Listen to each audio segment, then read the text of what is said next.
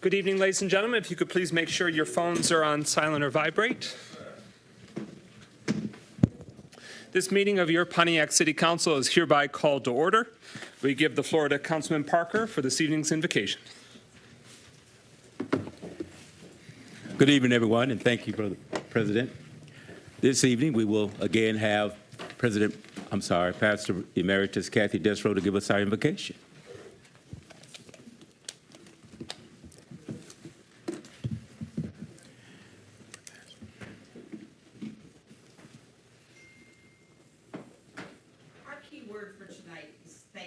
Oh, thanks, I forgot. Keyword tonight is thankful. And so as we pray tonight, ask yourself what you have to be thankful for, because your giftings are not my giftings or theirs, but we have all of us something to be thankful for. And it will displace the grousing and the crabbing and being unhappy with things, because you begin to focus on what you're thankful for. So let's pray. Lord, we're thankful for this beautiful, beautiful day that we've had. We're thankful that we can breathe another day. We're thankful that you care about each one of us as individuals, and you know us by our name. We thank you for this council who gives so much of their time to trying to make things better for those of us who live here. We thank you, Lord, that you're meeting the needs of each person in this room tonight. And that we ask, Lord, that you will continue to shine on this city, to infuse it with your love, and to meet the needs of all the people here. For we ask it in the name of your Son, Jesus. Amen. Amen. Please rise for the Pledge of Allegiance to the flag of the United States. I pledge allegiance to the flag of the United States of America and to the republic for which it stands, one nation, under God, indivisible, with liberty and justice for all. Wait till you say not true. Yes, he would. Now we join as a community for a moment of silence. There's a few resolutions that we're taking up tonight that we're going to delve into a little bit more, but I just want to make sure those family members here tonight know that at a previous city council meeting, we have held a moment of silence in honor of the life of Erling Crisp, as well as for Mr. Walter Harden, but we're going to speak further about them in a moment. Tonight's moment of silence will be dedicated to a young man, 19 years old, who's just lost his life in a car accident. First name is Dakari, and I don't want to misidentify. I think his last name's Chapman, but Dakari Chapman passed away just a few days ago, far too young, just a tragic loss of life. So we want to extend as a community our sincere condolences to all his family, friends, and neighbors, and now as a community hold a moment of silence in mourning in memory of Mr. Dakari Chapman.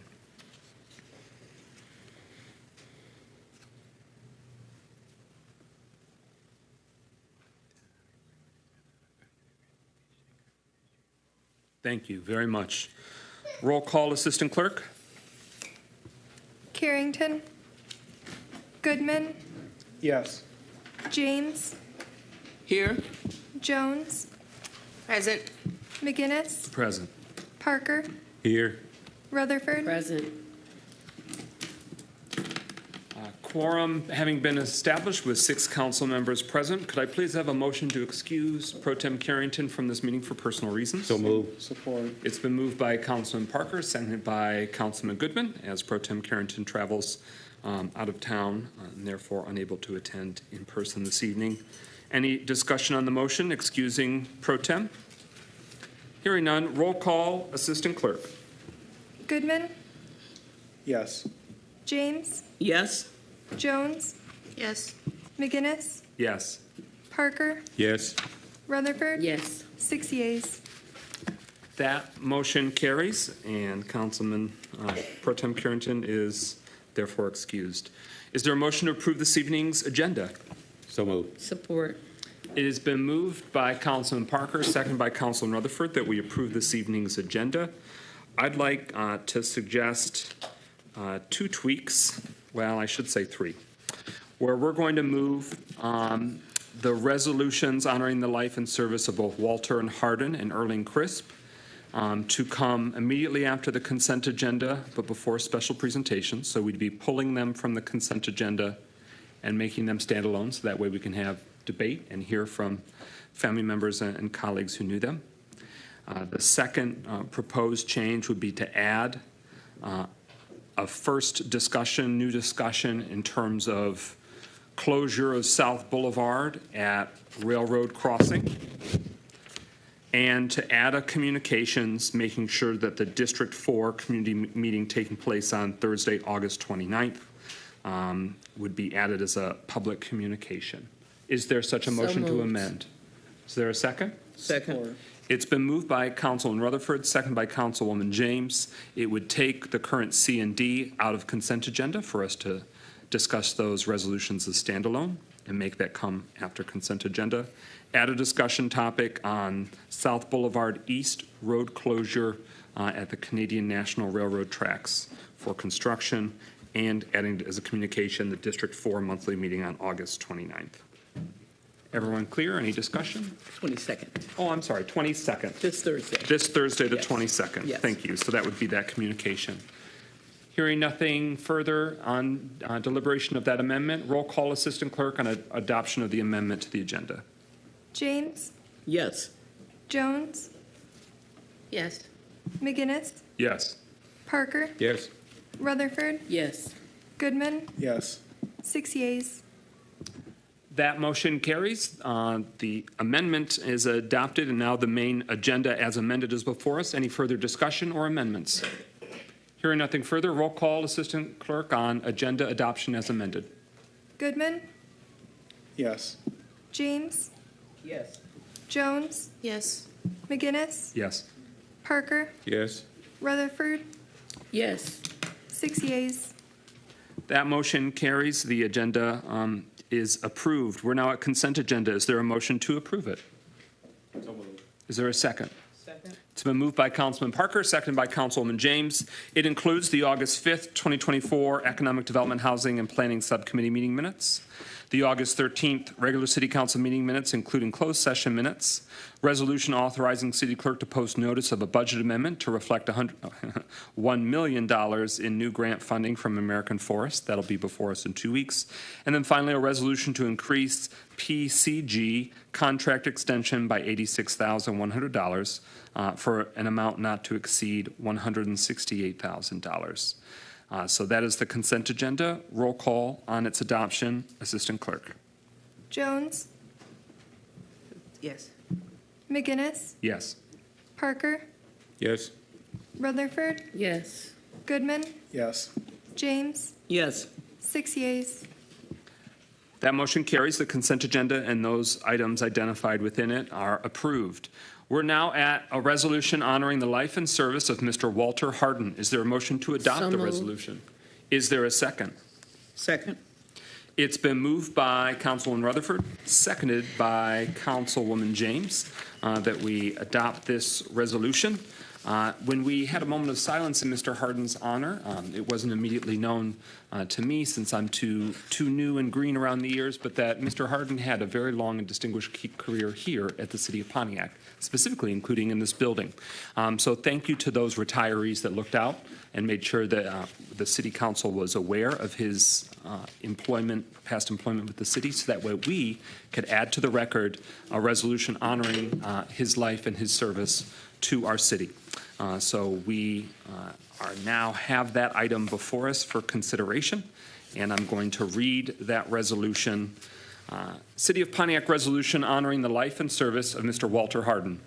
Whereas the City of Pontiac has been privileged to have many exemplary community leaders and public servants employed in the City of Pontiac over the decades, and whereas Mr. Walter Harden worked for decades for the City of Pontiac, starting with the city's water department, before many years with the city's building maintenance department, and he labored to keep the many city facilities, including this Pontiac City Hall, operational, clean, and safe. And whereas after decades of faithful service, Mr. Harden retired from the City of Pontiac a number of years ago, and those who worked alongside him remember him as hardworking, task-oriented, good-natured, and warm-hearted.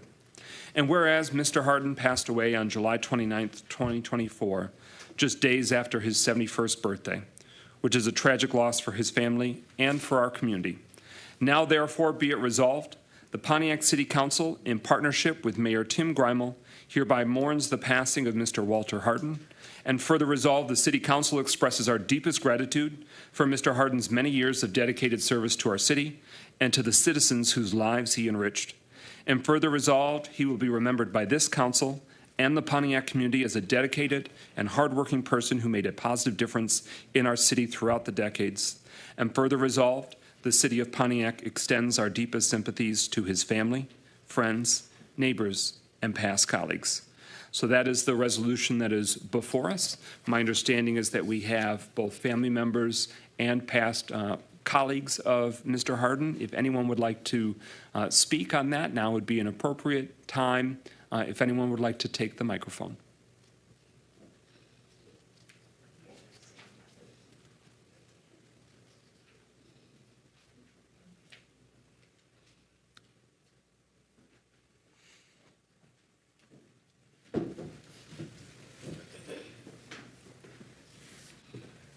Good afternoon, and thank you for this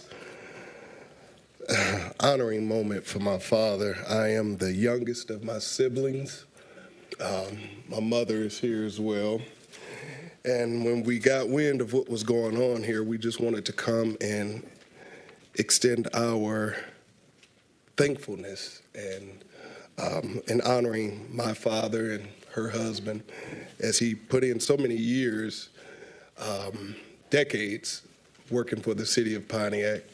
And I know if he could have done anything different, it wouldn't have been but the city of Pontiac, because he loved what he did. So thank you, and thank you for honoring him and keeping him alive in the city of Pontiac. Yes. Thank you. Thank you. My name is Mary, the wife of Walter Harden. I deeply appreciate everything that was said and done here this evening. Thank you very much. Just want to say final. He was the one that hired me, and I just transitioned into this position because he recommended me, and I'm forever indebted with that for Walter Harden. God bless him. Thank you. Thank you very much. Any discussion from colleagues on the motion before us? With that, Assistant Clerk, roll call and adoption of the City of Pontiac resolution honoring the life and service of Mr. Walter Harden. McGinnis, Yes. Parker, Yes. Rutherford, Yes. Goodman, Yes. James, Yes. Jones, Yes. 6 yeas. That motion carries. The resolution is adopted, and it is added to the history books of the City of Pontiac records now and forevermore. And as a note, after we do the next resolution, I'll work in the back to get hard copies that you can have hard copies of if you're able to hang around for a few more moments. Is there a motion to adopt the resolution honoring the life of Ms. Erling Crisp? So moved. Is there a second? Support. It has been moved by Councilman Rutherford, seconded by Councilman Goodman, and Councilwoman Rutherford is asked to read it since Ms. Crisp's business was located in District 1. But I want to especially acknowledge Councilwoman James, who made sure that in addition to the moment of silence we previously held for her, that we helped tell her really remarkable story. Councilwoman Rutherford. Whereas the City of Pontiac recognizes and honors the remarkable contribution of its citizens who have significantly impacted the community throughout their dedication, hard work, entrepreneurship, spirit. And whereas Ms. Erling Crisp, a pioneer businesswoman, exemplified these qualities through her ownership and operation of La Boutique Beauty Salon located at 935 Orchard Lake Road for an impressive 43 years. And whereas through La Boutique Beauty Salon, Ms. Crisp provided not only exceptional hair care services, but also valuable job and career opportunities for countless young women in our community, fostering personal growth, mentorship, professional development, and whereas Ms. Crisp Salon became a cornerstone of friendship and community for generations of women in Pontiac, reflecting her commitment to the quality service and her ability to create lasting relationships. And whereas demonstrating resilience and a continuous drive for innovation, Ms. Crisp, at the age of 84, launched the Erling potato salad brand, showcasing her entrepreneurship spirit and business acumen, and successfully marketing her product at a local food store. And whereas the City of Pontiac deeply acknowledges the life and service of this extraordinary businesswoman whose contributions have left an indelible mark on our community. And whereas Ms. Erling Crisp passed away on July 20th, 2024, leaving behind a legacy of perseverance, entrepreneurship, and community service that will continue to inspire future generations. Now, therefore, be it resolved that the City of Pontiac hereby honors and celebrates the life, achievements, and enduring legacy of Ms. Erling Crisp and extends its deepest sympathies to her family, friends, and all those she touched. Thank you very much. Councilman James, any reflections since you prompted to make sure that we added this to the record? No, I just want to say that the resolution definitely reflects her life and service to the community, and we just want to honor her. She was one of our longest standing women business. She was a woman business entrepreneur when it wasn't popular to be the woman business entrepreneur. But she was a great businesswoman, and she created such a wonderful environment in her beauty shops, and all women know about good beauty shops. You get a lot more than hair care. And so that's what you got from her shop, and she did it well. She did it for 43 years, and I just think it's great that we are commending her service and her life on tonight. Are there family members or colleagues of Ms. Crisp who would like to have the floor? Yes.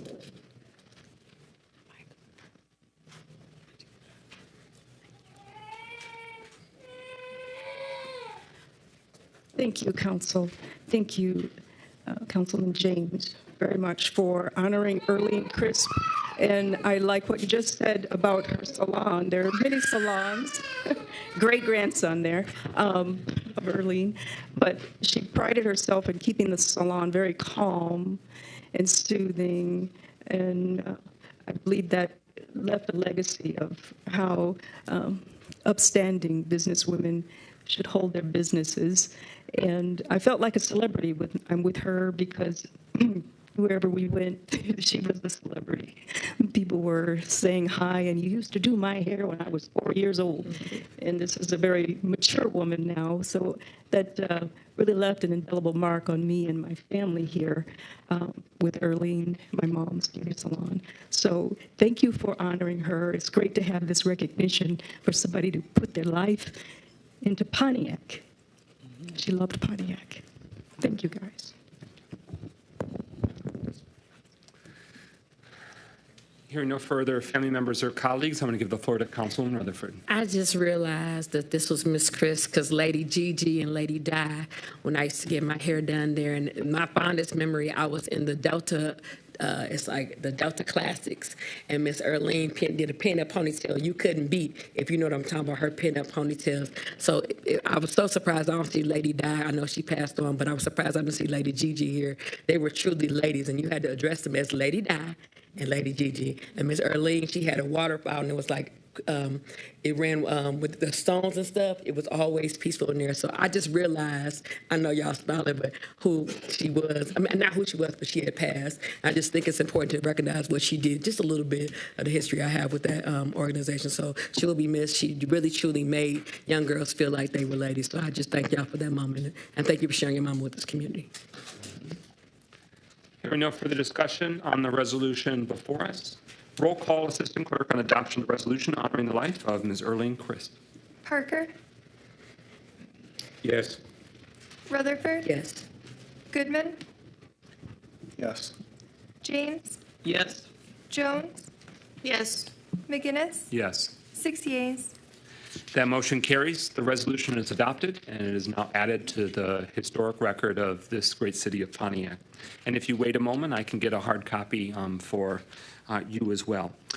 So I just want to do a quick housekeeping note. I noticed later on the agenda, public comment is slated on the agenda as after our closed session. I'm sorry I missed that when I was formulating the agenda, otherwise I would have reversed that.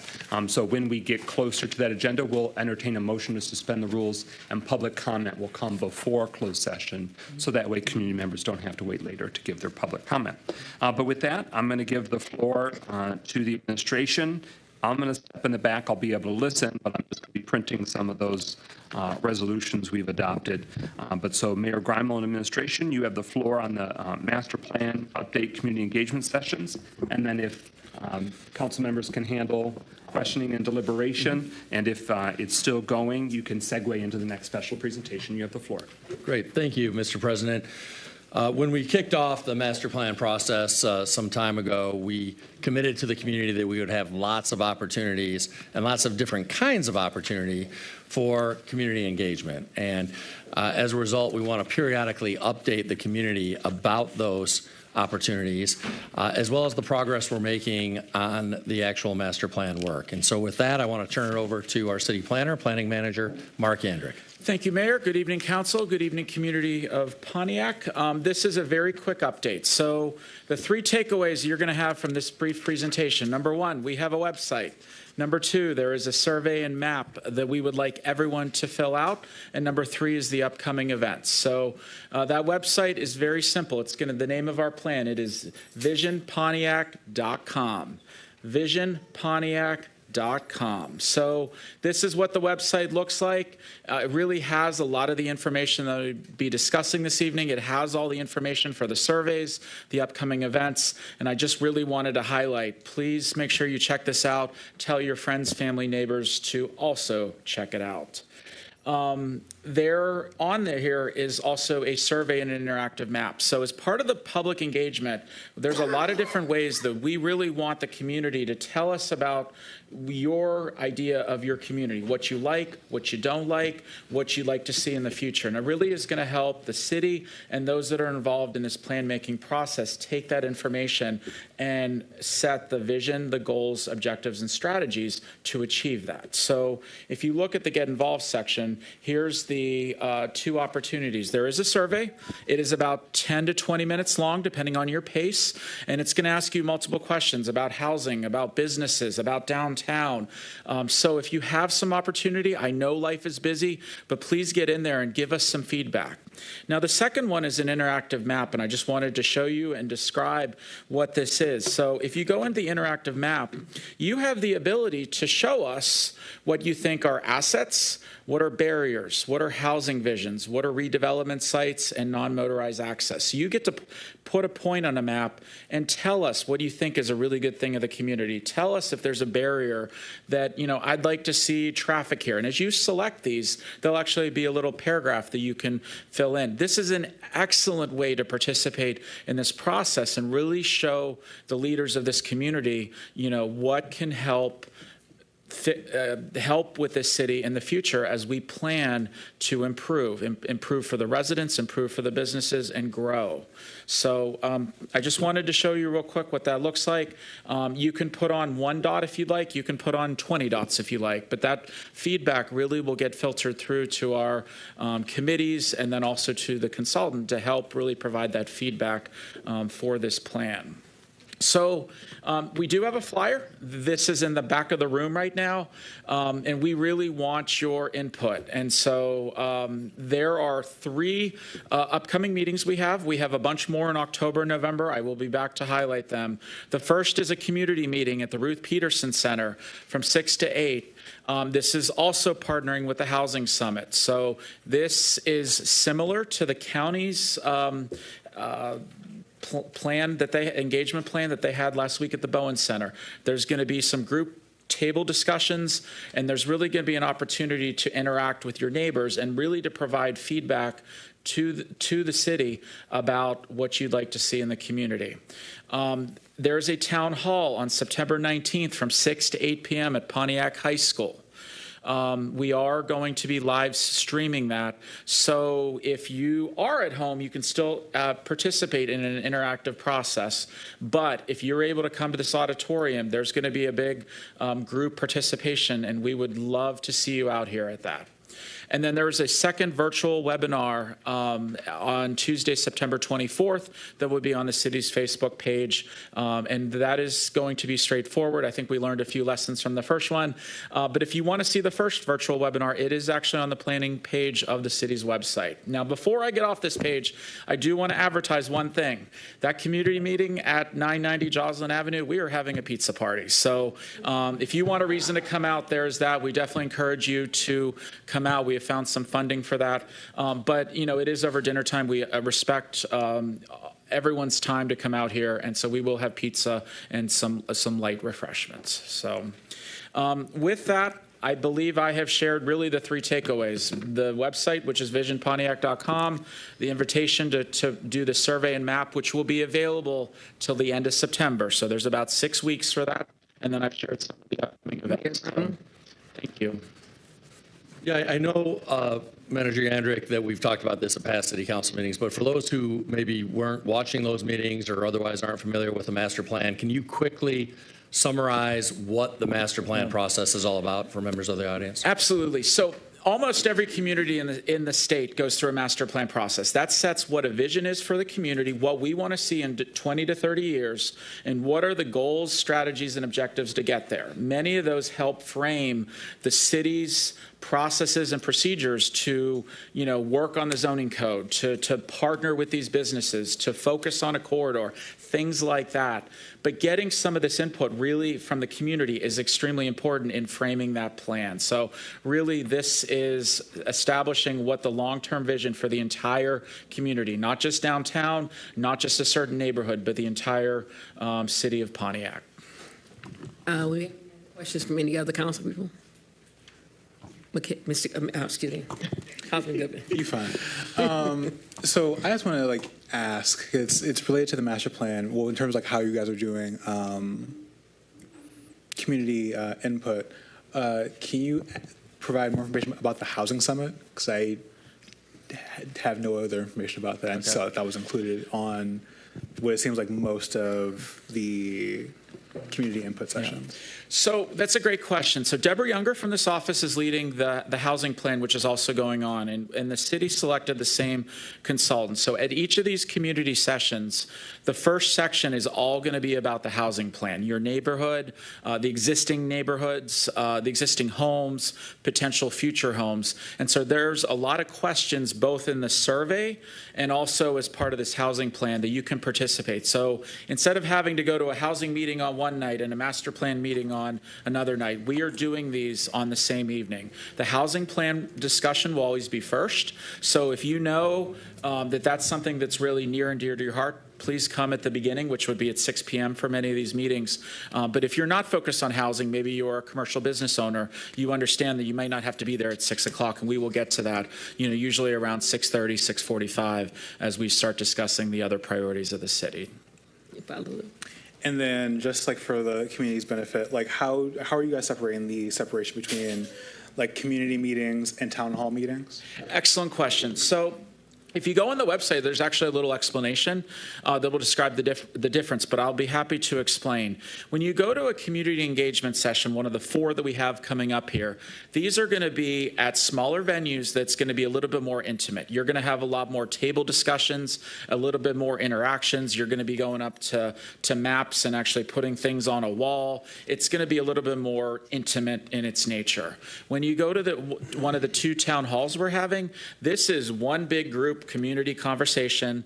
The city and the consultant will be up on stage, and there will be an interactive thing, but it is one large group exercise. So it's a little less intimate, but it's still really powerful when you start getting the feedback from everyone in the community all at once.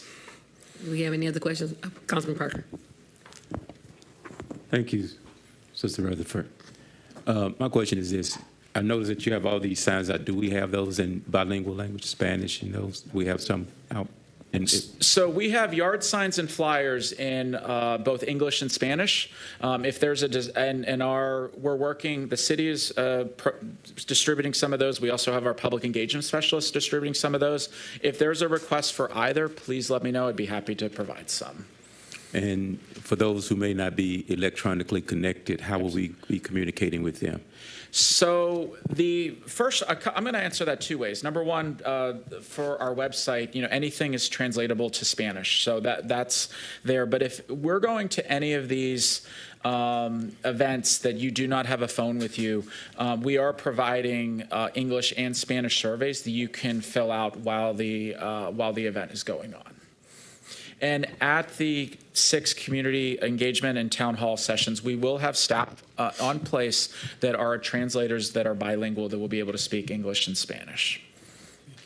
Any, Councilwoman James? Yes. Can you tell us how the community participation is going so far? I think it's going really well. We've had a few people fill out the surveys, but and we've had, there was good participation with the first virtual webinar. We had, there were probably 60-some comments of people that were asking questions. Paul Lippens from McKenna was actually able to answer those as part of the presentation. But really, we haven't hit the iceberg of the public engagement, and we're really excited to get the community out to these 6 community sessions, because that strength in numbers is where we're really going to get those data points there. So between coming out to these events and filling out the survey, that would be the most important part if you're a resident or if you're do any business in the city of Pontiac. We have any other questions? My only question is, you know how we have the Yacktown phone number. Can this information be shared like as messaging that we have on there so that people can know? Because some people just really are not computer engaged and they don't have access to the internet. So I think that's another way that we can communicate with the community about what's going on with these meetings. Do you want? Yeah, we can absolutely do that. A lot of the Yacktown, if they get a message, the whole idea is that they'll get an actual person on the phone, and most of the time they do. But if they leave a message, it's normally in a personal voicemail inbox. But we can absolutely have those folks who those calls come into update their voicemail inbox so that they reference, hey, if you want to get involved with our master plan, go to this website for information or something like that. All right, thank you so much. Anything else, sir? I would love to see everyone at the Ruth Peterson Center next Wednesday from 6 to 8. So thank you very much. Thank you, sir. Next presentation will be on the American Rescue Plan update from the administration to the administration. I yield to you. Thank you. So we now have Ernst & Young on board, helping with the administration and reporting of our ARPA dollars, as council knows, and we appreciate council approving that. And so I want to turn it over both to Lisa Campbell, our grants director, who's here with us, as well as Brian Jarzynski from Ernst & Young. I think I pronounced the last name right. Is that right, Brian? Or maybe not. It looks like, yeah, I'll allow you to correct my pronunciation when you come to the podium. But with that, I'll turn it over. Good evening, Honorable Council, Mayor, and the Pontiac community. So we are here this evening to provide an update on the ARPA spending for the city of Pontiac. Like the mayor has just stated, we have engaged Ernst & Young, and we are pleased to have Brian join us this morning. So I will turn the mic over to Brian so he can get us started. Point of information before you start. Mayor, has the administration issued this out so we can follow through? It's not in our packet. I don't believe so. We have the presentation. We'd be happy to email it to the council as well, but I don't know that I was given a hard copy, but I was only given one hard copy. So we can certainly try to make additional copies and have it distributed to council. Okay, thank you so much. You can begin with your presentation, sir. What's that? You can begin, sir. I think they're going to make a bunch of copies, hopefully. Well, good evening, everybody. Again, my name is Brian Jarzynski. I'm a managing director with EY, and as the mayor said, and unfortunately last time I think you saw me on the television, but it's a pleasure to be here and begin some of the services that we're going to provide in working with the city and with council. Tonight's update is really to talk a little bit about some of the things that we've seen generally from a overall ARPA perspective. I've got work with a number of other municipalities as well as counties and a couple of different states that we're doing work with. So I guess first and foremost, what I would say is that like many of the municipalities that we work with, the December 31, 2024 date for obligation is is an area of interest, and it is, of course, have come into focus given that we're in the middle of August.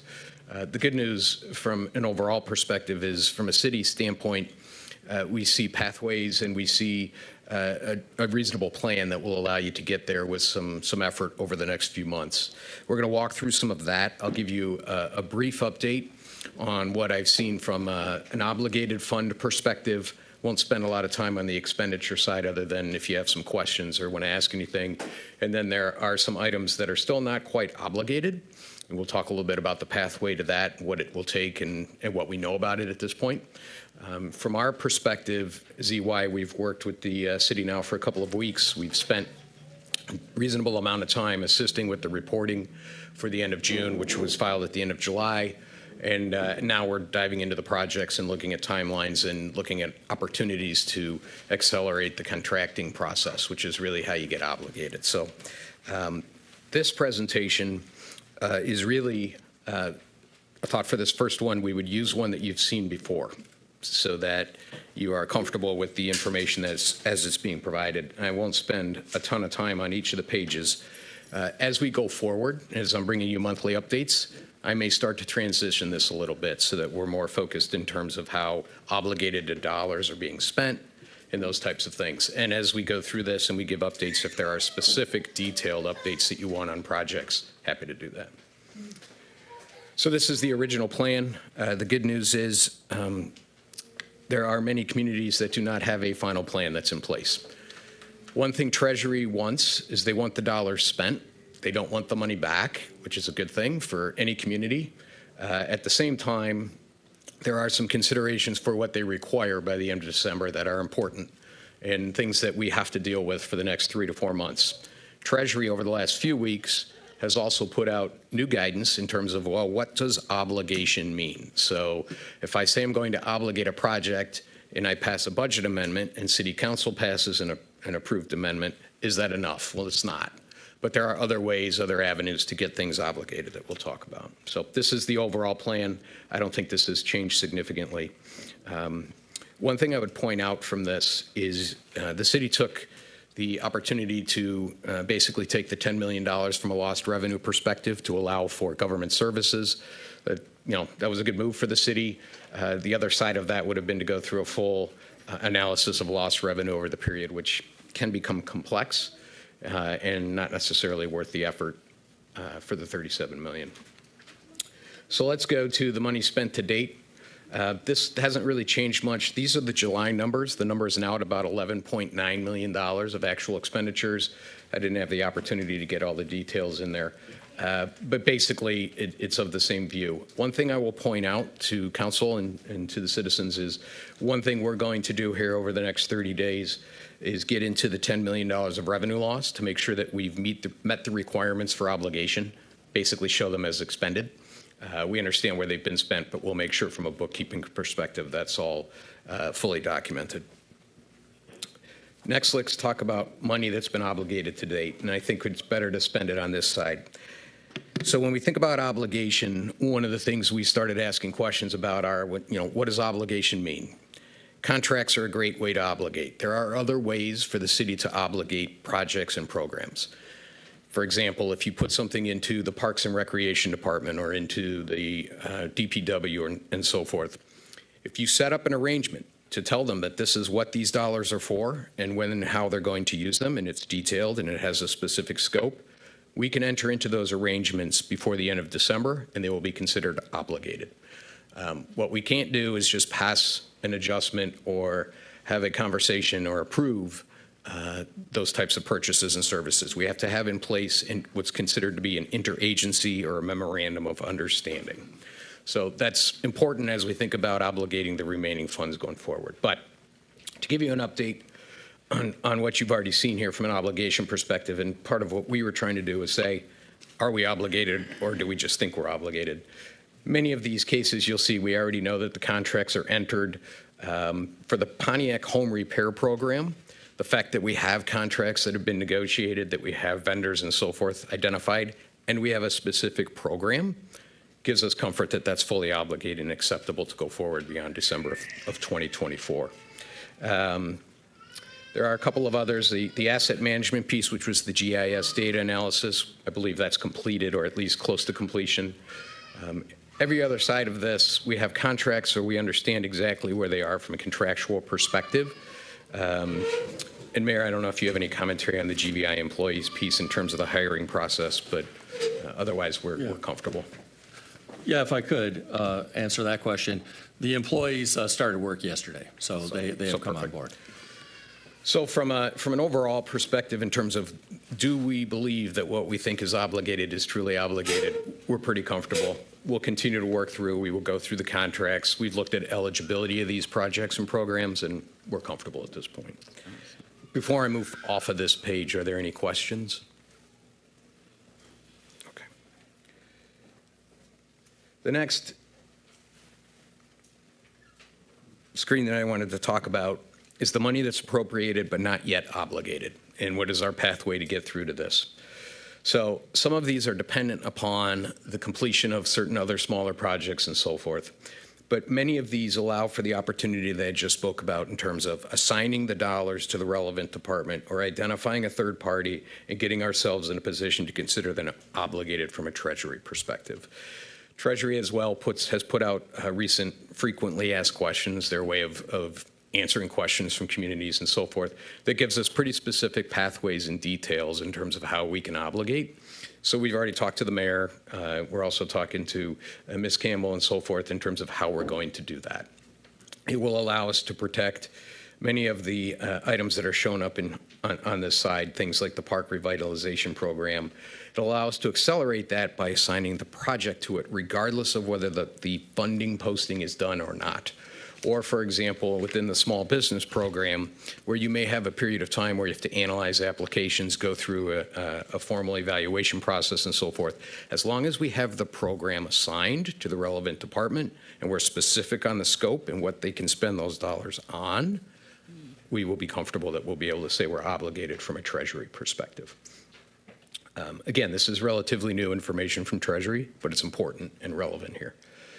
So I can answer questions on some of these projects specifically. We do have work to do to get ourselves in that position. It'll require some of the administration efforts to kind of get some of the agreements in place, work with the other departments, and get things situated.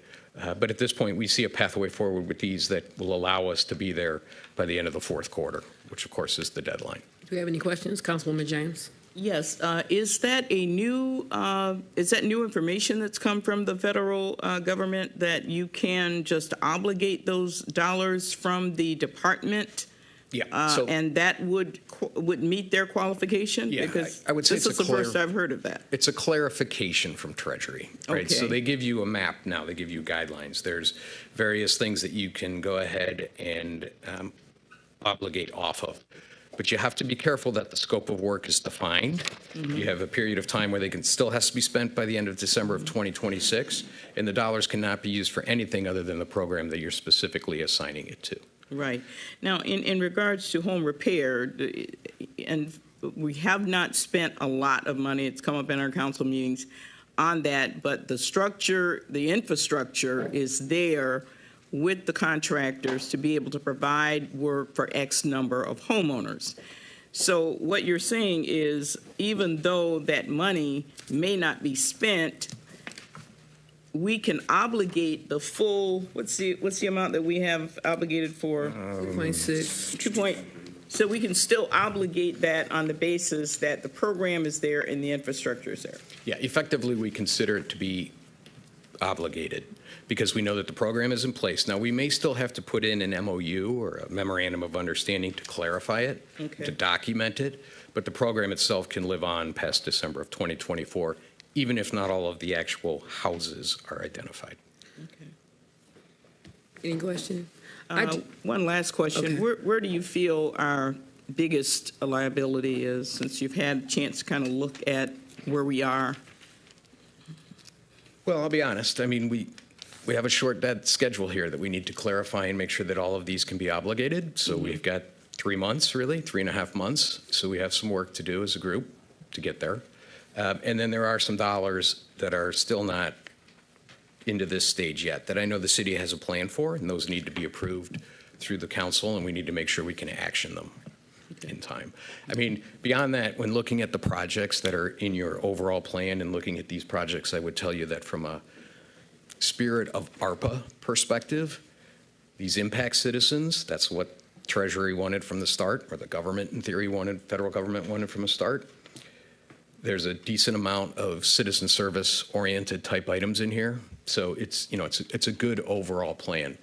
But yeah, I mean, let's be fair. We've got 3.5 months left. Okay. We need to be obligated. So timing is the biggest. Okay, so my question is, we currently still do not have enough money to do the home repair grant. And so you guys have $3,985,000. It's on the next $711. Wouldn't it be more sensible if we moved another million into the 2.6 million? Because we currently only have enough money for the 134 houses when we have 225 houses signed up. So how are we going to tell the 87 people who think their houses are getting finished that we don't have the money? Because going by what you guys have on here, you haven't obligated any further funding for that. And we know for a fact, because you guys have discussed it, and the administration is fully aware that we don't have enough money for the people that think they're getting their house fixed. Can somebody answer that for me? So thank you, Councilwoman Rutherford, for your question. So right now, the grants team is identifying additional funding to go after to support that program. So as far as the ARPA dollars, I'll let Mayor Grimel chime in. Well, certainly one approach is obligating more ARPA dollars towards that purpose. Obviously, we have other needs that we have as well. So I know the grants team is working diligently to try to fill that funding gap by identifying some other funding sources. And we're actively in communication with the grants department to get a sense as to how likely that is. But we have a lot of needs that need additional funding, not just home repair. And so we're actively pursuing additional funding for a number of priorities, including home repair. My follow-up is this. Then we shouldn't have let 225 people sign up, because these people think that they're getting their houses fixed. And so you can't explain to somebody who's been waiting for almost a year, all of a sudden you're not getting, because all you guys have gotten, and I'm not trying to be funny, you've only got $150,000 that was added to that. You can only do 4 houses with that, if that, because most of their houses have been overpriced at $25,000. So again, we have to have a better plan, because we can't be comfortable spending $3 million on one department when we have told these people for a year that we fixing their house. It's going to be an uproar about this. You can keep going, but that's a problem for me. Anyone else for a first time? Mayor Grimel? Yeah, I do just want to say, we're going to get all of those houses fixed. Even if we have to use some general fund dollars, we are going to get all of those houses fixed. So when you talk about everybody who's on the wait list, we are going to get all of those houses fixed. They will all be addressed, whether it's through ARPA dollars, general fund dollars, or outside additional grant dollars. Further discussion, and we can continue from there. So we were at the appropriated but not obligated to date phase. So I don't want to say it definitively, but there's been negligible change in the last month on money spent to date. Is that fair to say? Okay. Correct. In the last month, is there anything of note? Obviously, council has had 4 meetings or so. Has the council obligated more funds that are pretty obvious or apparent? What's been obligated so far is about $10.9 million.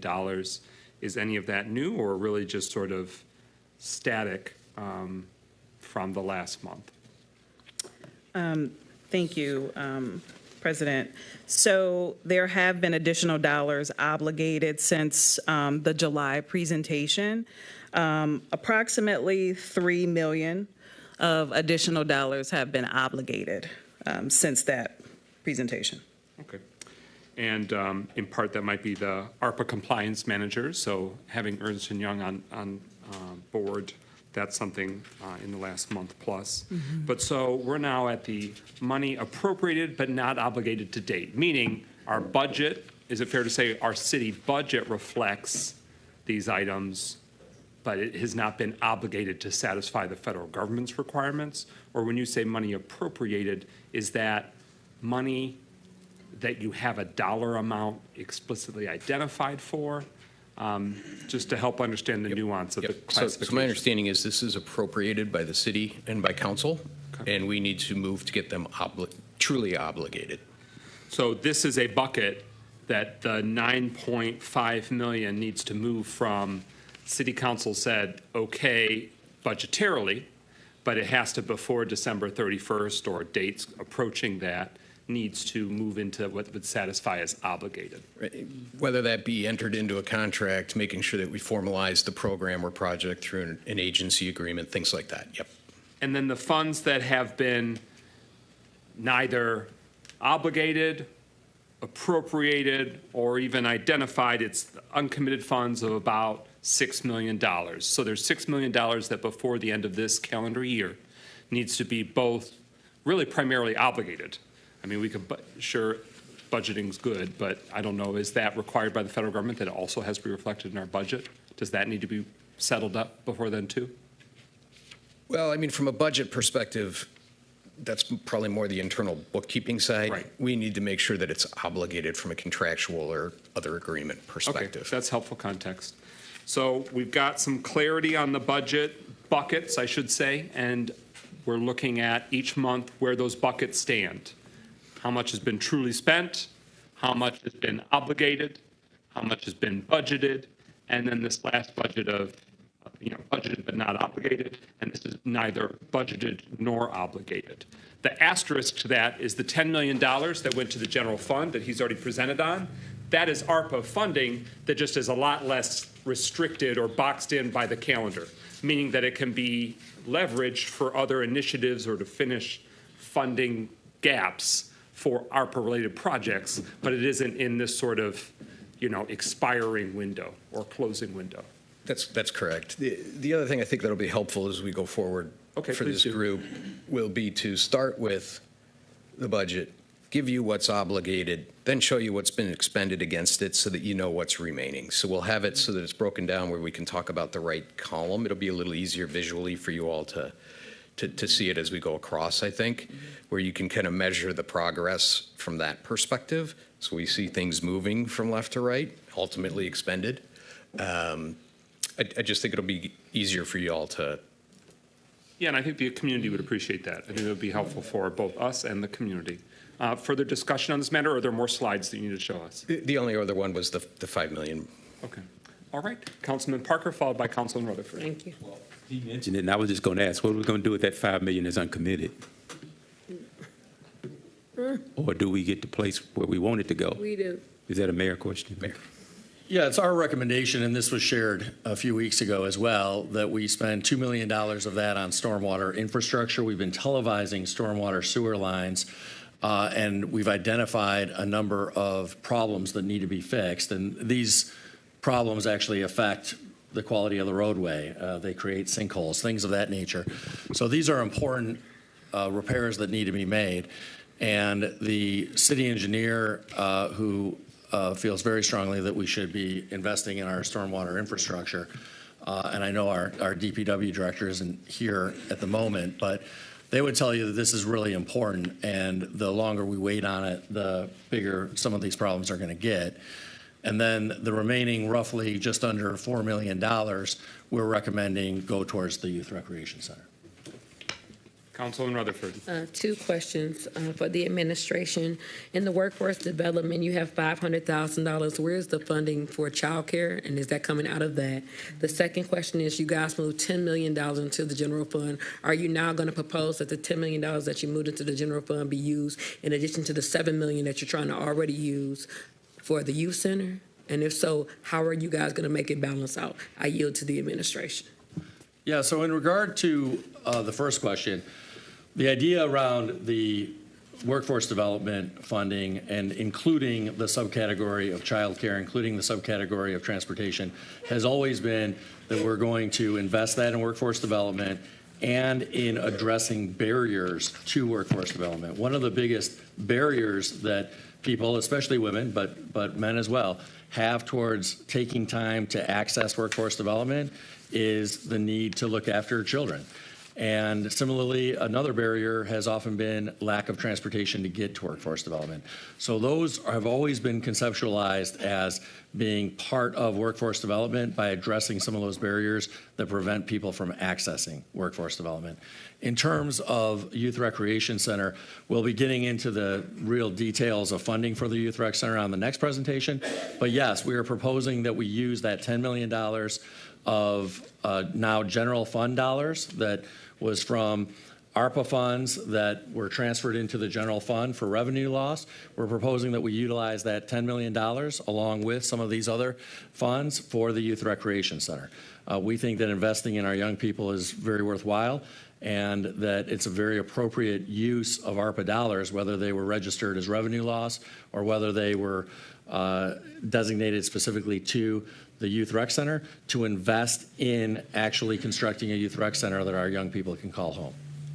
And so my follow-up will be, what is the amount that you guys are going to do out of workforce development for child care and for the car repair? You didn't give me a number. I want the number. You have $500,000 in the totality. So where's the breakdown of how much you guys are going to spend on those two areas? Well, as you know, we put that money out to for proposals. And so we're currently in the stage where we're receiving proposals on it, and it would be premature to prejudge those proposals until we get all of them in.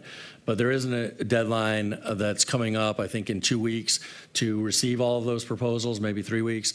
And at that point, we'll have a better sense as to how specifically we're going to award those dollars to specific groups. Thank you.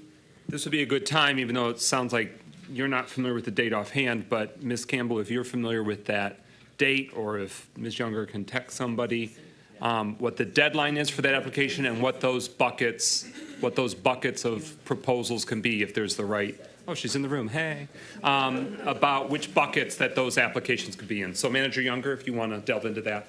So that way all can hear this. All can hear. There's still an opportunity if you want to pitch your proposals for investments in respective categories. Sure.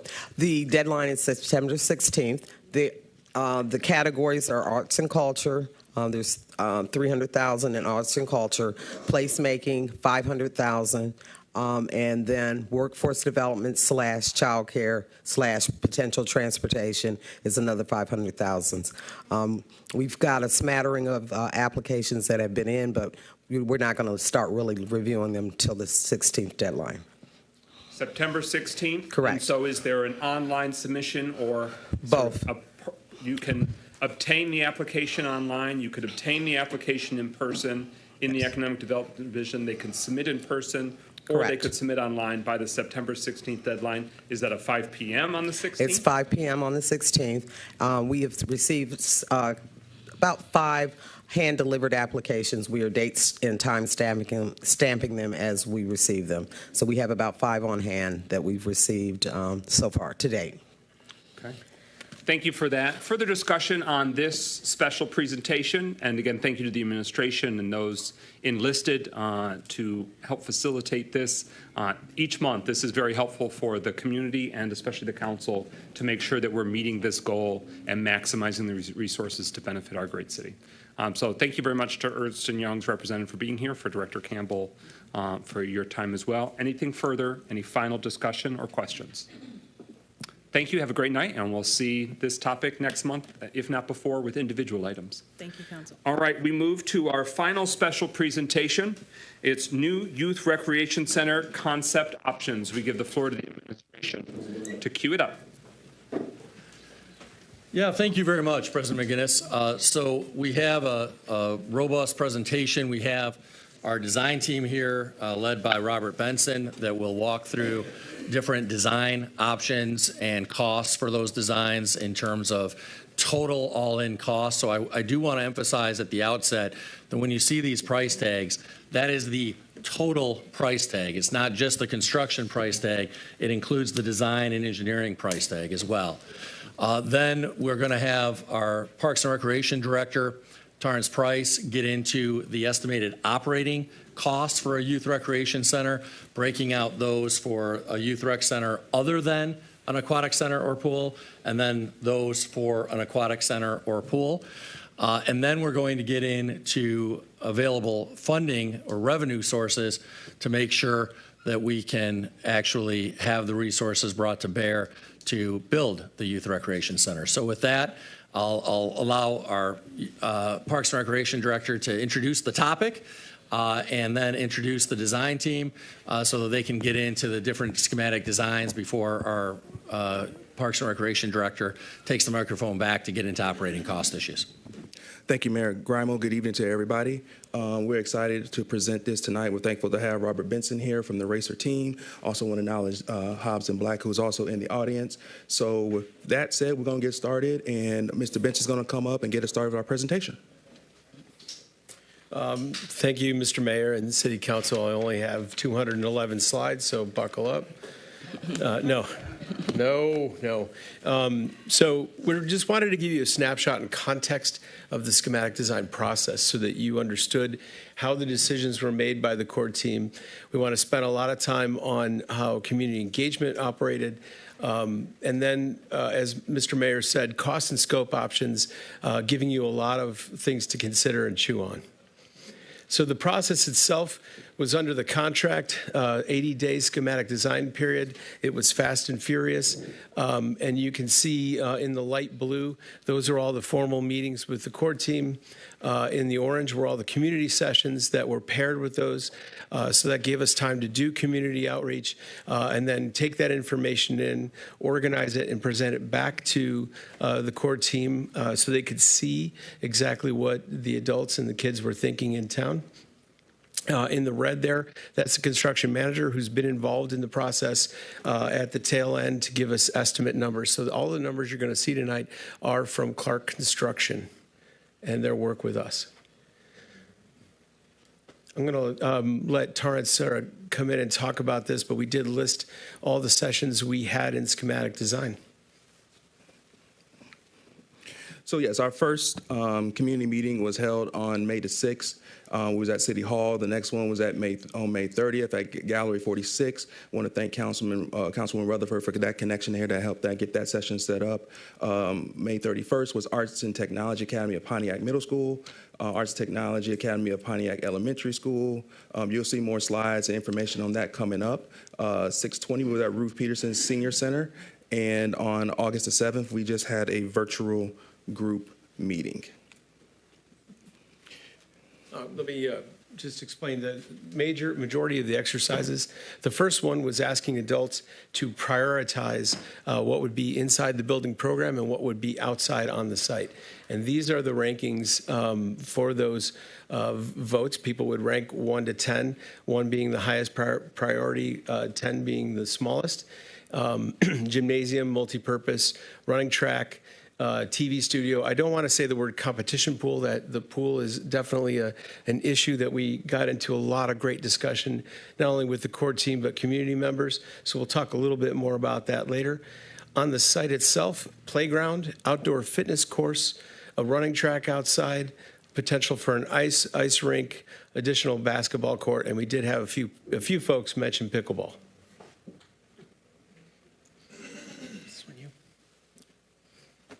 So in the guided imagery department, the exercise track priorities based on images. There were a total of 4 boards grouped by with similar theme. Each participant received 10 stickers and was instructed to place 2 per board, plus an additional 2 that could be placed anywhere on there. So what you can see here in the light green was the adult vote, and you can see with the light blue was the youth vote. So adults favored the aquatic program and the multi-purpose space. The youth favored the gymnasium and the cafe. Everybody favored the playground, and the youth are not interested in the jogging path.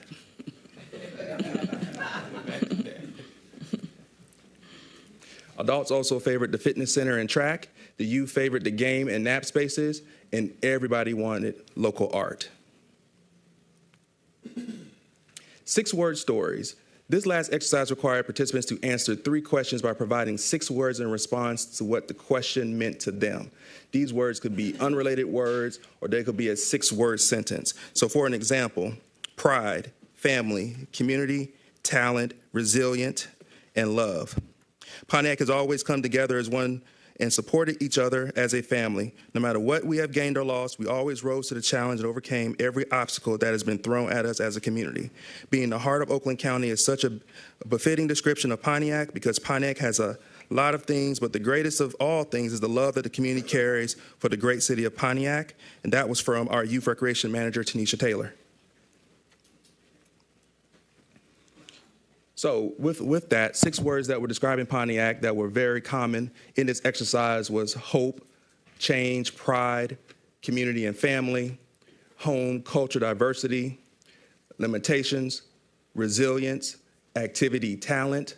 What this facility must accomplish is empower, community, inclusion, activities, amenities, other, safety, health, and wellness. And the experience or attributes of the facility must have been pride, comfort, safety, features, welcoming, inclusionary, empowerment.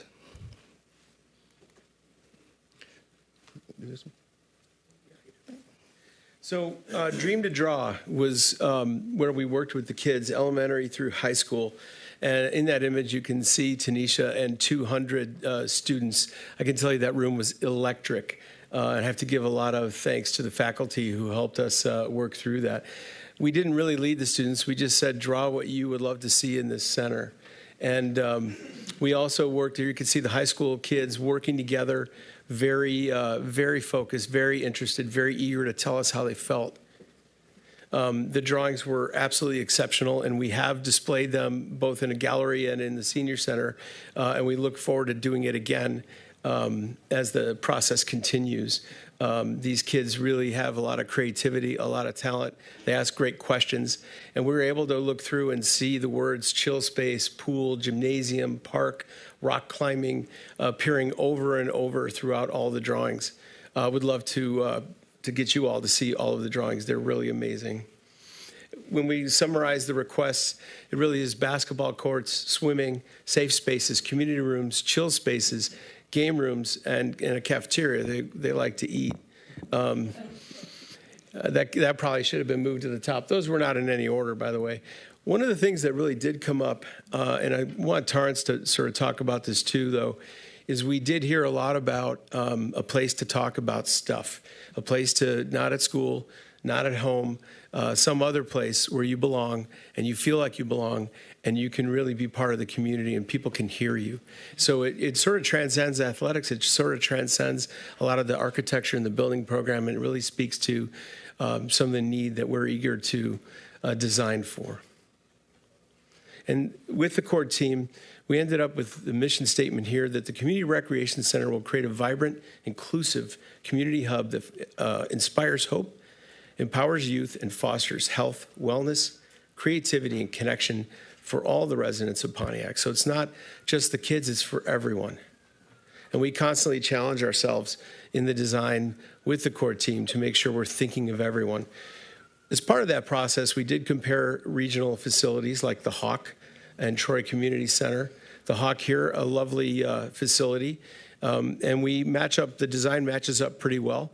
We actually would have a larger gymnasium than this, a larger aquatic program, a larger concessions area. But there's a lot of good lessons learned talking with the staff there, and we're not finished. We're just getting started. The Troy Community Center, much bigger building, but again, I think they have smaller aquatic program and smaller gymnasium, so we feel we compare very, very well. As part of the studies one of the things the core team was insistent on was that we not think just on the site, which is in the middle of the screen, that we think about Oakland Park and Aaron Perry Park, and we use this site to connect those in a safe way so kids and families can move between those different sites. We also analyzed the site to understand that, at the top of the screen, Montcalm is pretty loud. That's the north. On the south, Wolf is pretty quiet and really lovely, and we didn't want to ruin that. One of the things about being an architect is your job is not only to design great things, but not ruin things that are already great. So the site itself required us to study many, many different options, and here are 7. And working through that, we don't have time to go through them all tonight, but the core team eliminated a few of those for various reasons. But we really tried different strategies, and one of the big keys is we want to separate the automobile from the pedestrian. We want to keep the kids safe as they go through the process. So we further analyzed those four: the box, the L, the courtyard, and South Point. And everyone felt that the courtyard scheme does the best job of keeping the, I don't know if I can get this pointer on there, if you can see that, keeping the automobile to the north, allowing a safe pedestrian connection below it to the south, having the building sit in the middle of the site so as not to disturb what is wonderful about the south, and then creating a safe, protected courtyard in the middle where you can let your kids run. As part of developing the architecture, we look back at those community engagement sessions, and we heard very often about how nature, this is a park system, is very resilient and very important that we communicate or we work with architecture and nature and the park setting together. And it's a great metaphor for how resilient Pontiac is and the kids themselves. Add to that the local vibrant arts community in Pontiac and using that as part of the architecture and not just a decoration. Welcoming, inviting, the words we heard most often in the engagement sessions when talking about the building. We realize that light and the way the building is designed can do that. And then finally, the actual recreation, the energy and excitement of the games, the wellness, people coming together as a community needs to be visible, palpable, and exciting. So if we put those four things together, we try to actually make a building out of it. And here is an image, an aerial image from the northwest, looking southeast. And what was really fun about when you think about rec centers, a lot of the volume of a rec center is opaque. It's a large space for a gymnasium here. So we added glass where it would mean the most, and you can actually see in and see folks playing ball. And this line that runs around as a datum around the entire project is at the 10-foot mark. So it's, in a sense, the architecture hovers above the rim. We actually use art as part of the building cladding that gets you excited as part of being Pontiac and unique to Pontiac and gets you excited as you're coming in. That courtyard I mentioned is also incredibly exciting. So when you're making your way through the main entrance here, you're able to see through the courtyard and actually literally see through the building. This is going to be an amazing space, and it leads to an outdoor entry here where there's a large playground. So the way that you move through the building, move from site to site, is thought very carefully. The courtyard itself is a nice 10,000 square foot space that it can accommodate outdoor yoga, outdoor dining. It could be rented for private events, exercise, just relaxing, reading, or letting kids play and run. As part of the plan development, we started with the site, and here is a lot of what I was telling you about in purple, keeping pedestrians along the building and moving through the building, keeping the cars up on the north side, and then actually developing a pathway that runs around the site and creates little exercise nodes or child play areas along that pathway, all the while leaving a green space in between that's very much lovely like it is today. The building itself, 74,000 square feet and change. I'll go through and sort of explain what's all in here by zooming in so it's a little easier to see. So up in the upper right corner, 2 full-size basketball courts. These each can have 2 3/4 courts running sideways for leagues. You could get 250 spectators watching basketball because there's a good chance that it could be rented out for tournaments. And then if you wanted to do a big talk or a lecture, you could get over 500 folks in for an assembly mode. You could have 1 court running and the other one doing 3 volleyball courts or doing more basketball on the short length. Floor hockey, just about anything you can imagine. These are very, very flexible spaces. Because this space is tall, we were able to even include a little rock climbing area if I could get the laser pointer to, and I can't, so we're just going to move on. If we move around to the pool for this particular scheme, there is a play pool, learn to swim, lazy river rehab area. This is really designed to give water to folks who may not know how to swim yet. But also catering to seniors and even the zero depth entry for toddlers. And then on the right is really just a big pool, lap pool, that when you have teenagers or even from the age of 10, they don't think the kiddie pool is that fun anymore, so they're going to jump off the diving board and play basketball in the water on the left side.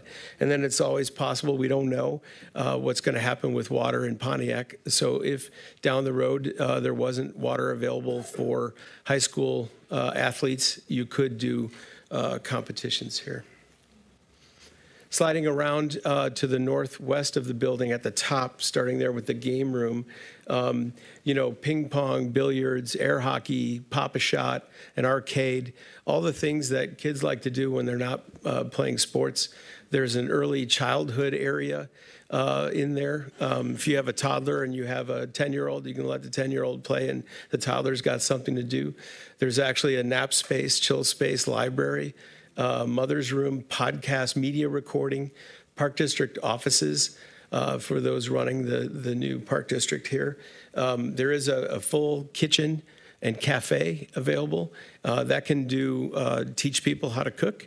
Learning kitchen can do catering, and if you do rent out the multi-purpose rooms on the right, which could be for weddings or corporate events or any other symposia, the kitchen can serve that, and it's really designed very flexibly, the multi-purpose rooms, so that you could do yoga, group classes, STEM workshops. The idea is that we're trying to figure out four-dimensional programming, meaning you use every inch as much as you can. So we make it as flexible as possible. Terrence. So with the operations, what we did was we just took estimates of what things would cost. This is a very energy efficient building, no matter what the size of it is. Depreciation is always 3% every year. You have your pool operation. The pool operation will be something that we would look to partner with an established corporation that would help us be able to operate the pool properly. Then you have your programming. Then you have your total expenses, what we would estimate and guess what we could get for grants, and then what we would have estimated in terms of rentals. Then you have your net operations. And then the following year, as you can see, utilities estimate will go up a little bit based off of how much inflation happens, another 3% in your depreciation. Your pool operations goes up again, programming costs, and you have your total expenses again.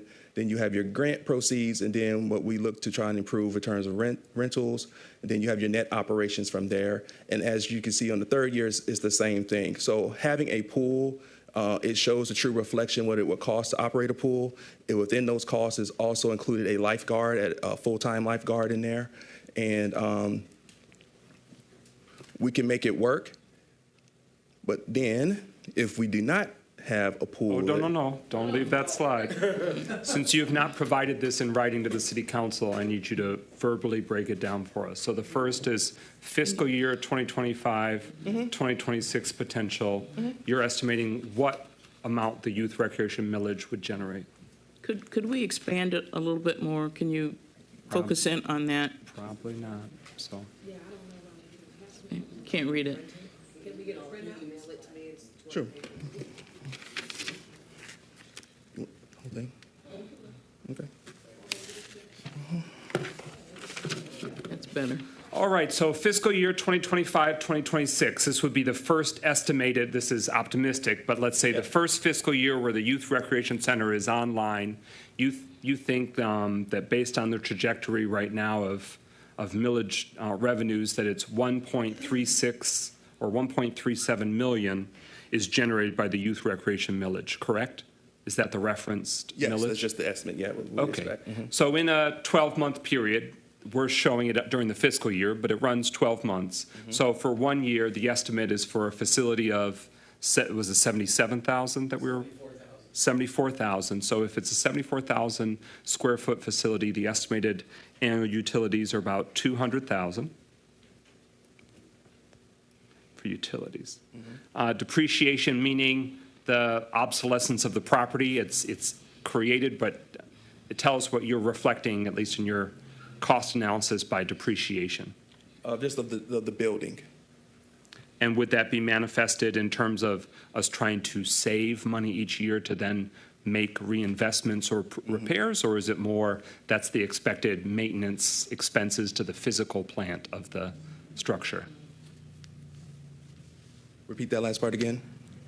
How would that show up in real life? Are we just setting it aside 230 grand each year, or is just sort of Just the expectation of what the building's going to depreciate every year. Okay, so are you That manifesting that year. in direct hit to the taxpayers, Mayor Graham? Yeah, we believe that we should set that funding aside because we know that as the capital asset depreciates, there will be a time when things have to be replaced. And so we're recommending that that actually be set aside in a fund so that when it comes time to replace some of those physical assets, that we won't be caught flat-footed. Okay. So pool operation, about $397,000 annually, and programming, $385,000 annually. Can you share for context, prior to us having this facility, what's the annual programming cost that you're clocking in at? And I recognize some is grant funded, but. Well, no, what it is with the programming, we have a budget that is allocated to us for programming, but what we've been spending is also for proposals and having programming off our campus. So what's it cost us right now to run youth recreation? With that is about over $600,000. Okay, so $600,000 right now we're clocking in with, remote site or rotating locations. That's what it's currently running for programming with the youth recreation millage. Is that reflecting some of the grant-funded operations? No. United Way, okay. So your preposition here is that having remote sites is more expensive. It's Yes. less cost-effective, and so you anticipate there would be some cost savings there. Yes. So you're saying it'd be about $1.2 million per year to operate the youth recreation for year one. And $398,000 of that is pool operation. Mm-hmm. Where does staffing come in?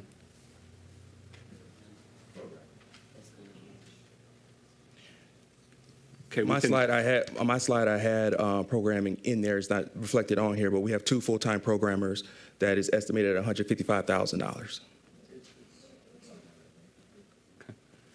All right, so that's the first year council discussion on the proposed. We want to make sure that the presentation can get through, but this is important and it's finite numbers. So we want to, Councilman Rutherford, is that your question? So, yes. So my question is, you say rentals is going to be $300,000. What are we currently charging for people to use our facilities, like the Bowen Center and Ruth Peterson right now?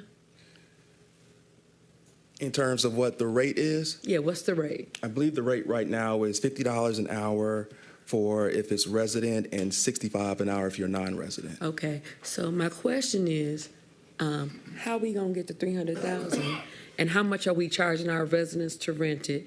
And then my other question is, you guys have, this is hypothetical, Yeah, this is right? yeah. Okay, so you guys have grant proceeds. You currently have no grants that came in, correct? Right. I want to make sure there's no grants that came in. Mm-hmm. Okay, so if you take that two out, that still leaves more money on. These estimations are not giving a real definitive answer how much this is going to cost the citizens. I don't understand, because if you take away the $300,000, the $300,000, that's $600,000. So it leaves us, I think it's $1,922,000. How much is it going to cost? Because just 2 people can't run 74,000 square feet.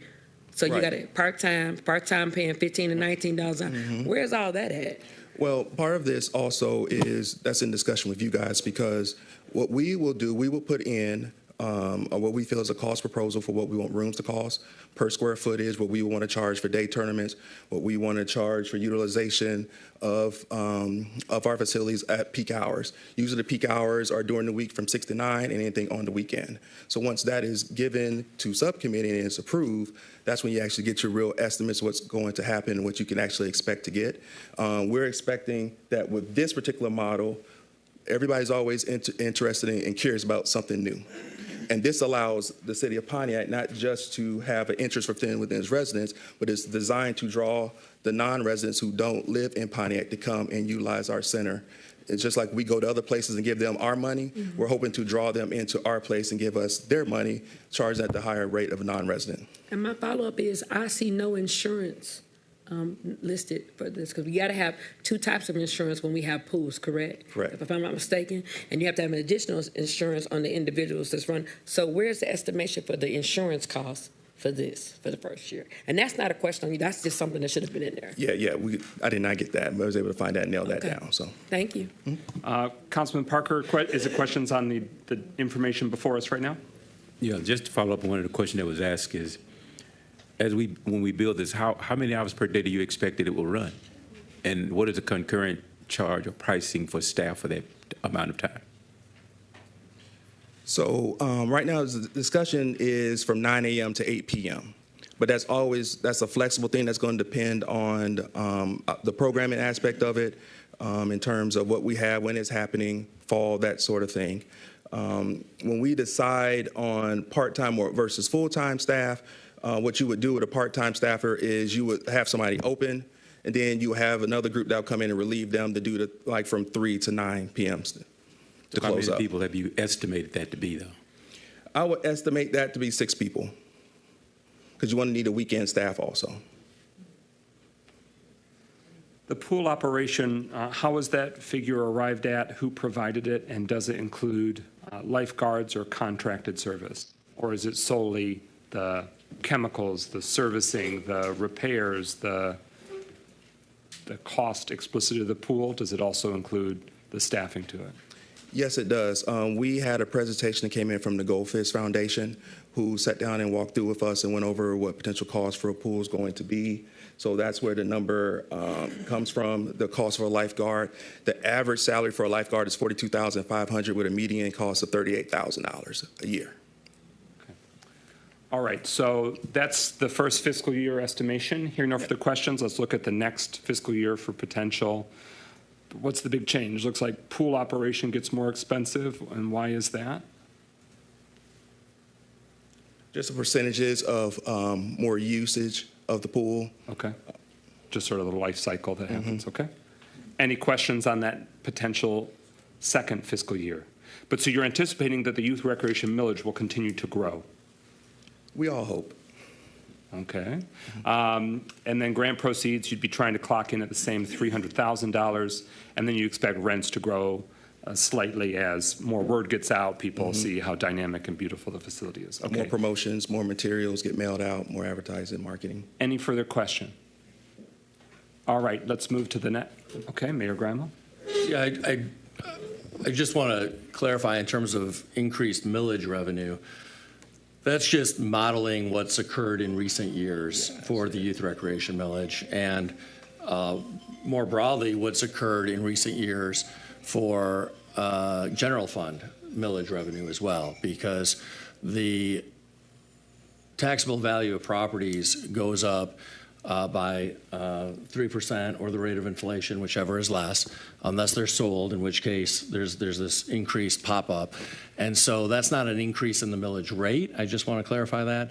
That's just as property values go up and taxable values of properties go up, that's an increase in revenue, holding the millage rate constant. And that's modeled after recent experiences in the city.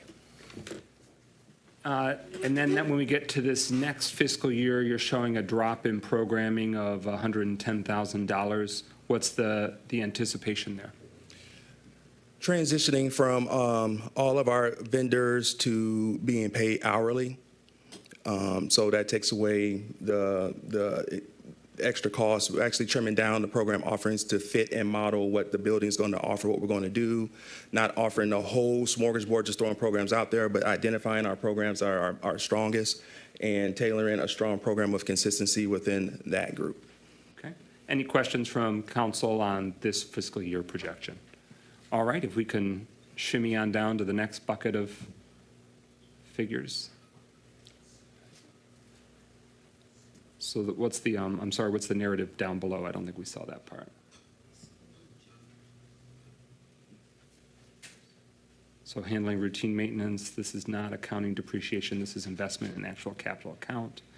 And then also this figures assumes continued success of the grants department to raise operating funds for this area. So when you say assumed value of $46 million, is this the assumed value of the structure and of the site? What is assumed value referencing?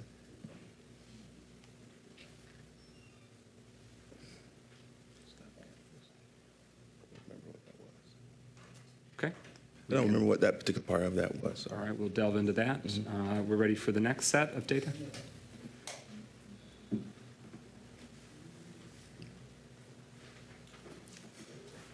So it was added in there. So this is what we would project without a pool. So once again, we would start with similar numbers. There's the salaries component added in there with the 2 full-time workers that we mentioned earlier. We will probably need more than that depending on whether we want to make this a full-time position or part-time and how many workers that there is. It just shows the difference of really how much it really costs to have a pool and make it operational and the differences that it makes in there. So the numbers are similar in terms of what we presented for the millage, with the utilities estimate, depreciation again, and programming costs and the salaries. So it's pretty much the same thing, just added those numbers in there, so we'll open up for questioning for there. And this is without a pool. This is if we build a youth recreation center that does not have a pool in there. Questions on this data? Councilwoman Rutherford. Estimation for the insurance cost for the building, estimation on the maintenance cost of the building is not in there. Is there a reason why, or can you give me the estimation that you guys think is going to be? For the insurance, we couldn't nail down what that. I couldn't nail down what that was actually going to cost, and going around and trying to find one. Maintenance for the extreme maintenance for the building. This is for 74. I think it was for 74,000 square foot facility. So what we were estimating for total cost would be what the utilities estimate would be plus the depreciation. So we're looking at roughly about $430,000 for that first year, and then up every year from that. Because the depreciation goes into the capital fund to help us with our maintenance and those things. And I guess my follow-up would be, what would be the square foot of the building without the pool? We'll show that Yeah. to you in the next set of slides. Okay. All right, Councilwoman Jones. Thank you. I see that you have salaries estimated on this spreadsheet, if you will, without the pool or without all 3 pools. But as you know, was already stated, this was not mentioned on the previous slide. So could you give an estimate of, how that figure would change with the pools? I know. Well, it should have been on the last slide also, so you account for that. So with the pool, without the pool, you're going to have staff there. Absolutely. I'm just wondering about the dollar. Okay. Apples to apples. So those are the what it costs right now out of the millage for 2 full-time staff, and added 2 to 3% if raises were kicked in every year. So $155,000 is what you've pegged salaries for related to the center that's direct salaries. So it would be fair to say if it's $1.2 million for the fiscal year 2025-26 with the pool, we could just map $155,000 over, which it would be based on your projections, $1.355 million versus what you have on the slide of 1.2. Is that fair? Yes. Okay, taking that over. Still leaves the X factor of insurance, but to Councilwoman Jones's question. Anything further, Councilwoman Jones, at this point? Okay. Councilman Parker? Thank you. Now, you mentioned millage, and that's dependent on the millage, because I believe the millage runs out in a year or so, so that's dependent on the millage getting reapproved. Yes. Correct? Mm-hmm. Okay. So what happens if it doesn't? If Well, we took that in consideration? Yes. Okay, Councilwoman Rutherford? Okay. Can you guys, so if we take out the grants, because we have no grants, that's $300,000. What's going to be the total of it? Because in the rentals, we don't know how much that's going to be. So if we take that out, what would be the total of it a year? Well, with the pool, what they're stating is that it would be $1.355 million expense based on these projections, and which would basically be about $10,000 less or $10,000 less than what the millage is projected to generate. That's, of course, baking in there the depreciation or setting aside, which probably each year the council, this or future councils would have to say, hey, each year we authorize the depreciation cost being set aside, so to speak. But the pool, without the pool, they are estimating, of course, without insurance and other costs that we may further identify, that it pegs at just under 1 million a year. So, just under 968,000 each year. So that's setting aside if they never rented it once, if they never got grant once, that's at least the rosy projections they are offering with or without pool. And the reason why I'm saying this is that we need to have a real conversation, because there has been no guarantee letters. There's nothing that says that anyone's going to, in fact, I know on good accord that there's been resistance about these numbers. So that's why I keep asking. I think it's not giving the community a fair understanding about what is going to happen, because there's been no letters of commitment. So it's like, if those people don't pay, then that's still going to be on the taxpayers' back, correct? Mayor Grimo?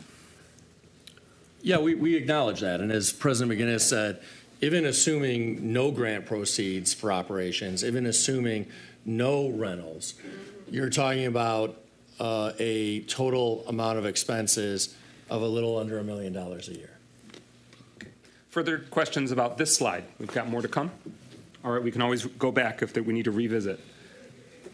And I would request that since the idea is that this is presented this week and there'll be further deliberation next week, that for the community's benefit, that the full presentation, at the very least, those that contain figures can be incorporated into the supporting materials with a resolution for next week. Mayor. Yeah, we'll do that, and we'll also clean up some of the items. We'll try to get as good an estimate as possible for insurance, and then we'll make sure that the salary numbers are included in the version with the pool as well as without the pool. Okay. Director Price and team. Okay. So now we wanted to go through, if we don't build the full sort of dream scope of schematic design option 1. But just before we do that, just a reminder of what was included. The 2 full-size basketball courts, the locker rooms, the play and lap pools, learn to swim, multi-purpose and conference rooms, a commercial kitchen, Park District offices, early childhood play, game room, nap, and media room. There's a second floor with a running track, fitness center above this. And the first thought was, how do we reduce the initial financial commitment, but still provide some water as part of the project? So on the left, option 2A is still 2 levels, so there's a running track above the basketball courts. The dashed area removes all of the internal water, and then you will see a funny shape above the word 2 in 2 levels, and that's an outdoor pool. So the thought was there could be an outdoor pool as part of the project, and that number for the total project cost was $40,762,051, 57,980 square feet. That's a total project cost, as the mayor said, not just the construction costs. So that's an all-in number. Then the exercise stated 5 years later, if you added an indoor pool back, because you already have an outdoor pool, the indoor pool would be a little bit smaller, but it would add another $11.9 million to the project. That overall cost is higher than the full scope, which was valued at $49,739,309. So building it all at once is less expensive. Option 3A says, let's not build any water at all in the first phase, but build everything else. So you have the 2 courts, you have the game room and the adolescent area, the offices, the full kitchen, the full multi-purpose, and that number is down to $37 million. There's no, as I said, no aquatic program, but the area remains that it could be built in the future, and that is option 3B. We're just bringing back the full aquatic scope, And at that point, it is the two pools, the lap pool and the play pool, learn to swim. And the value for that is $19.6 million. And that's 5 years later. Those 2B and 3B both include escalation for the 5 years from now, or 5 years from the completion of phase one. So that's looking far into the future, near future. Beyond that, the thought was, what if we still want to try to figure out some ways to get the number down? So what if we just make the overall building smaller? So option 4 here, and let me back up 1 second. There was a question on what is the size without the pool. That's option 3A, and it's 57,980 square feet, and that's with the second floor added. Sorry about that. The next one is saying, what if we don't build 2 courts? What if we just live with 1 court? What if we build a little bit smaller pool? But we keep the multipurpose because there's great flexibility and great public interest. We keep the game room. We reduce the Park District offices to just what's needed to run the facility. We say media production would really happen in the multipurpose area when it was needed, but it wouldn't be a dedicated space. And the commercial kitchen turns into more like a catering kitchen. So there's still a cafe and an eating area. And by bringing the square footage down to 44,671, we're at 37.4 million. Trying to get lower, we reduce the square footage of the western side of the building. So the pool and the gym are same as Scheme 4, but over on the left, now we just have a game room. It's smaller. And we just have a couple of multi-purpose rooms, and there's really more, a few desks to run the facility, and there's some desk space in back of house areas. There is no cafe, no commercial kitchen. The square footage of the building is down to 33,994 square feet, and the total project cost is $31.6 million. Option 6 pushes back and says, okay, we're going to really reduce the west side of the building, but we really want the full pool, full aquatic, full basketball side of things. And it's sort of an exercise in similar results where we reduced the media, reduced the Park District offices, reduced the kitchen considerably, and reduced the multipurpose area a little bit, and it ends up at 41 million. So really the core team is trying very desperately to figure out how this could be segmented to bring the number down, but maximize what the community was interested in. And then finally, option 7 says, what if we need something that's $25 million or less total project cost, and we really want the 2 courts. So there are the 2 courts with the associated locker rooms. There's no second floor. And then on the western side of the building, we still have a game room and a couple of multi-purpose rooms. But we've made the facility 31,000 square feet, 31.4 thousand, to get down under 25 million for a total project cost. So I'm sure you didn't memorize all of that. So reviewing those 4 through 7 options.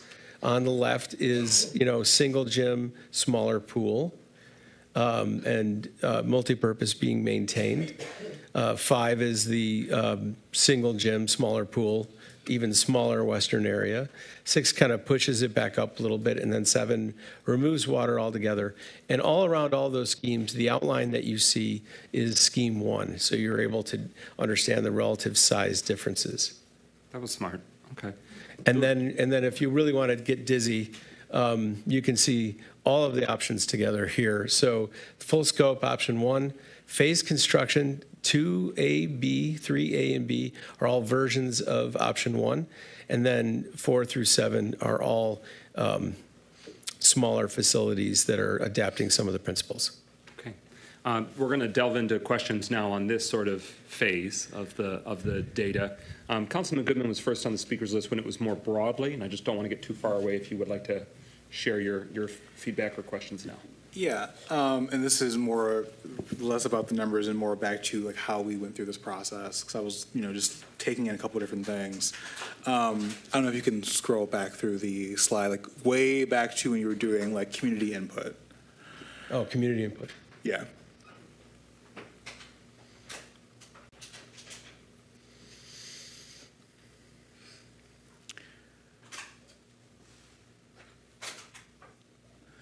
So, for a lot of people who probably already know this, I used to work at ATAP. I went there for many years. And when I see ATAP mentioned, while I do love that school, it is located in a very not central spot to the city of Pontiac. There is no real public transit, although it probably has improved. There's probably a bus line that runs down Updike now. But it's not really useful for that purpose. Not to mention, I'm making some assumptions I want to ask when I'm done speaking, so that way I don't have to keep going back and forth. Like how many of those students and families who participated in that went to ATAP versus went to like the actual school district that we're in? How many of those students are, like more tightly tied into the community? Because again, kids who go to ATAP do live in Pontiac. They do go to school here, but like, and also I saw like ATAP Elementary and ATAP Middle School. As someone who taught there and went there, those are two buildings on the opposite side of the same street, which means that you really went to the same exact school, but maybe talked to slightly different kids. So like my question is like, was there an attempt to have a more accessible school? Is like my first question, or a more accessible place of education where those students and families were, more ingrained in a part of our school district? Yeah, I wasn't involved in the outreach, but my understanding is that there was an effort to do this in a Pontiac school district school, but we weren't able to get permission from the Pontiac school district. And so that's what led us to ATAP. Do you have anything to add to that, or does that sum it up? That is correct. And with hearing that being the case, I know we've had issues before. It does kind of make me concerned, because it's like, okay, well, we are doing these outreach things, but they're not per se happening where the average person would probably be more likely to participate in it. And this, so that someone answers my question. A thing that I kind of just wanted to point out, even though now it's a little bit less important. I know like some people like here, when it comes to like youth recreation center, like a nap space or a cafe or a gymnasium or a safe space or so on and so forth. As someone who is like taught, as someone who has worked in schools with many of those same kids who probably filled out, actually saw some of my old students in those pictures. Like those are really important things. Like I know that like as a community, we look towards a youth recreation center being all the things that we used to do involving sports. But there are people, like young people, need safe spaces. They need a third place where they can participate and be able to live life as young adults while also having the chance to do recreation, having space to all those things. But it's not just about, having what the adults think should happen in a youth recreation building. Because it's about making the youth recreation building actually useful. Like I see all those things, and all of those things make sense for someone who has, in recent years, worked with students and worked with young adults. And so I really want to like highlight the important part of that, where it's like when we look at recreation, it does not simply just mean sports and physical activity. And I really want to like bring that up to like everyone's awareness, because it's extremely important when we're talking about this. But I still like kind of want to like lay in on the fact that I still have concerns overall as to the accessibility in terms of how we've been reaching out to people for information, trying to get them to participate. Because I guarantee you there are many people who I've spoken to already as well who like did not have a chance to know or participate in this. And I know that we've been trying as a city to push this out there. There is still more work that we have to do. And there's still more opportunity. The next phase, after if one of the scopes is chosen and we move forward, community engagement doesn't stop in schematic design. There's a lot of design left. And so there's a lot of feedback that's really important, and we can continue to meet with community groups and kids throughout the design development process. Councilman Rutherford. I have 3 questions for you. You'll be the first person. Why is there such an urgency for us to vote on this on the 27th? There are some funding issues by the end of the year that is driving the schedule.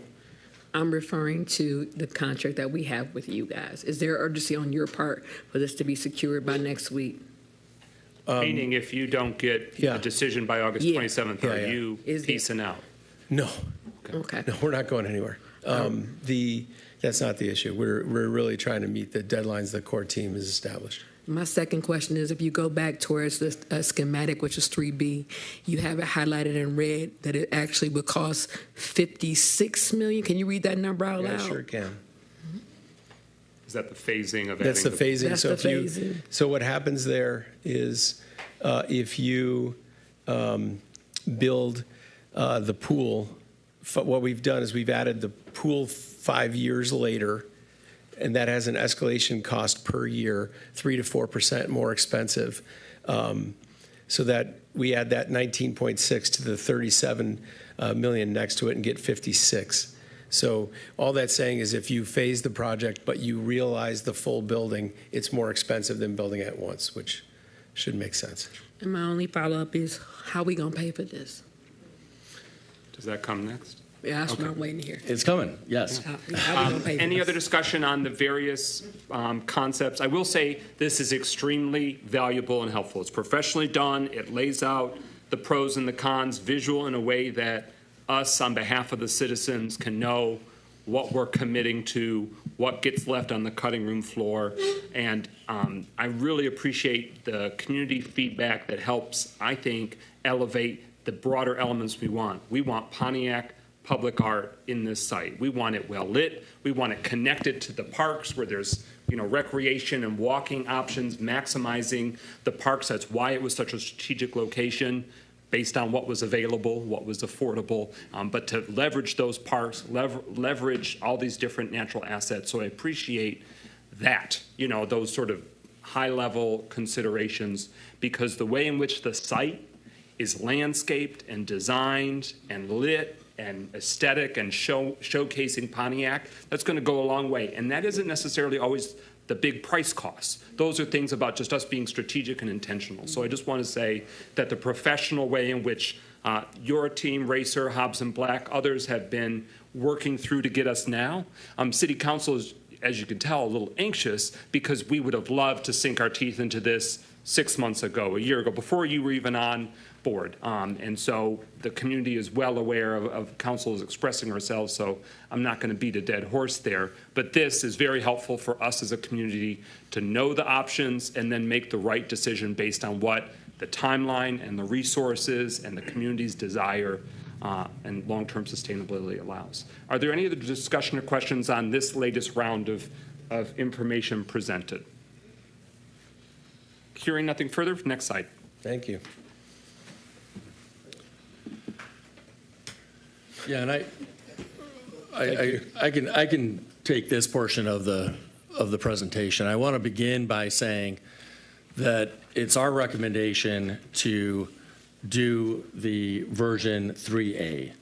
And we say that because it provides a robust youth recreation center that has really all of the indoor amenities that we believe are appropriate and valuable. It has all of the safe spaces in the building, which we agree is really incredibly important. And that was something that really came through when we talked with young people at some of the public engagement sessions, including the one at ATAP. The price tag for that is $37 million. It does not include a pool or an aquatic center. And the reason we're recommending that is we have a lot of faith and confidence that we'll be able to get money from the philanthropic community, but we wanted to make sure that the price tag was such that even if we get nothing from the philanthropic community, we can still afford it. And we'll walk through that in a moment. The other thing is, by not having a pool or aquatic center there, we save a lot of money on the operational costs. And it allows us, 3A, it's designed in such a way that when you build the indoor space, it's preserving space and the option later down the road, 5 years from now or whatever it is, to come back and build an indoor aquatic center. So it preserves that ability down the road if we're able to raise more funding for it, if we're able to make sure that we can afford the operational cost of an indoor aquatic facility. But we thought 3A was the right balance of getting everything that we believe our young people deserve in indoor space while preserving the opportunity to come back and add an indoor aquatic center if funding and operationally it makes sense and is possible. So how do we pay for the $37 million? As I mentioned, we have a lot of faith that we can raise money from the philanthropic community.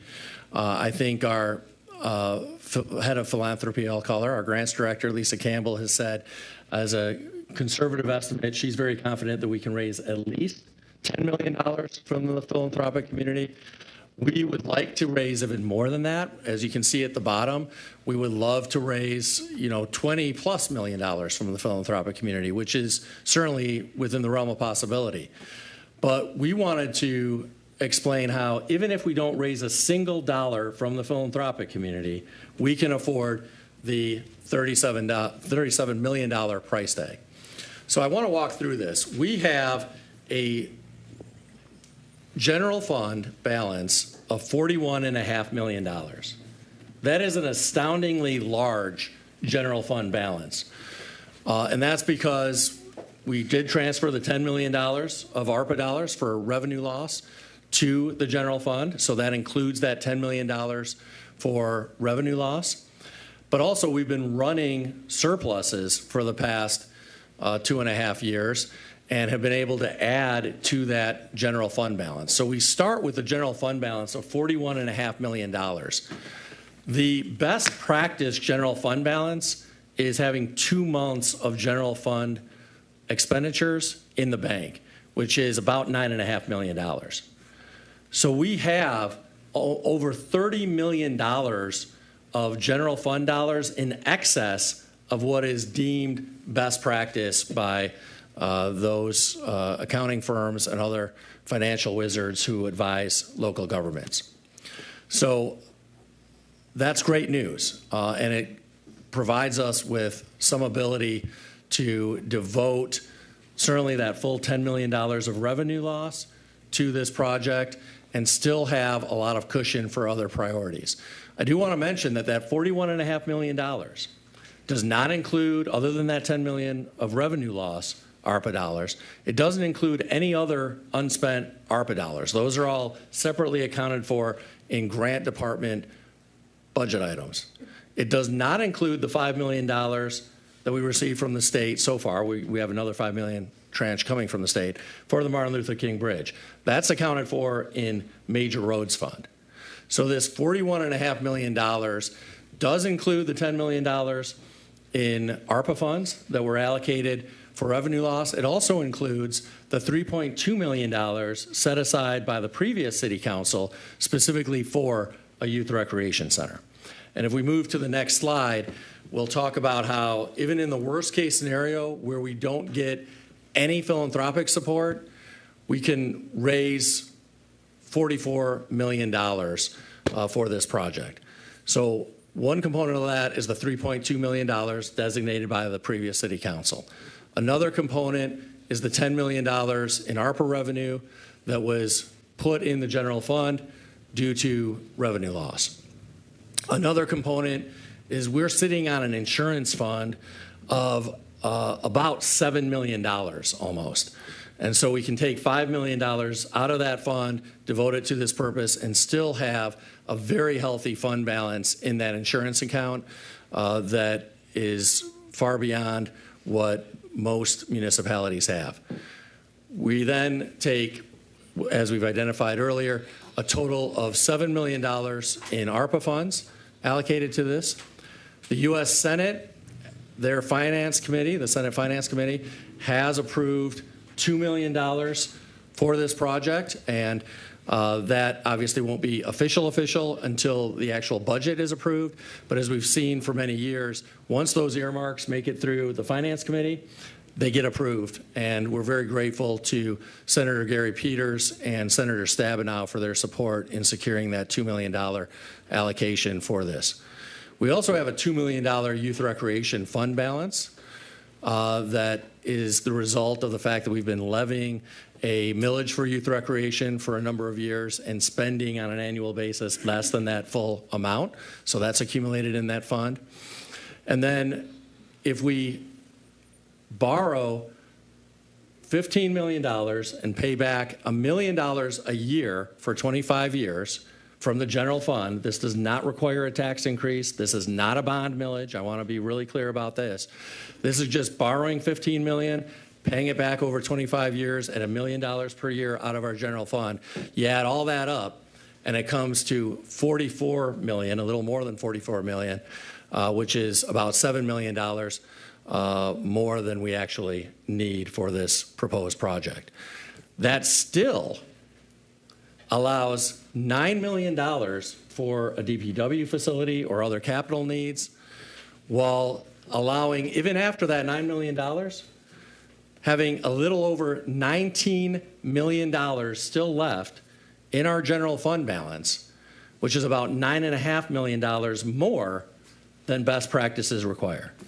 So there's plenty of money to afford the 3A proposal at $37 million. And I believe that our young people deserve that investment in their futures. And we look forward to additional conversations with council. I'm sure council members have some questions. All right, so breaking down the administration's proposed funding path, any discussion? Councilman Rutherford? We currently are about to go back into renegotiations with the Oakland County Sheriffs. What happens if they require or ask for more money? That's the first question. We currently are paying them. Half of our annual budget goes to the Oakland County Sheriff. So what happens if they go from $27 million to $31 million? How do we offset that? And this is hypothetically, because all this is hypothetical as well. And the follow-up would be this. You said that it's $44 million, $9 million to buy. We still have to buy a DPW department, correct? And then we still have to maintain all of these things, and in addition to making sure we don't go in the red. This does not sound like a sound plan to me, because we have other things that you and I, as the council, we all are aware that are coming up this year. So we all want a youth center, so let's put that to bed. It's not about wanting a youth center. It's about what can the citizens afford and what can we as a city afford. And so we have to be very mindful to not go back into the days of emergency management. And I'm fearful that we all want the pie in the sky, but the reality of it is we as a city cannot afford this price tag. So my question is very simple. What happens if any of those negotiations expand over the number that you know we're going to have to use? Because you know right now the sheriff department is asking for more people to come on the streets because we had more murder. We've had 9 so far. That's the first thing. They need more equipment. How are we going to How are we going to balance all this out? I guess I yield this to the administration, because this math ain't mathing to me. Well, this isn't hypothetical. The numbers that I've run through, this is all very real. I do want to just touch on a couple of your questions. Number one, even with this investment in the Youth Recreation Center, even with setting aside $9 million for a DPW facility, we still have $19 million in general fund balance, which is about $9.5 million more than best practices recommend. So I want to be really clear about that. Number two, this does not involve any tax increase of any kind. So when we talk about what residents can afford, you're absolutely right that all of these dollars came from taxpayers, many from the city itself, some from the state or federal government. But I want to be clear that none of this will put an additional burden on our taxpayers. And then the other question was about the sheriff's contract. The state of Michigan has allocated through a bill a additional amount of funding for those communities in the state with higher crime rates. And the city of Pontiac stands to receive, once that is finalized, an additional $1.5 million, so $1.5 million, which can accommodate any likely increase in sheriff's contract costs or additional patrols. Now, that has not been totally finalized because that Public Safety Trust Fund has been enacted by the House. The Public Safety Trust Fund has not been enacted by the Senate. However, in the most recent budget for this fiscal year at the state level, it starts October 1st, they have increased the funding that will benefit the city to the tune of $1.5 million. But that has to be used on public safety expenses, which is why, again, under your hypothetical, we will be in good shape because we'll be getting $1.5 million more for public safety that can address any of those sheriff's needs. Councilwoman Rutherford. I guess my follow-up would be the $5.5 million that I discussed last week in regards to the garbage. Excuse me, I keep saying the garbage. Sanitation. The sanitation. Why wasn't that money included? That way we wouldn't have to spend ARPA dollars because you guys have $5.5 million set aside that we haven't used. So wouldn't that be better than trying to use that $6,985,000 out of ARPA dollars? That way we can actually pay for the home repair. The sanitation fund is if I could. Okay. She yields. Do you yield? You have the floor. The sanitation fund is a restricted fund that can only be used for garbage-related purposes. Okay. Anyone else before I launch into my questions? Any other slides, or is this the last one? Okay. All right. Did you have a hand, Councilman James? No. Okay. All right. So there's a few different moving parts here.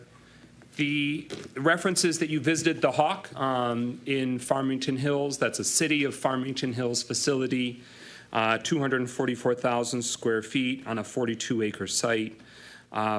They spent, in 2021 it opened, so it's about 3 years in-ish.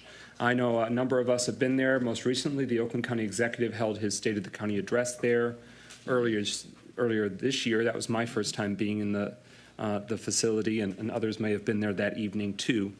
So you've got the aerial here. The grayed out area is sort of the non-comparable half. So they have basically, they took their former Harrison High School, Farmington Hills Harrison, and turned it into a community center with a very recreation focus, but very multi-purpose.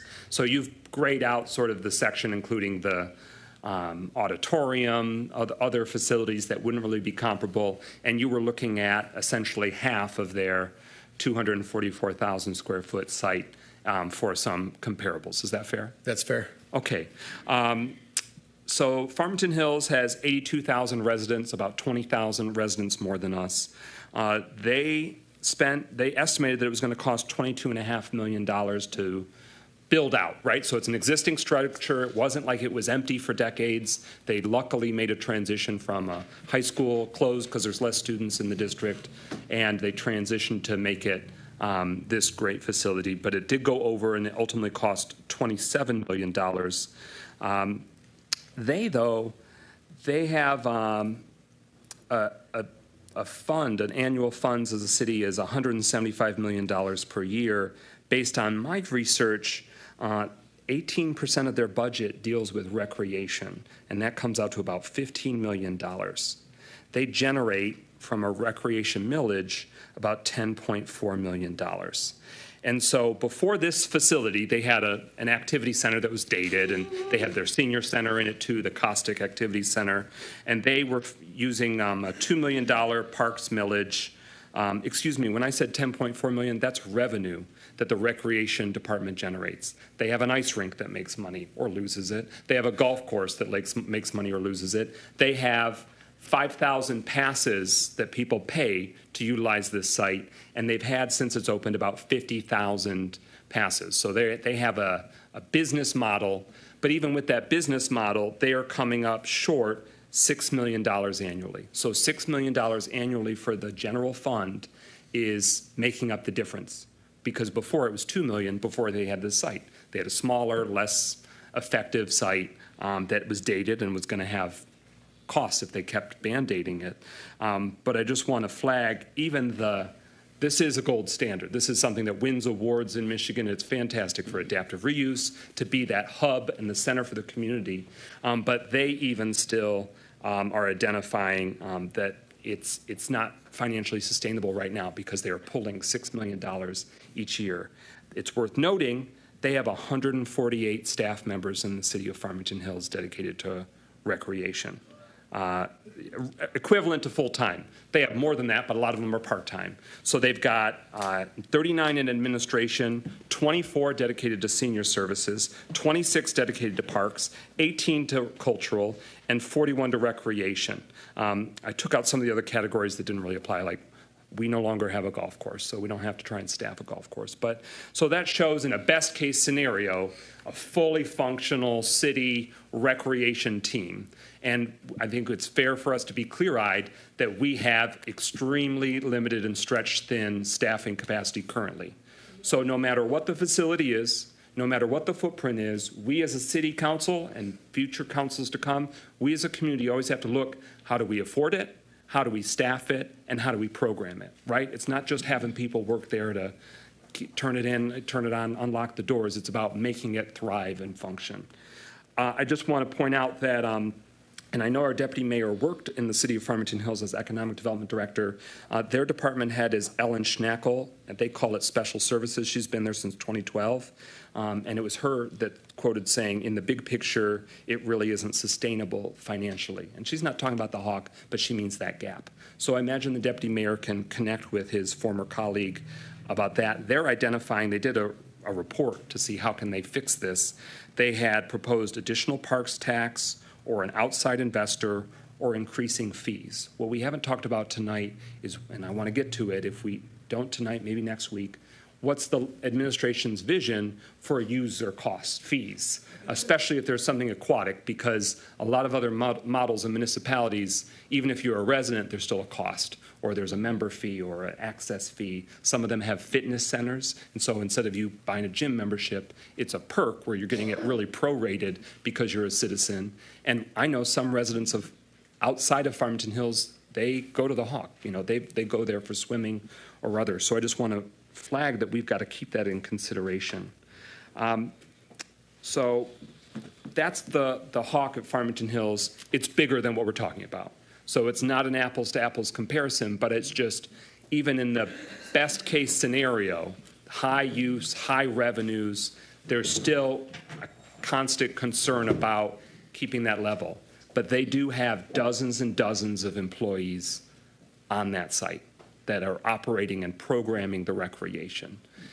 Now, we shouldn't fool ourselves because we contract out for some youth recreation programs. We enlist, you know, some vendors to perform these services, and that could still be a transitional option. But am I correct, what you shared, Director Price, your vision is that there would be more in-house youth recreation programming and programming staff? Yes. Okay. So that's the Hawk. You mentioned Troy, and I didn't crunch numbers before because I didn't know we were diving into it, but you did a site visit for Troy too? We did not do a site visit, but we did look at the building program, and Deputy Mayor wanted it as a comparison because he's very familiar with that facility. Okay. And just understanding what's in the area. One quick thing I want to mention, just from an architectural standpoint on the Hawk, if you look at this floor plan, when you hear that they're way over budget, one of the problems with taking an existing building and repurposing is that you get unused space. So all of this area in this tan color doesn't do a whole lot. And it's enormous that you have to heat and cool and finish and clean. The fitness center is incredibly large. Now, they do, you mentioned, have 50,000 passes, but there's very little chance that every square foot of that is used. The running track is a synthetic track outside. It's enormous, going around the football field. There's several extra buildings on the site that they have to maintain and operate that don't do a whole lot out there as well. So I think one of the things, they've done really well making the best of the situation, but they have a lot of extra building area they probably aren't using. Fair point. Troy, they have an annual recreation budget of $10.1 million. They have an annual budget of $183 million. They have the largest tax base in the county. Think about all the businesses along Big Beaver, you name it. Both Farmington Hills and Troy have substantially higher equalized tax, equalized value tax base. A lot of their businesses are kicking off a lot. Back when we had bunches of General Motors plants at 1 million square feet or more, we had a massive, tax base from that commercial or that non-homestead. So I'm trying to keep it in consideration. They have a 127,000 square foot building. They do have an active pool. It was closed due to mechanical issues in February, but opened back shortly. So is your vision, like if something went offline, some pump or hose or has an issue, you'd have to get a vendor out there, and is that part of like the estimated annual pool expenses? Mayor?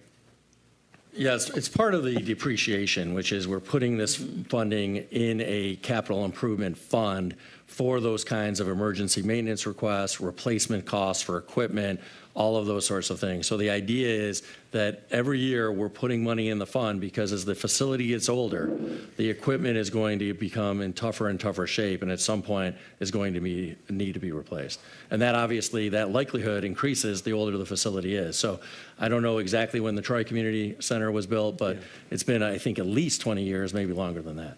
It's definitely a modern facility, but it's been there for a minute, and that leads me to my main concern about Troy. Even with their tax base in a financial downturn, there's still a crunch. There's a financial crunch that'll happen, and you got to balance expenses. They either closed or mothballed all or part of this community center during the financial downturn of 2008, 2009, 2010.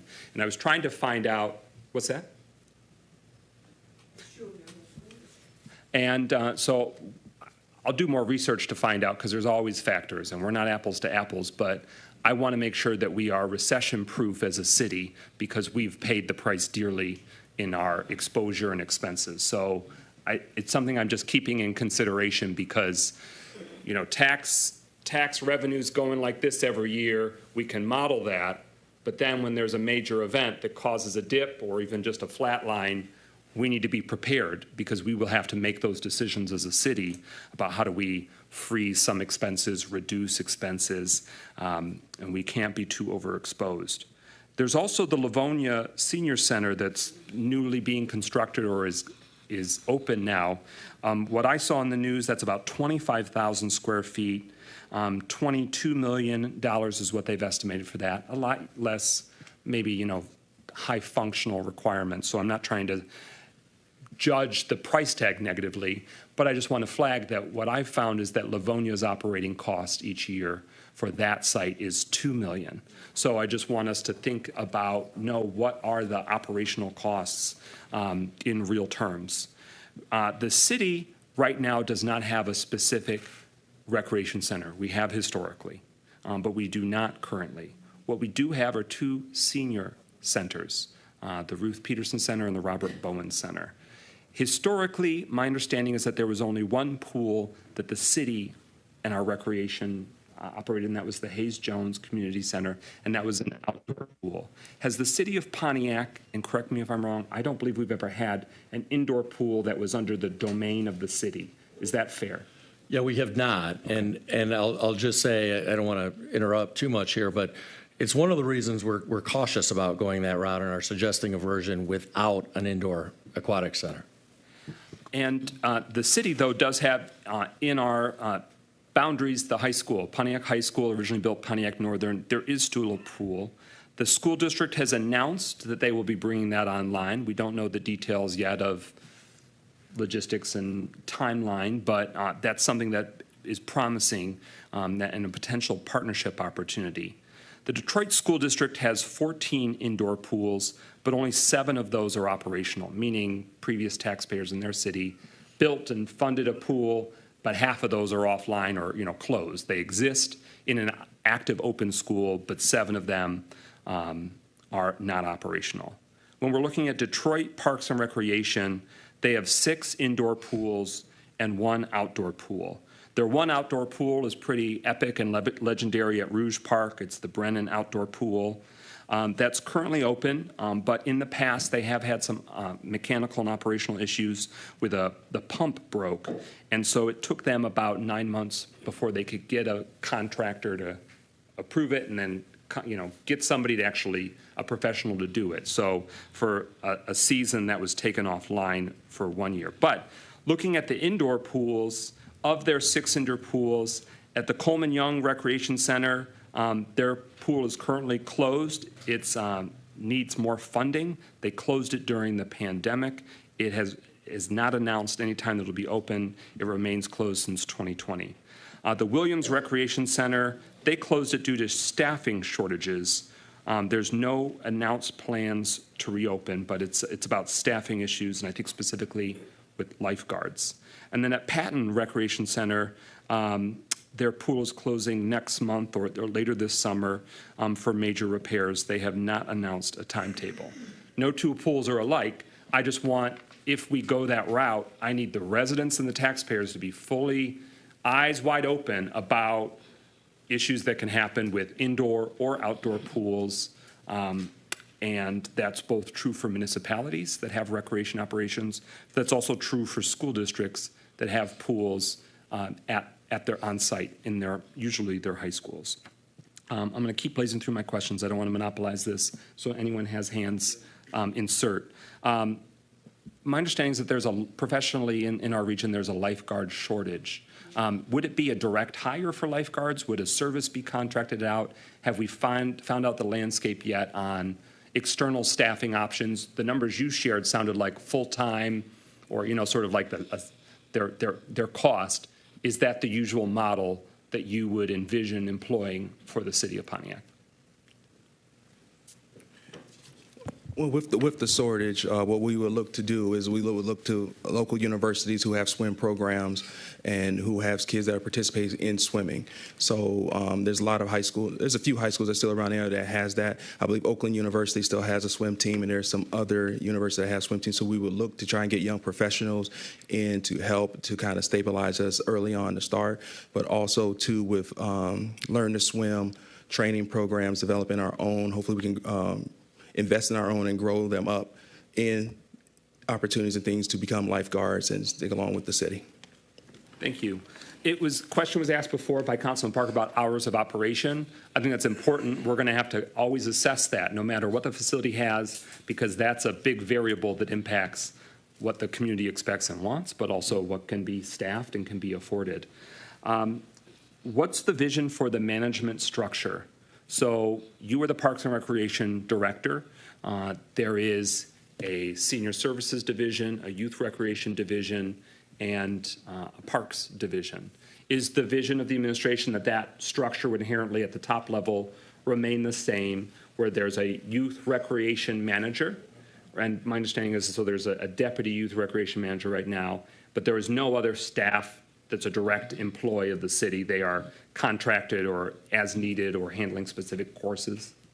Yeah, so I think the high-level structure would remain the same in terms of, okay, we've got the Parks and Recreation Director and then 3 managers under that position, the Youth Recreation Manager, Parks Manager, and Senior Center Manager. But I am not sure whether, and I am envisioning that we might have someone under the Youth Recreation Manager who would be responsible specifically for running this facility. But I want to defer to Director Price and really hear his vision for the staffing. Vision for staffing early on would be me actually operating and running facilities, starting off in hopes of finding somebody that eventually can step up, whether it's already within on our team, and adding that responsibility with most of our programming going on in the afternoon and the evening times.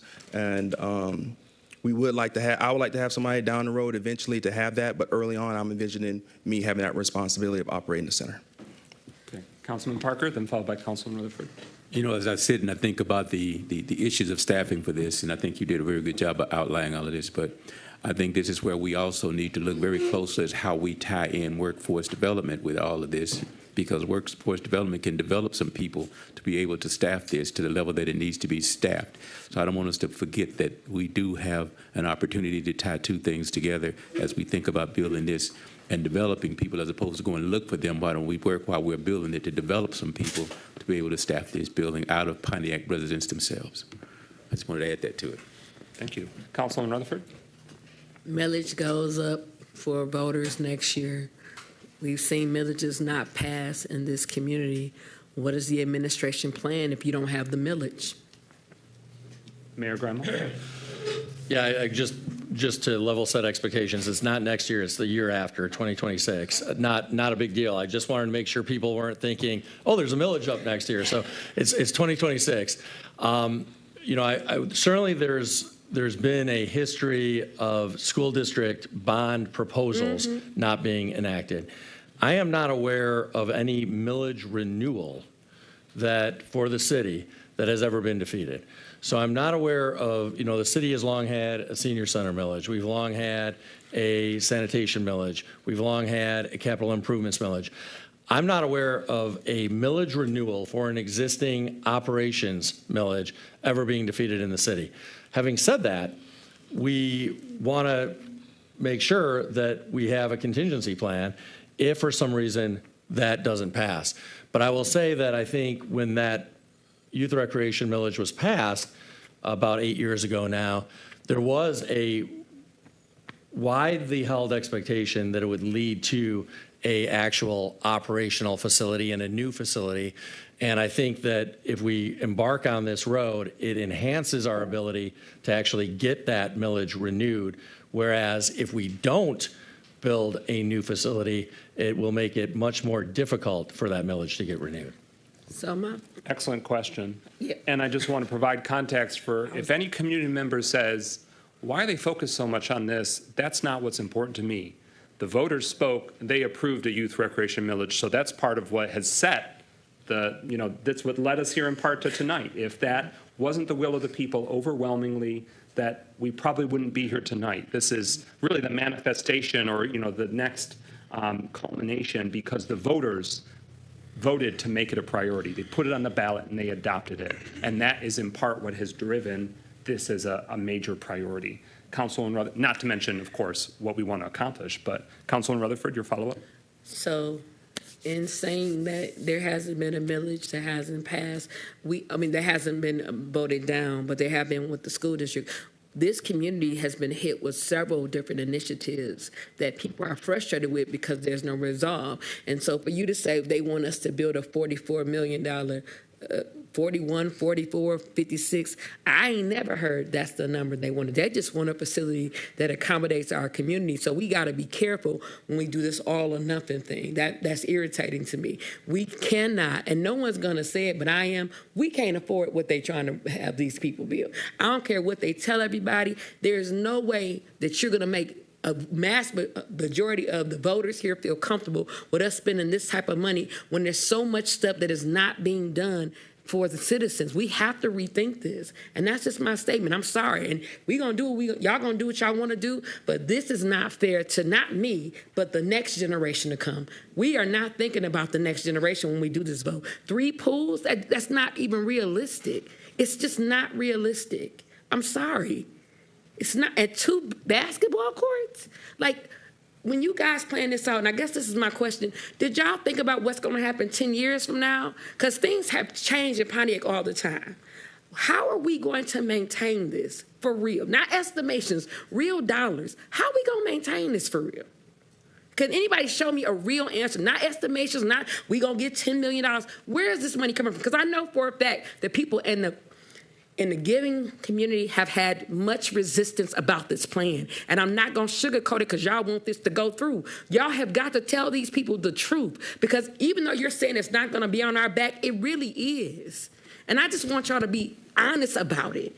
I can support stuff when it's honest. What I can't support is that y'all not telling everybody the truth. So can somebody tell me how we really going to pay for this? Well, my thing is just honestly, no matter what you build, 1 million to 5 million, you're going to have to maintain it. And if we have a history, which the city of Pontiac does, of not really generating much revenue from anywhere from the outside, whether it's parks and rec, rentals, whatever you build is going to be different. There's got to be a serious business plan of how you're going to be comfortable and how you're going to run and maintain a building. 1 million, 2 million, 25 million, the question is going to still be the same. How are you going to run and maintain that particular building? And to the design team, obviously there's a lot of deliberation and more to come. So we're not saying, how dare you designed it. Thank you for designing it. But were these sort of options, the sort of parameters that was shared with you as prompts to say this is the direction to go in?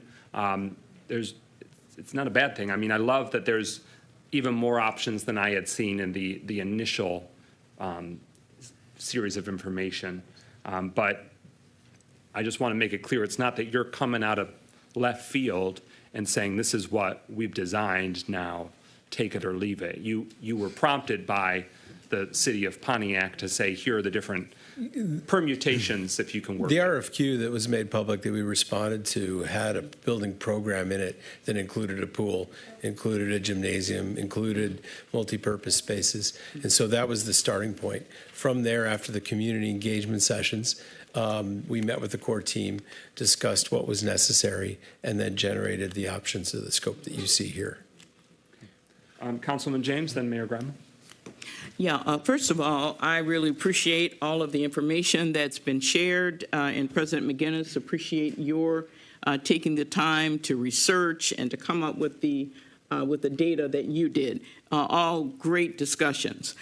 I think I was a part of the core team, and I am really surprised to hear that the administration, after all of the focus that went on, that we want to provide a state-of-the-art youth recreation center for our residents, and that would include an aquatic pool, because how long has it been since the residents of this city have lived without any kind of a pool? When I came to Pontiac in 1964, the children of Pontiac had a pool. They had the Hayes Jones Center. They had other places that they could go and have fun in the summertime. And in 2024, we are now reluctant to build a pool. That amazes me, but I think that we need to get back to the discussion around the mayor has presented what monies are available, and that figure is $44 million. This is without any kind of outside funding. That figure is $44 million. My concern is that we are trying to eliminate, the mayor said we could save money by not having an aquatic center. What are we doing here? Is our intent to save money, or is our intent to give our residents what we said we would do? The residents funded that youth recreation millage. They made it loud and clear, we want a place for our children to be able to assemble, to be able to be nurtured, to be able to learn things, and just to be able to have a place that they could hang out. They entrusted the city of Pontiac with making the plans that need to be made to give them what they want. And now, we're thinking, well, we can build it, but let's not put a pool. We've got gyms in the city of Pontiac. Count the number of gyms you have in the city of Pontiac. How many pools do our children have in the city of Pontiac? 0. How many splash pads do our children have in the city of Pontiac? Any water resource in the city of Pontiac? 0. And now we are going to consider building a brand new state-of-the-art youth rec center with no water feature. We're not listening. We're not listening to the citizens. I think they've made it clear they do want a water resource. They want a pool in the rec center. And what our challenge is, as leaders, is to build it and to make sure that we hire the appropriate people to run it. You need to know what you're doing. If you don't know how to run it, if you don't know how to maintain it, then you don't need to have that job. And we've struggled with this in the past. So I do not go along with the recommendation that administration is going with. I want to see a pool in this youth recreation center. I would go with, can you take the options back up? I believe it's 5 that has the scaled down version. It's got the full aquatic center that our kids deserve. It's got the number 6? It has the 2 levels. Number 6 has both gyms. And one of the things that the core team, when we talked about this, is I questioned, why do you need 2 gyms? The answer that came was that they make the building more sustainable because gyms can be rented out. You can make money off of gyms. I didn't know that. But this is why they wanted the 2 gyms. The kids are going to use it. I mean, gyms get used. And then you have the meeting spaces. Now, what I don't like in 6 is look how small the meeting places are in relation to option 1. In option 1, you've got maximize meeting spaces. Can you go back to 1? Here's 1. Is that it? Yes. That's 1. Okay. So if you look at all of the multi-purpose and conference rooms that you have in 1, look at where we are right now in the city of Pontiac. We have 2 old senior buildings, senior centers. If a resident wanted to rent a space at the senior center to have a repast, to have any kind of, people have birthday parties in these places, this is all we have in the city of Pontiac. We have the Ruth Peterson and we have the Bowen Center. We need spaces that residents can have activities, fun activities that increase our quality of life. And that's what this youth recreation center will give. It will give our residents options. We have the citizens of Pontiac, the groups and the organizations in Pontiac, Golden Opportunity Club for one, that I'm a member of, have pretty much paid for the Greek Center out there on Woodward, having events out there and paying to rent that facility at a cost of $3,000 to $15,000 a pop. We paid for it. Why? Because there's nothing in Pontiac. We have no nice facility that our residents can go to rent and say, hey, I want to have a retirement party for my husband. I want to have a birthday party. I want to have a wedding reception. We have nothing.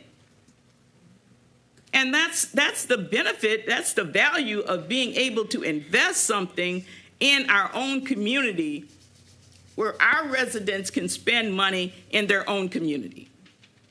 So again, I want to see one of the options chosen where we give our residents what we told them we would give them, a state-of-the-art center with a pool. And if we don't know how to manage it, then we need to figure it out or hire somebody that does. Because what we're not going to do is go back. We're not going to go backwards. We're going to go forward. Our kids deserve a state-of-the-art center. And it's time for us to stop robbing and cheating our kids because we won't get it together. Let's get it together. The time is 8:41 p.m. and this is still special presentations. So I'm going to have to begin to, for procedural, next week we expect to have a resolution before us where we'll, start debating, the pros and cons of the resolutions. This has been very illuminating, a lot of information. I want to very briefly share, I don't want you to give answers tonight because we don't have the time, but the resiliency hub aspect, we received communication yesterday that that's no longer on the table as it relates to this site. If you can share with City Council in the days leading up to the meeting, what was that vision and why did that go by the wayside? I'm interested in the power source for this structure. It is a traditional, electric powering the facility. I still have substantial questions on the staffing. So what do we view the actual, staffing breakdown? How would that manifest? The rental fees estimated at first year $300,000. I think if you can help project out what's the breakdown of that. Is it 25 large special events like a large banquet or a large wedding if you took the gyms? Is it the meeting rooms at X number of instances? I just want to see how much it aligns with where I think we could scale up and phase in, because to the point about St. George's, which, fun fact, started as a church on the east side of Pontiac at Auburn and Mariva, St. George's Center, they have staff. They're running a special event facility, so that support staff would be another component if that becomes a focus, which is promising, but we need to know what's the real world implications of that. Because one Parks and Recreation director over seniors, parks, and youth recreation, one Parks and Recreation, youth recreation manager, and a deputy.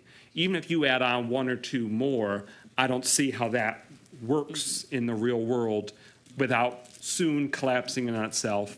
And we didn't know, is the same DPW structure going to apply where you are adding on to 1 or 1.5 people, one major new state-of-the-art facility on top of City Hall and public, all these other facilities that we have. Is your vision just add that onto the existing overextended public works, the building facility part, that kind of component? I need to know how that phases in. So those are a few questions that I would like to see leading up to next week, so we have during next week. Does anyone else have other questions or research, lines that they'd like to be pursuing between now and next week? Councilwoman Rutherford. I want to see the breakdown of how this is going to come out of the general fund. I want to see also the timeline on how the payments will be made and how we're going to, I want a pros and cons if we don't have the youth millage, if we do have the youth millage, how are we still going to pay for this? And then I also want to know how we going to make this viable, because I believe you have to have at least $5 million worth of insurance for any aquatic area. How we going to pay for it when we can't even pay everybody else insurance right now? That's it.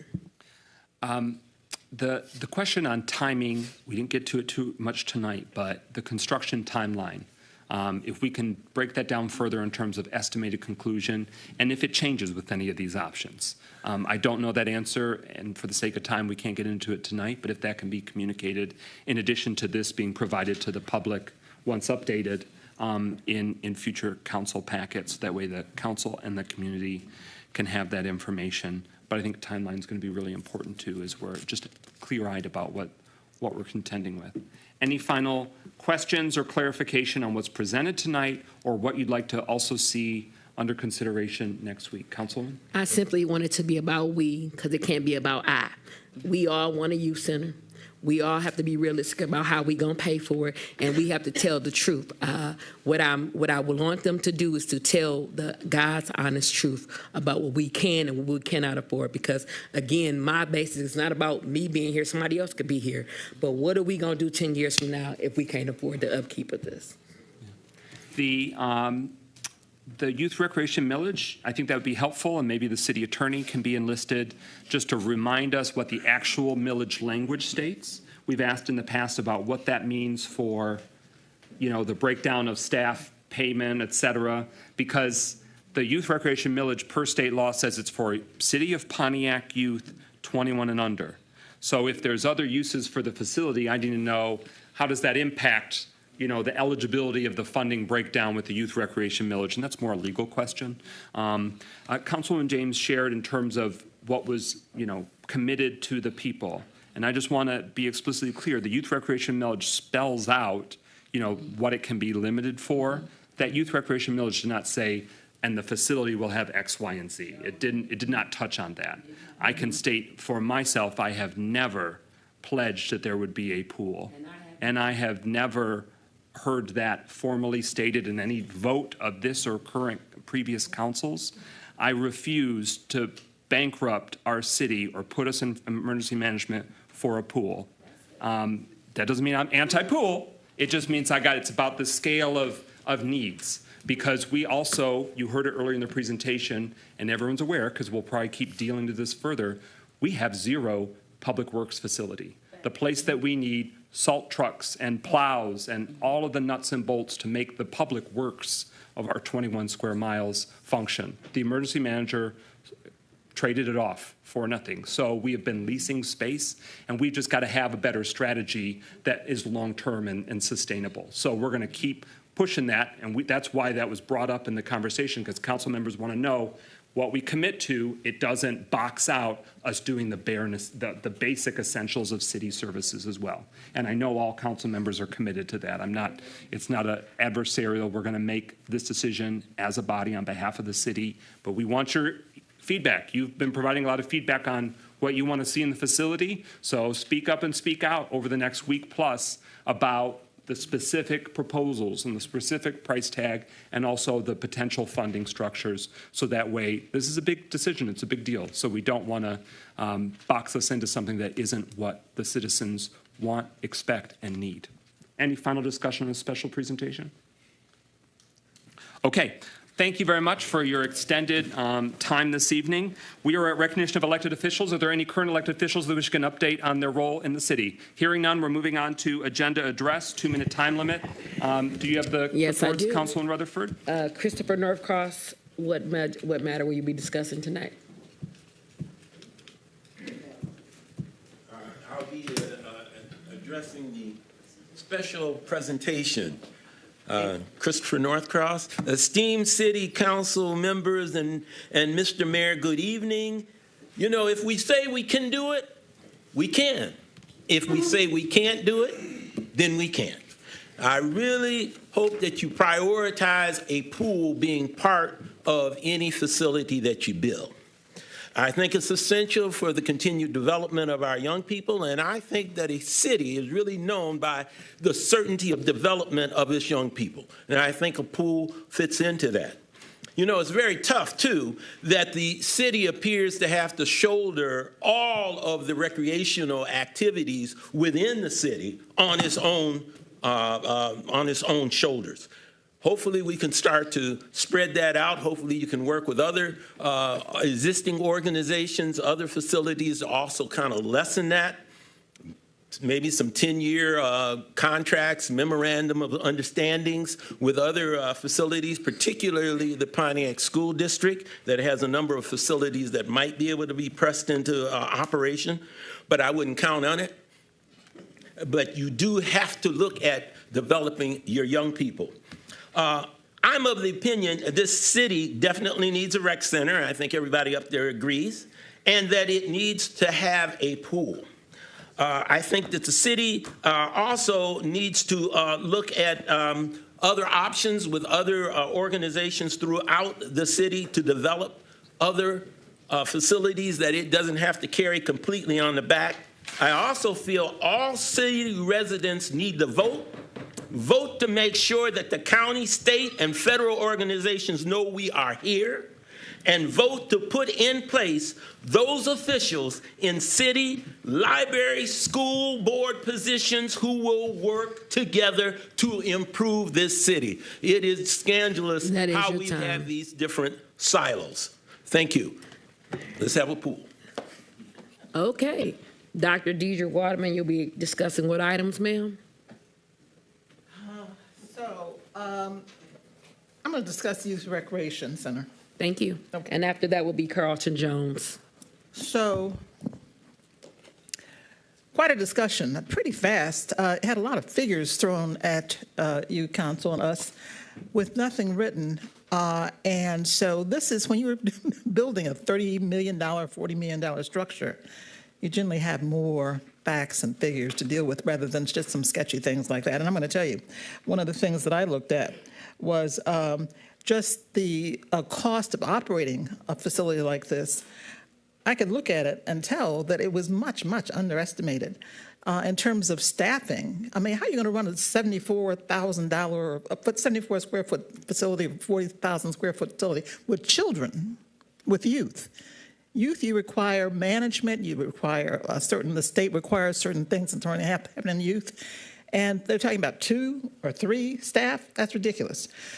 Right now, for the facility, we have the youth recreation program we have right now, the $1 million operating millage. Last year, you told us you used up about $800,000 of that. So that's just for that facility, and they don't even have a major facility. It's a lot more staffing than you need. The other thing is, The problem is that you talked about the pool. When the mayor ran for office, he promised people that he would, if they closed down the youth recreation center that we had, because he would build a state-of-the-art with a pool. He promised. So that's the problem. Maybe you didn't promise it, but he did. That's how we got the votes.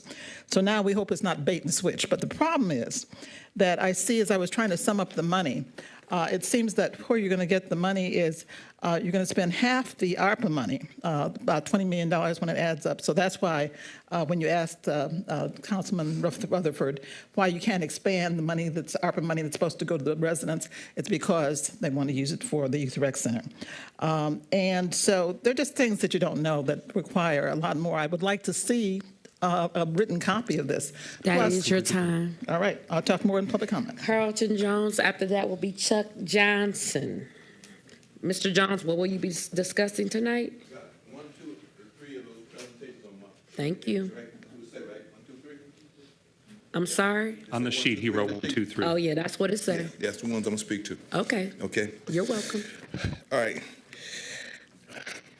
Wow. Let me say this.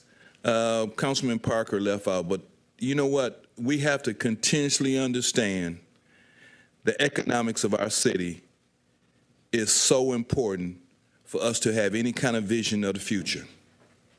And if we try to forget the economics of our city and our city government right now is in need of workforce development.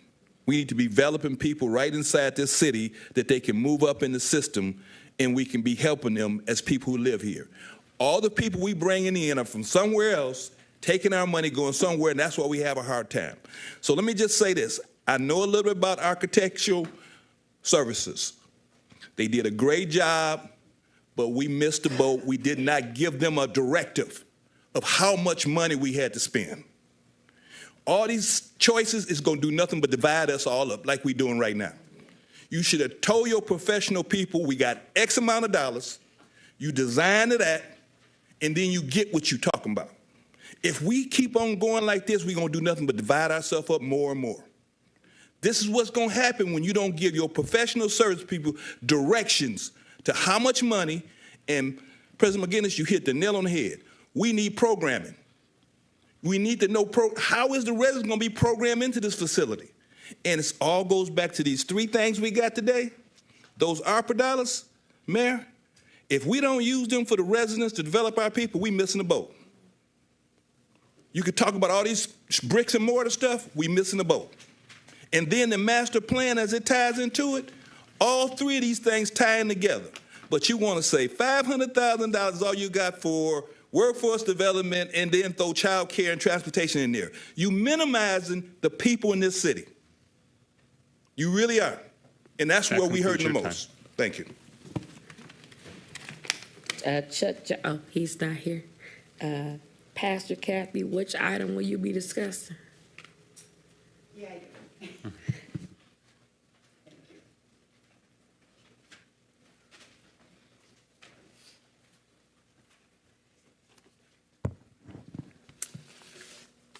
every day when I'm out and about in the city, we talk about what takes place here on Tuesday night.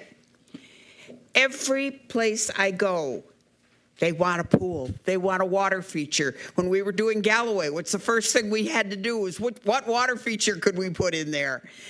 You put up a slide that said what the kids wanted. The very second thing on that slide was water. We are not being fair to our kids. They want water. They want to be competitive. I went to school down the road. We had a junior high school wonderful pool. Beaumont ended up buying it and using it as a resource pool for rehab. But we built a brand new high school and we didn't get a pool. And we'd been swimming competitively for 3 years and then we didn't have a pool. And it really was a terrible thing. Now, we had a little more money to work with than we have now. I get that. But our kids are being cheated. We talked about the Olympics the last time I was up here doing this. It's important for our kids to be competitive in the world we live in. Rochester has a pool. Such and such has a pool. Troy has a pool. Birmingham has a pool. Our kids compete against them in football. They compete against them in basketball, but that's where it stops. There are other sports besides basketball and football. Nobody likes football more than I do, but there are other things for kids. And we don't, the kids all want them. And the parents that I've talked to, if we have the money, we really want the pool. And I think we need to be, when they, you know the movie with You Build It, They Will Come? That concludes your time. Pools could be self-sustaining as well, if they're properly run. That concludes your time. Crouchy Don. Crouchy Don. Okay, they're not here. Last will be Darlene Clark. What item will you be discussing, ma'am? 3, 8, 9, and 10. Number 3, 8, 9, and 10. Well, have at it. Thank you. Good afternoon, Administration and Council. Mayor, this is for you. Once again, all the conversation that's been held here today and the presentations come down to one thing. What are you, and you need to answer the question, I know you're trying to evade it, what are you going to do to help bring in revenue to get the pressure off the taxpayer? As said with the rec center, you know what? I want $5 million sitting in my bank account so I can sleep good at night, but guess what? If I don't have investors helping me get my $5 million, it ain't happening. The bottom line, no one's saying that the kids cannot have this pool. We had pools growing up. No one's saying that it's impossible to have this dream. But if you don't have an investor to help and participate into a poor community, where are you getting this money from? Because we cannot rely on the state, but we cannot rely on a dream that's giving our kids false hope either. And with that being said, also with the equipment that you're asking for in 8, 9, and 10, are you leasing this equipment or are you purchasing this equipment new? Also, where are you going to store this equipment? Because this is some very expensive equipment. Backhoes are very expensive, $168,000 and plus. So with that equipment, it comes great responsibility in making sure that somebody don't walk away with it or break into it. Also with this rec center, I tend to go back and forth because all of this is about money. And the city of Pontiac is on bended knees with no revenues coming in, and everybody, business coming, is getting tax breaks. So with all that being said, Mayor Grimer, please answer the people that, because if you don't answer today, the question is going to continue to be asked. Where are the investors that help pull us off the ground to get this rec center in your dreams?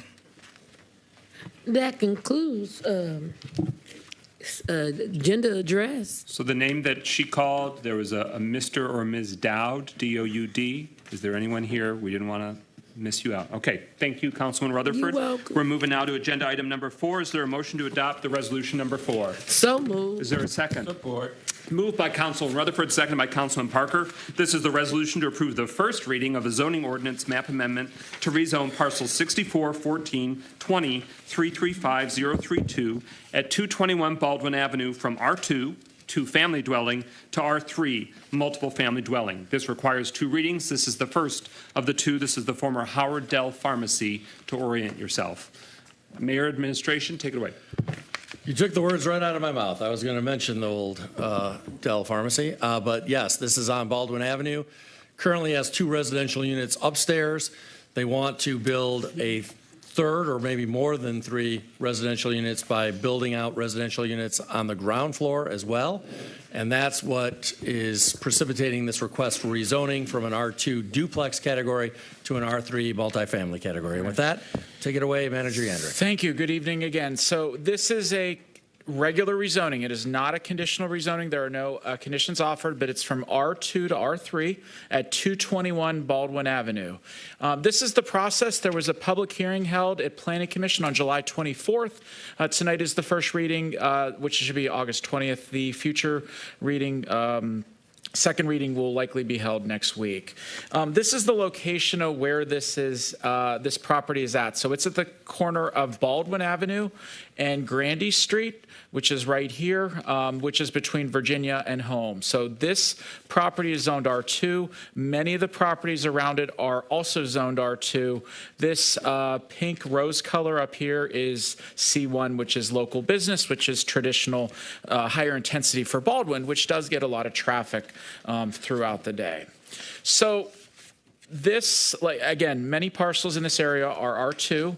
Historically, this parcel has been a mixed-use development with the pharmacy, Dell's Pharmacy being the last name, on the first floor and 2 residential units on the second floor. The applicant is already leasing the 2 units upstairs, which is permitted in the R2 zoning district. The applicant intends to renovate and repurpose the first floor pharmacy portion of the building, which to replace that on the first floor. So just to be clear, those 2 units are already permitted under R2, but in order to develop the bottom floor, no matter what it is, whether it's mixed use or to put a 3rd apartment building, it needs a rezoning to at least R3, if not another zoning district. So looking at the, again, this is showing the aerial photo. I just wanted to point out the parking. This is not for the rezoning, but as part of his zoning and site plan approval, if this rezoning was approved, would have to bring the parking lot up to current standards at the rear of the building. This is a photo just showing this from earlier this year, and it's also showing the public hearing notices.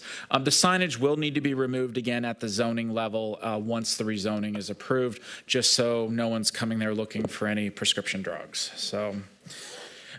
This is just looking at the property from the north side of Baldwin. Some of this will need to be cleaned up again at the zoning level once this is approved, just with property maintenance. And this is, I know the property owner has done some work to the building, so this is some of, I believe, some recent painting that is done at the rear of the site from where the parking lot is located off of Grandy.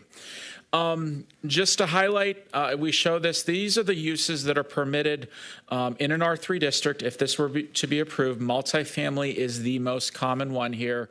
There are a bunch of uses that could be permitted by special exception, which is by planning commission during a public hearing. The most common one is a mixed use. So if in the future the property owner or future property owner ever wanted to repurpose it as a pharmacy or have a commercial business downstairs, they could achieve that with a special exception from Planning Commission. But as a right, this really just allows that first floor to be turned into a residential unit for multifamily. And while the applicant is only proposing 1 unit down there, there's the possibility for 2 if they meet the parking requirements. And then these are some of the R2 zoning districts. It's usually, again, meant for duplexes, most common, but also can have 1-family units.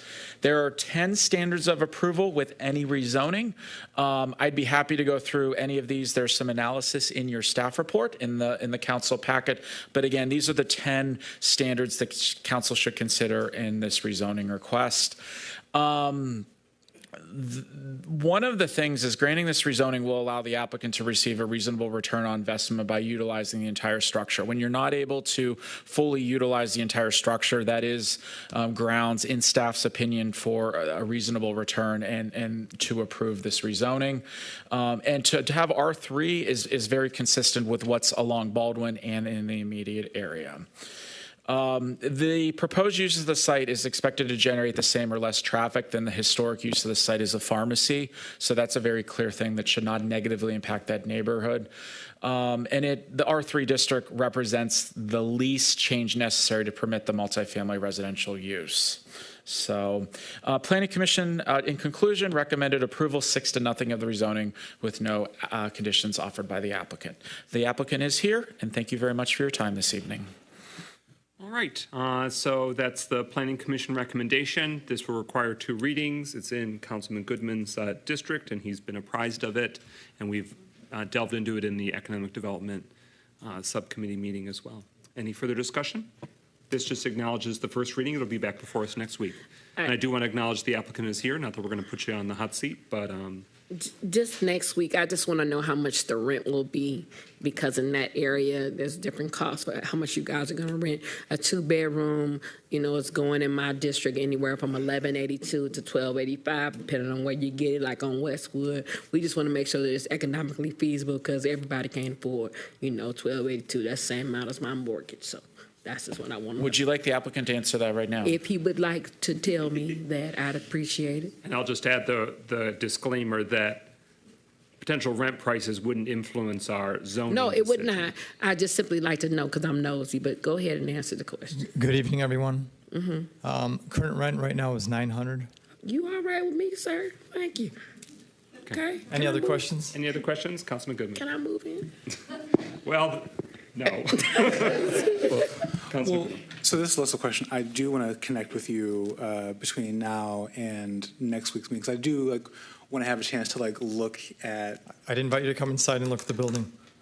So I'd appreciate that. Absolutely. Mark, if you can pass along my information. Because as pointed out, this is in my district. I spend a lot of time directly across the street at the Baldwin Center. And so housing is very important to me in my district. My district is very dense because there's a lot of housing that is in it people need. That's where other people live, transparently. I have more housing than I do commercial area. And so in that, I do want to make sure that what's being brought in is conducive. It helps the people who are in the district. So again, between now and next week, I would love to have an opportunity to check out the space. Absolutely. Councilman Parker. Just a quick question. You said rent now is $900. Yes. Is that what it would be after you get done? Yes. Okay. Further discussion on this first reading. Councilman Rutherford. Just as a follow-up, no, you already answered. That's okay. You already answered. Final discussion. Hearing nothing further, speakers list exhausted. Roll call, Assistant Clerk, on the resolution on the first reading. It'll be back for a second reading next week. Rutherford, Yes. Goodman, Yes. James, Yes. Jones, Yes. McGinnis, Yes. Parker, Yes. 6 yeas. That motion carries. The resolution is adopted, and it'll be back for a second reading next week. We're at number 5 on the agenda. Is there a motion to adopt So that moved. resolution? Is there a second? It's been moved by Councilwoman Rutherford, seconded by Councilwoman Jones. This is a resolution adopting a revised city council meeting schedule for the rest of this year.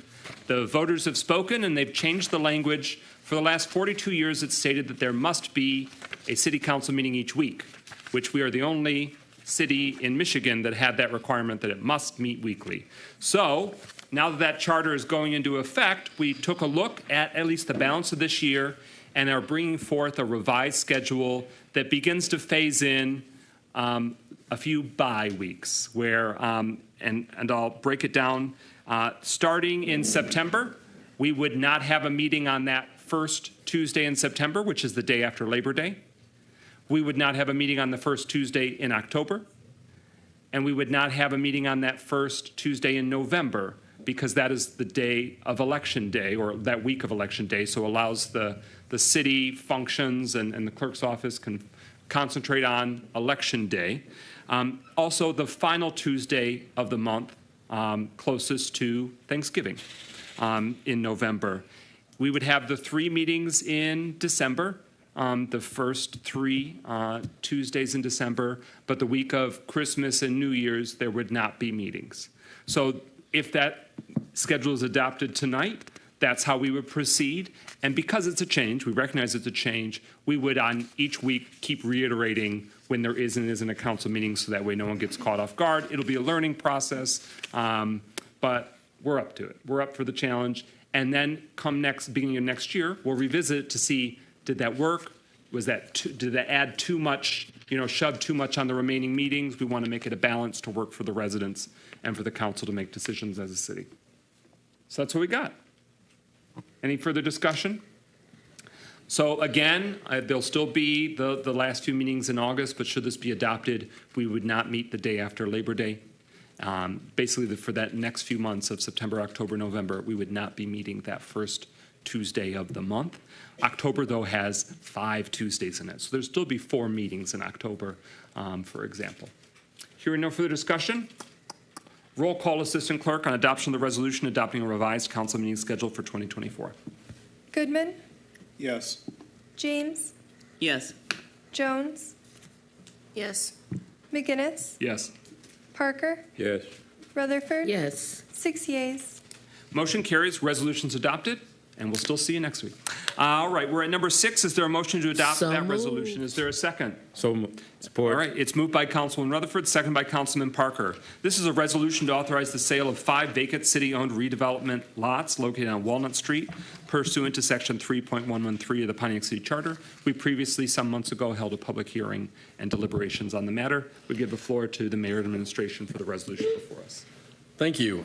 This is part of our ongoing effort to sell city-owned lots to get them back into productive hands. The city, over who knows how long, but decades, I'm sure, has accumulated about 1,000 vacant lots across the city. That's unfortunate from 2 perspectives. Number one is the city can't afford to properly maintain all of those lots in terms of grass cutting and other maintenance. Number 2, those lots, when they're in city hands, are just sitting there fallow and vacant. We want to see more housing construction, in particular in the city, as well as other positive development. And with that goal in mind, we want to get more of these city-owned vacant lots in private hands where they're actually going to do something with the property. And so this is another stage, another step in that direction. And with that, I'll turn it over to our Economic Development Manager, Deborah Younger. Good evening, everyone. As the mayor's discussed, this is an opportunity to return these vacant lots to productive reuse. The developer is going to buy 5 lots and develop 4 homes. The average selling price for the homes will be $225,000. The developer is here in the audience. Oh, I'm sorry, went too fast. This is the area we're talking about there on Walnut Street. I'm going to get it right in a minute, sorry. And these are what the lots look like.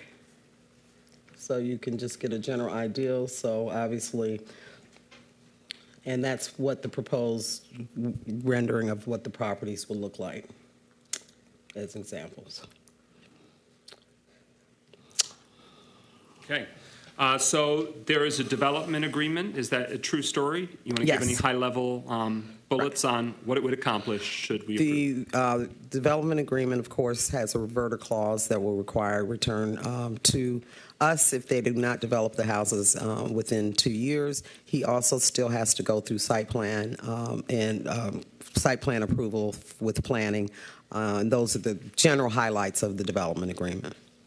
And to confirm, you had the aerial view. These are 4 parcels. They are all contiguous. Is that Correct. true? They are all on the east side of Walnut, a.k.a. Correct. across from Rotary Park. Correct. South of Orchard Lake, but across from Rotary Park. Correct. This is a related but separate question. I think the city council would benefit from knowledge from the planning division and/or your division about where the parcels across the street intersect with Rotary Park. Because there's a city parcel, there is a park, but then there's smaller parcels. If you may remember, Orchard Lake Road didn't used to be boulevarded, so there were houses on the south side. They were demolished for that, but those lots are there.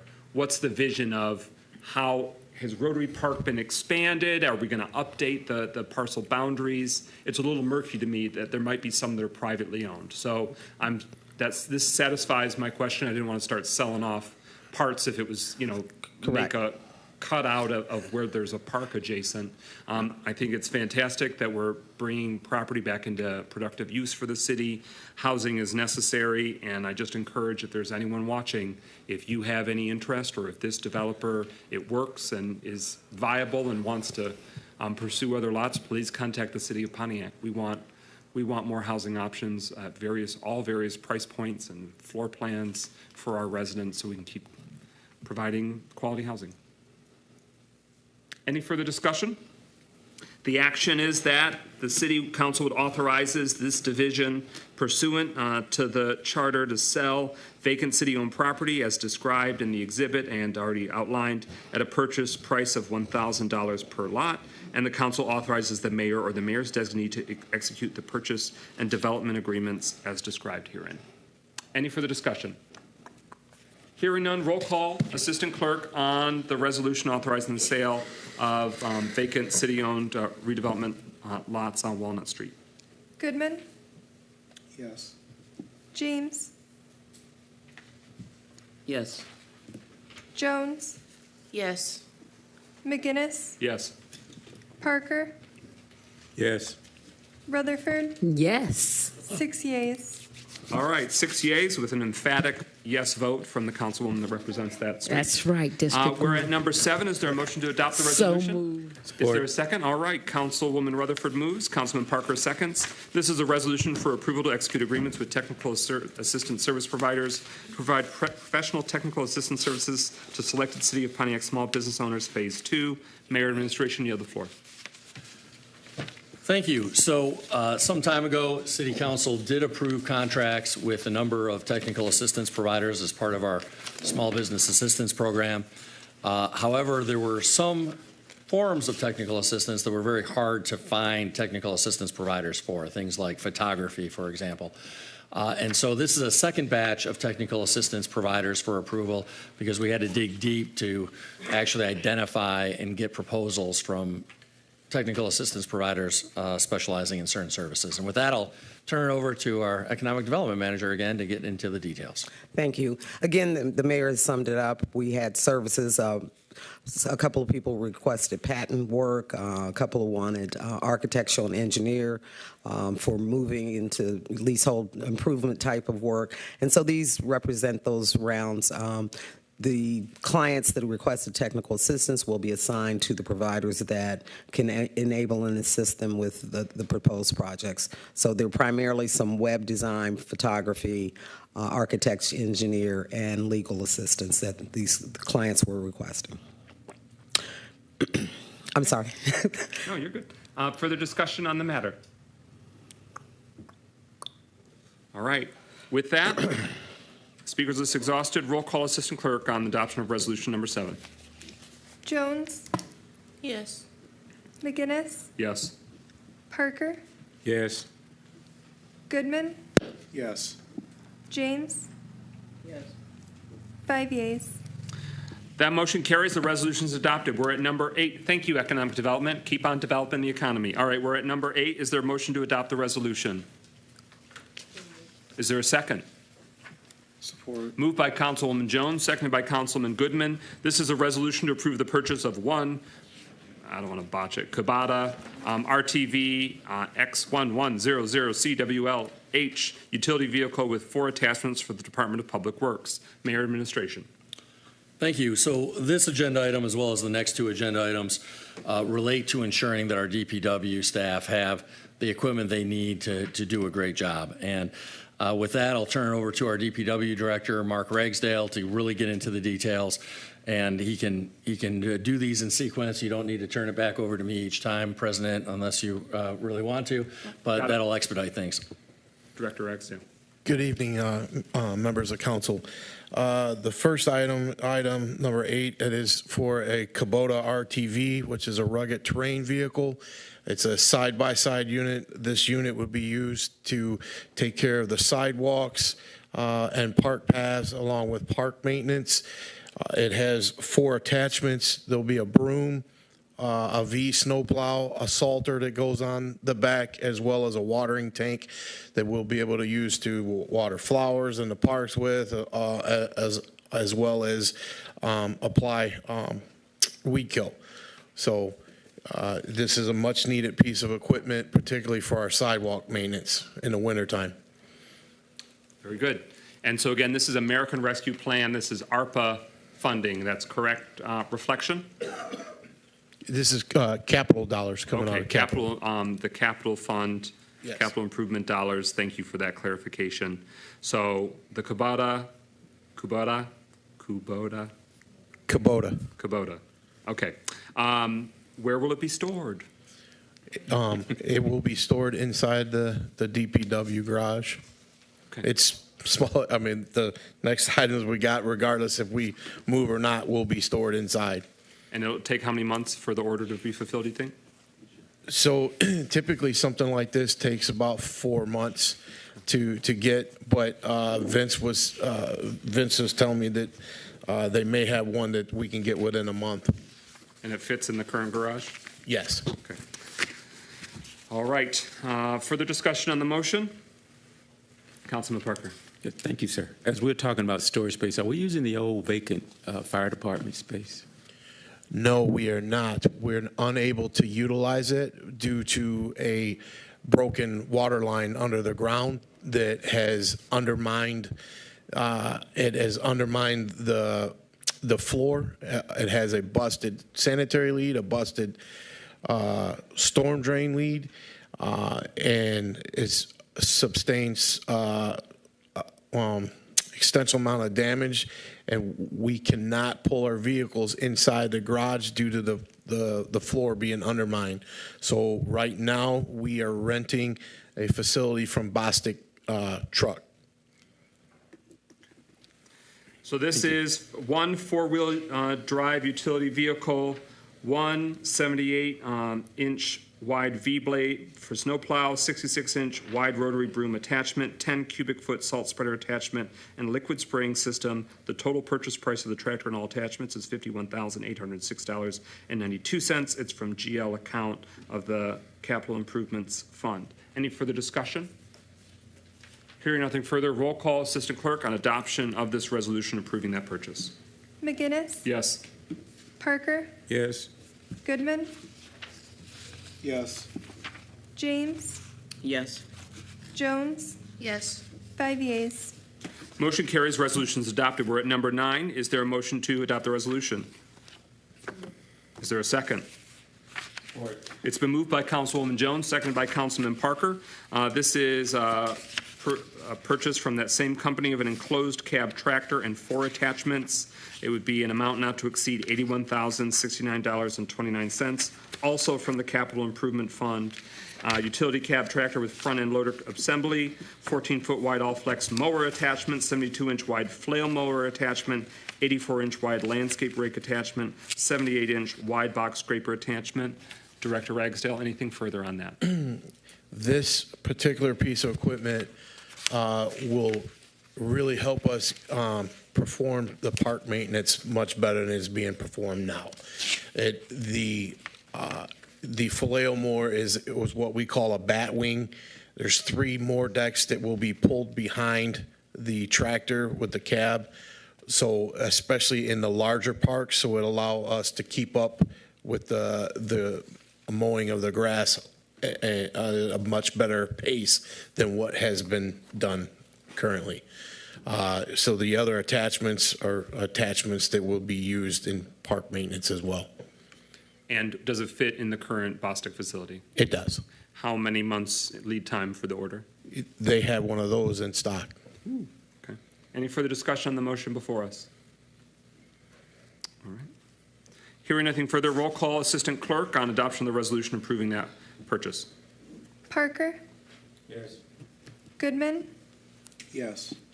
James, Yes. Jones, Yes. McGinnis, Yes. 5 yeas. That motion carries. The resolution is adopted. We're at number 10, that resolution to approve a purchase. Is there a motion to adopt? Is there a second? It's been moved by Councilman Parker, seconded by Councilman Goodman. This is one John Deere Model 320 P-tier loader backhoe for the Department of Public Works for an amount not to exceed $156,977.45. Is this also coming from the Capital Improvement Fund? It is. All right. What's the lead time? 3 to 4 months. Does it fit in your current Bostic facility? It does. Okay.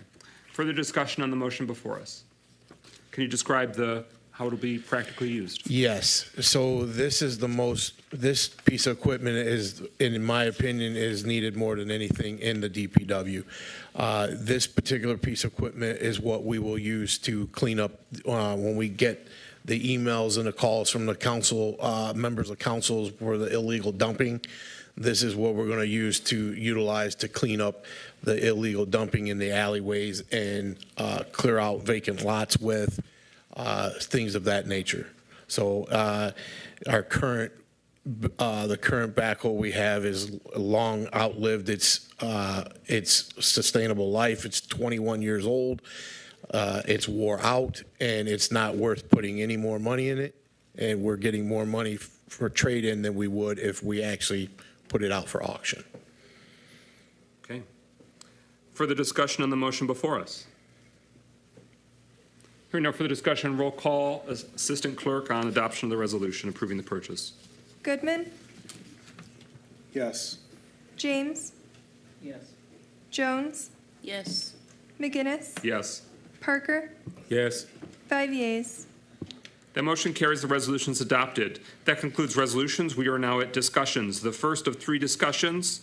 Oh, by the way, thank you, Director Ragsdale, for your time. I hope you're loving directing the Public Works Department in the city of Pontiac. I've heard a lot of positive feedback, and I hope it's not too crazy. I have an amazing staff. I'm very, very blessed. So, yes, I'm enjoying it. Excellent. Keep forging ahead. Thank you, sir. And to your team. We're now at the South Boulevard Railroad Crossing. Received the notice from the city this weekend. So at South Sanford and South Boulevard East, just east of Woodward Avenue, as of yesterday, they have closed South Boulevard at the train tracks. Canadian National Railroad is working on that crossing, and they've shared that it will be under construction until August 31st. So we wanted to make sure that the community knew. I was surprised and frustrated to have heard about it when everyone else heard about it, because we had a district meeting days prior. We could have gotten the word out a little bit better, but I hustled to call as many residents as I could that live on that side of town, so that way their morning commute didn't get screwed up. I just want to flag that obviously a lot of the south side and some of the east side feels very shut down and locked in terms of the gridlocked, and it's frustrating. I recognize that the railroads have a lot of latitude. I'm grateful that it wasn't during the Dream Cruise, because that would have been even worse. But I've heard from businesses on South Boulevard, they were caught unaware. I shudder to think how many UWM of their 6,000 to 7,000 to 8,000 employees that are often using that corridor. I hope that somebody called them, because they're our largest employer in the city and a major source of traffic on the south side and east side. Already Gulf and Bagley was one thing, but I just wanted to flag that, make sure everybody knew, express my frustration that council members did not find out. If people in the administration know and aren't telling you, that's one thing and problematic. But if people in the your team is telling you and you're not telling us, that's another problem. So I just wanted to flag that for an opportunity for growth. Mayor Grimal. Yeah, well, let me begin by saying that the email went out, I think, a day after I learned about it. And so I learned about it late. I will say that members of the administration knew about it, because I learned about it Friday.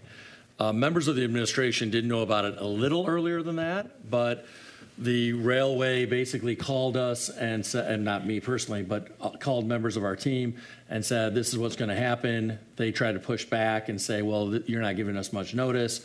And they made it very clear, they and the U.S. Department of Transportation, that, you know, it's their way or the highway. I will say, though, that because members of our team had earlier notice, they should have gotten out the notice earlier. And we're not talking, you know, weeks earlier, we're talking days earlier, but the delay was because they waited until they had detour routes to share. I have made it very clear, and I've actually developed written protocol that I've now shared with staff, that they need to get the word out. Piecemeal is okay. Get out what you know when you know it. So if you know there's going to be a closure on a certain date, get that out, even if we don't yet have detour maps. And so I put that in writing. I put that in writing both to our communications team as well as our engineering team. So this should not happen in the future. There'll still be short notice, but it's really important that as soon as we know a date that a total road closure is happening, we need to get that out to the public, even if we don't yet have the completion date or the detour maps or all of that. And so that's now been reduced to writing, communicated to engineering staff and to the communications team, and we shouldn't have this sort of situation occur in the future. I'd also like to take this opportunity to just mention that people, I'm sure, have noticed that Huron, M59, from Telegraph East to Ballpark, the old Central High School, is being repaved, or at least portions of it are being repaved. We didn't get any notice from MDOT about that. So I literally noticed it driving on Huron on Monday, and then I inquired with our engineering team about it, and then they started reaching out to MDOT to find out what was going on. So in that case, we literally had no notice. Nobody here, it's my understanding, at City Hall had notice. before that construction happened. And so it's great to see that that stretch of Huron is being repaved. It may not be every inch of it, but everywhere where it needs repaving in that stretch is going to be repaved. But it would have been nice for us to have gotten some heads up from MDOT. And normally, MDOT, railway company, whatever, reaches out to our engineering team first and foremost. So that's normally the first point of contact. And then they notify our communications team. So we've now made it clear that, hey, as soon as we know, now this wouldn't have helped in the case of Huron, but it would have helped at least by several days in the case of South Boulevard and the railway closure. As soon as we know a date that a road's going to be closed, get that information out. We can always supplement later with detour maps. Do we know exactly what they're doing with the rail crossing? Because when I'm contacting residents, they're like, well, I hope it means it's not as bumpy, so I hope it's a good thing, good outcome, or is it completely unrelated with smoothing out the track crossing on South Boulevard? I don't know the answer to that. Okay. So a member of our engineering team may know the answer, but I don't personally know the answer. Okay. Have you talked to United Wholesale Mortgage? Do they know about, I mean, obviously they know now. But, yeah, they oddly, in my humble opinion, the engineering team, when they got notice, did notify promptly United Wholesale Mortgage. And so why they did that but didn't notify the rest of us promptly is another source of frustration that has been communicated to the engineering team. I mean, it probably saves us all headache because that's thousands of cars going into our neighborhood and trying to turn around, but still, wow. Further discussion on this? I just really didn't want to make sure that people didn't drive down that road and then get frustrated and have to turn around. Thank you for your promptness for letting me know, because, you know, that's half of your district and half of my district. And I just believe communication is everything and accountability is another. So thanks a lot. Further discussion? Hearing none. We're at the next. Very quickly, Pride and Beautification Awards reception recently held. So last year we brought that tradition back. This year we took it to the next level. I just want to celebrate and congratulate again all the community members who were acknowledged this year. Amazing turnout, and the city council staff worked very, very hard and made a beautiful, beautiful gathering that celebrated community members stepping up, both residents and businesses, and it was a wonderful celebration. For the community's benefit, we want to take it even further to the next level. So we mean more acknowledgement, more celebration, more recognition next year as well. So we keep growing that because our neighborhoods need so much TLC, and the neighbors that are going the extra mile, we want to keep motivating them and encouraging them. Further discussion? Councilman Rutherford. I just want to shout out to the best district ever, District 1. We had the most signs. Objection, order. That's okay.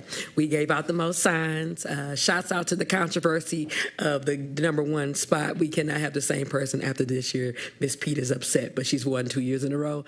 And to the business M1, we are looking forward to giving you your roses because your gardens, your grass, it is so clean. I appreciate it. So shouts out to the best district ever, District 1. Thank you so much. That is subjective. That Whatever. Is not District fact 1. and law. District 1. All right. Any further discussion that doesn't involve you putting down other districts? I did not. Thank you. We had all 7 council members, including Councilwoman Jones, a day and a half after being appointed, being there. A beautiful gathering at Goldner Walsh, celebrating and highlighting a Pontiac small business that focuses on beautification in many different ways. Hearing nothing further. We're at number 12. I want to make sure the community knows that there's a tire disposal collection option for Pontiac residents happening tomorrow, August 21st. I was glad to see that come across the city's social media because obviously tires and excess dumping of tires, it's always awkward and hard to dispose of them, and this is an opportunity. So for those that can identify they're a Pontiac resident, that's an option. Anyone want to give the details, or do we need to have me look it up? Oh. DPW Director Ragsdale, take it away. Yes, thank you. So the event will take place tomorrow from 8 a.m. to 2 p.m. at Purdue School. You do have to show your Pontiac ID, and there's a limit of 4 tires per resident. Where do we go at Purdue? Are we talking like accessing from Francis, like or will it be a side street? Yes. In the parking lot? Yep. The parking lot, it'll be in the back parking lot. The gates will be open. There'll be a DPW attendant at the front gate. So I anticipate that means that you can enter off of South Francis, south of Pike Street. So that will be where you access the site. Correct. So that was a limit of 4? Between Correct. 8 a.m. and 2 p.m.? Yes, sir. And should we expect other such opportunities in the future months or years? No pressure, but I can't remember the last time we got the call out to say, hey, there's a place to take tires. It's usually the biggest problem because they're so toxic, they're so large. Well, this was an Eagle grant. Okay, So, good. Yep. Good. So we're utilizing state funding grant. Any further discussion? Let your neighbors know, for those that are watching, about that tire disposal opportunity, Purdue School, at the best district, District 7, 25 South Sanford. Mayor Gremel. Well, I do just want to note, I believe there's a limit on the total number of tires as well. 1,000. 1,000, you did mention that, okay. So first come, first serve, I want to make that clear because once they hit 1,000, there's no more tire taking. This is an adventure. It's exciting. I have a question. Tire Palooza. Yes, ma'am. Are we giving out new tires at any chance? No new tires? That's a different grant. Okay. Can we No buy- new friends, No no new new friends. tires. No new Okay. friends. Okay, that's it. That's one. Any final discussion on that? Okay. Could I please have a motion to suspend the rules to take So up public moved. comment now before the closed session? Support. It's been moved by Councilman Rutherford, seconded by Councilman Goodman. As I shared earlier in the meeting, we didn't mean to make you think that we'd make you wait till after we discuss real estate prospects. So what we'll do is just move up public comment to happen now. Any further discussion on the motion to suspend the rules and take up public comment now? Hearing none, roll call, Assistant Clerk. Goodman, Yes. James, Yes. Jones, Yes. McGinnis, Yes. Parker, Yes. Rutherford, Yes. 6 yeas. That motion carries. We're now at public comment. Who's first signed up? Okay. Public comment allows individuals to comment on items not specific to the agenda items. The council allows you 3 minutes to give public comment. Failure to adhere to council rules at the meeting may result in the forfeiture of your public comment time at that meeting. The first person will be Carlton Jones, and after that will be Claudia Fielder.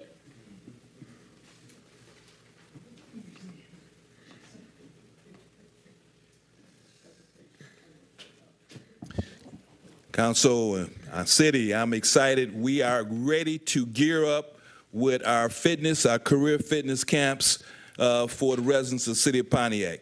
We have been doing a lot of due diligence as far as trying to include the city of Pontiac in this clean energy movement, this clean energy movement, which is really an opportunity for us to lead the way in this city, in this county, and in this state. We believe that it's such a great opportunity for our residents to be trained in clean energy, and it's an opportunity because we know that there's a lot of people who don't know. They're not aware of the opportunities, and that's what we're doing with TDC, the Carnival Group. We're actually doing fitness camp to train people for these opportunities. And let me say this.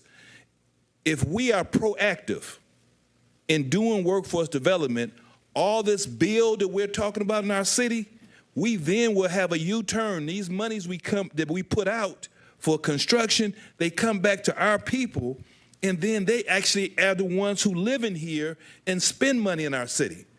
But we cannot wait.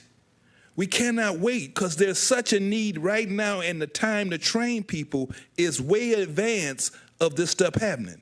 We talking about Martin Luther King talking about being redone. We talking about a youth center being redone. We talking about all these build projects. If we wait, our people will not be included in it. Just like the road construction going on in our city right now. And I just want to say this about Mayor MDOT. They work for somebody. If they're not respecting us here in our city, you need to write them too. You can tell your staff about making sure we getting the word out. Let's talk to the governor. Let's talk to the county executive about how we being treated when they come in and doing work. And I just want to say now, the train people, they inspect these stuff to deal with that train all the time. I'm surprised that they haven't done inspection on that bridge, because that bridge is to allow that train to go through as well as for us to get around that train. That was very something that they may not have realized that this bridge is down. And now they're finna shut down South Boulevard. I'm just saying, as council people in that area know, we are very disrupted by that. We really like the idea of road improvement, but we truly don't need to disrupt our lives so much at the same time and not be conscious about it. But I'm excited about the opportunity. Now, hopefully, those individuals who don't understand that workforce development is not just about getting a job. It's about getting credentials that you can advance yourself. A lot of people go through workforce development already have a job, but they can advance themselves. And that's what we need to do, is advance our residents in this city so they can have a greater opportunity to bring income here. Thank you. Claudia Filler, and after that will be Mr. Norbert Burrows. Good evening, City Council, Mayor Grimel, the citizens of Pontiac who are still here at the meeting, and those who are watching us tonight. My name is Claudia Filler. I'm the president of the City of Pontiac Retired Employees Association. I have 3 of our CPRIA board members are here. Francis Finnegan, Richard Sancom, Pam Britton are here. We're here to remind you again how important this is to finalize the issue of the amendment to the settlement agreement that we've been working on for many, many months, over a year now, to get this done. I was here on the 8th of August to explain to you that that CPRIA had received the latest draft of the red-lined agreement. This is all legalese. We have an agreement with the city on the substantive terms of this amendment, but we had to get the language right before we can take it to court. We had an agreement. We told the city we agreed with their proposed changes. We had 3 things that we wanted to discuss with them that would make the language clearer, to clarify the language, and we asked them to contact us. And by August 8th, they hadn't. However, Mayor Grimel explained what they were working on. They were working on finalizing their exhibit, the list of the 50th District Court employees who would be eligible for benefits, and they were also waiting for the actuary report from the GERS, from the General Employees Retirement Fund. However, the mayor also explained that he expected to have this matter before the judge, to take it to court, to have it finalized before Labor Day. So on the 13th of August, we've been trying to get a hold of the city's attorney and have him contact us so we can finalize these matters. The city attorney did tell us that they were very close with the language, but they were still working on the exhibits. Now that was on the 13th, and it's now August 20th, and we've heard nothing new from the city between the 13th and today. We're concerned, CPRA is concerned, as we get closer to Labor Day with the many retirees who are now counting on this agreement, making them eligible for health insurance, plus other things that are good for them and for the city. Any substantive changes, hopefully the city is not trying to make substantive changes to the agreed upon items in the term sheet. This would cause further delays. And of course, then finger pointing at CPRIA. We know the game. It's been, we've experienced this before. We're hoping, and I'm here tonight just to ask assurance from the mayor and from you that we are still working in good faith to get this done. So we have an opportunity to have communication with the city, to know what's going on, and to get this finalized so that we actually can get it to court by Labor Day. Because, again, the court process takes time, and we want to make sure that our people are not delayed any further. There's a lot of pain. There's a lot of problems going with retirees, and they really need this money. Thank you. Thank you. I will deviate and just say, because this impacts a lot of people here in the room and watching, you have the assurance of this city council. Facts. Correct, that there has been no material change, that we're not trying to create some new foil or some new point of contention. I do want to give the mayor the opportunity to further confirm that that's true from the administration's vantage point as well.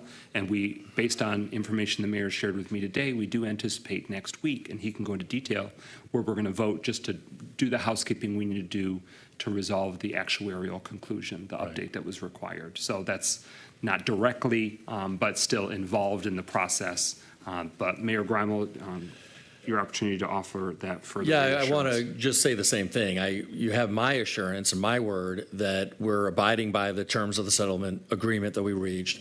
I don't think the legalese is the issue. It's really the exhibits. And I asked our Human Resources Director to reach out to you for your help in making sure we have the list of retirees accurate. If she hasn't reached out to you yet, let me know.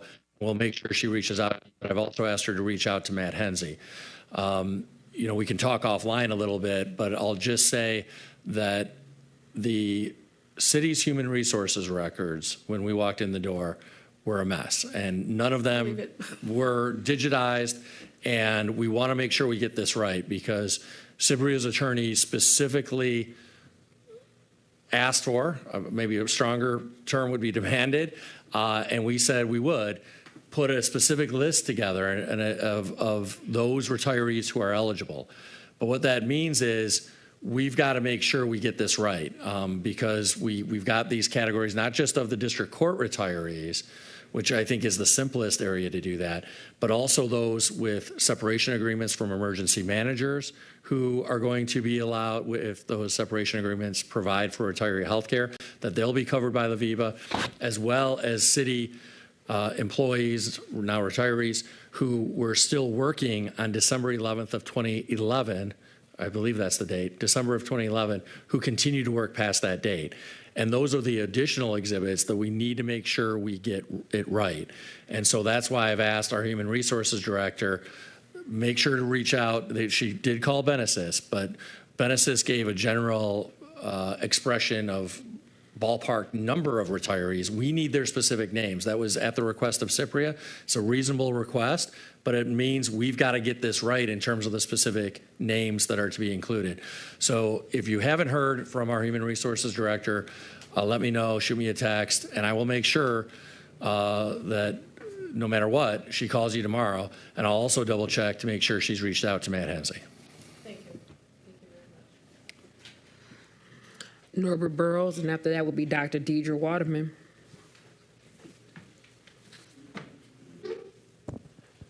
Good evening, everyone. Council, Mayor. Oh, I done heard so much tonight. I kind of forgot what I came down here for. Harvey in Nebraska. But first of all, let's just say we do need a pool for the recreational center. We need that. Also, if Pontiac's supposed to be moving forward and we on the rise, let's think optimistic and let's say we will come up with the money. Let's not say we can't afford it. Let's just say we will have it. If there's a will, there's a way. And if you believe, we'll get it. So if we moving forward like we say we are, it shouldn't be a problem. Small things to a giant. Now, another thing that I want to talk about was I need some help. I need some help with Nebraska Street from Franklin to Harvey, and then from Nebraska on Harvey Street from Nebraska to South Boulevard. We know it's been a lot of construction, so as a detour, everybody turned down Nebraska and then cut up Harvey. I'm talking about his potholes. You can see the 18-wheelers when they ride past and all the chunks of cement flying in the air and stuff. So I don't know what exactly y'all can do, but come patch it up, redo it, something. But Nebraska from in between Franklin and Harvey, and then they make a left down Harvey. It's all tore up. So I just need some help with that. I heard something tonight about they were selling 4 lots.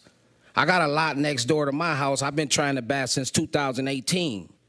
And y'all still ain't sold it to me. And then told me if I do buy it, I gotta add it to my parcel ID. What if I want to build on it? So I want to buy it and build on it. Second thing, the city is kind of like stagnant right now. We was doing good at first, but right now I feel like we at a standstill. So I want to see some more progress. I don't want y'all charging a senior citizen $500 because they didn't cut their grass. I don't know if that ordinance passed, but that's ridiculous. That's too much. And if it's a senior citizen, what if they're in a hospital and they never got that note? So I don't like that either. And before y'all charge somebody $500 to cut the grass, cut your own grass. Cut the grass that the city own. I took a picture of myself of the lot next door to my house. I know I'm a midget, so it probably don't mean a lot, but the grass are taller than me. Seriously. And I went down there and acted a fool for 2 months. Well, I was polite, but one day I did act a fool, and guess what? They came out and cut it. So I just want us to do better as a city. That That's is your it. time. Point of information, the person that you need to reach out to would be Deborah Younger in regards to Yeah, I buying talked to your, her out okay. there. And please keep us updated Thanks. so I can do what I do.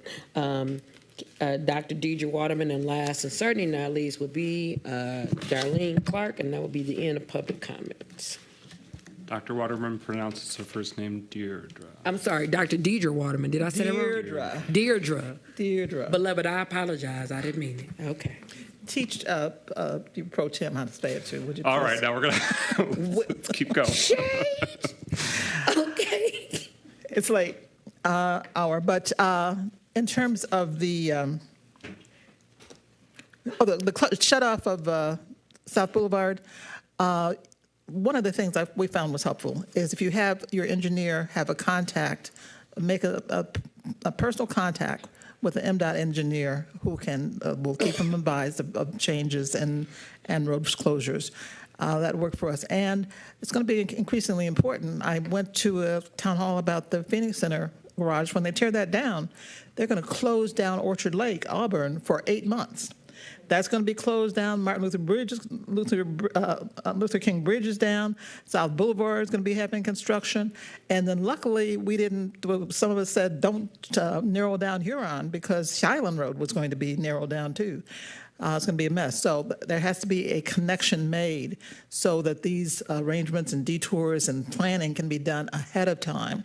And that's something that the engineer can make a personal connection with the engineer and MDOT. But finished up the youth rec discussion. So I heard somebody said you're trying to make this decision in a week. You don't have enough information here to make that enough a decision. I particularly am curious why you have a financial analysis coming from your DPW guy.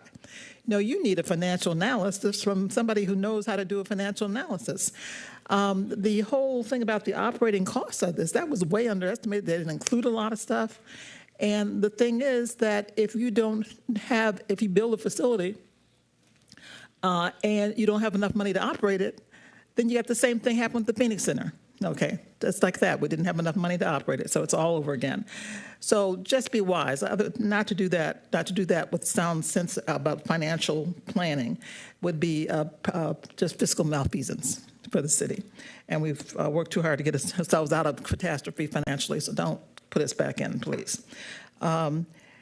All right, so I want to see a youth rec center as much as anybody. We opened one before.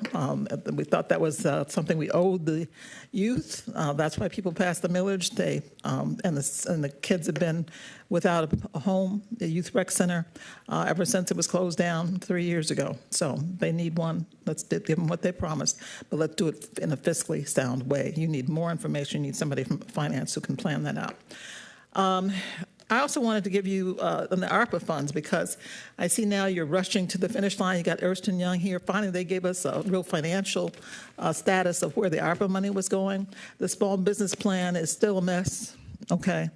And I don't have time to talk about that, but there's a couple things. The tech assistance program, nobody's gotten any money from that. It's been working for a year. And we did get some changes made thanks to something you talked to Deborah Younger about, but there's still some things she needs to work out. Ms. Darlene Clark. Once again, good afternoon, good evening, I should say. It is late. First, let me say this right here. Out of due respect to each and everyone's position, I understand this is not an easy position. And what's leading me to say what I'm saying is that I'm a type of person, so maybe let's understand this part. My personal feeling about anybody does not play a part when I hold a conversation in the business sector. When I talk to the mayor and ask questions, when I talk to a council persons and ask a question, it has nothing to do personally. It has all to do with business. And with that being said, if you cannot conduct business with me, then personal, you have no use for me either. So how you treat me is more important than for my judgment on how I'm gonna treat you, okay? You bring attention to yourself. So let me also say this too. When I asked the mayor, and I've asked this question 3 times with no disrespect to him and his credibility for what he promised the people and what he's doing or not doing for the people, what are you going to do to help bring in revenue to bring your dreams focus? You have a rec center, and the rec center that you're giving our kids, black, white, yellow, green, you're giving them hope of the possibility that they can have it. But now you're taking away their hope and says, oh, well, maybe we can't afford the pool, and maybe we can't afford this, and maybe we can't have it as big. All of that, Mayor, you're taking away their dreams. With that being said, me asking you the questions, not only just me asking you this question, residents want to know too. And they ask this question because what are you going to do to bring in revenue to help furnish what you promised the people? Now, on this rec center, not only is this a shelter that's being built, you have blueprints. You also have security. You have a 74,000 square foot building that's going to need more than what Pontiac residents can give. So asking the question, what are you doing to bring revenue in for the residents to make the taxpayer not have to carry that load, is a fair question. Also, not only is security a question, cameras, maintenance for outside, is that going to be on the taxpayer at a later date? These are questions that they're asking and want answers to. And I'm here to ask those questions on a professional and business level as a taxpayer. So with all this being said, it's not an insult to the council nor to the mayor. It's an honest, sincere question. If you can set aside all your personal feelings that you have toward me, then you will be better off because you can get farther ahead if you listen to the people talk. And I do represent the people. Back. Okay.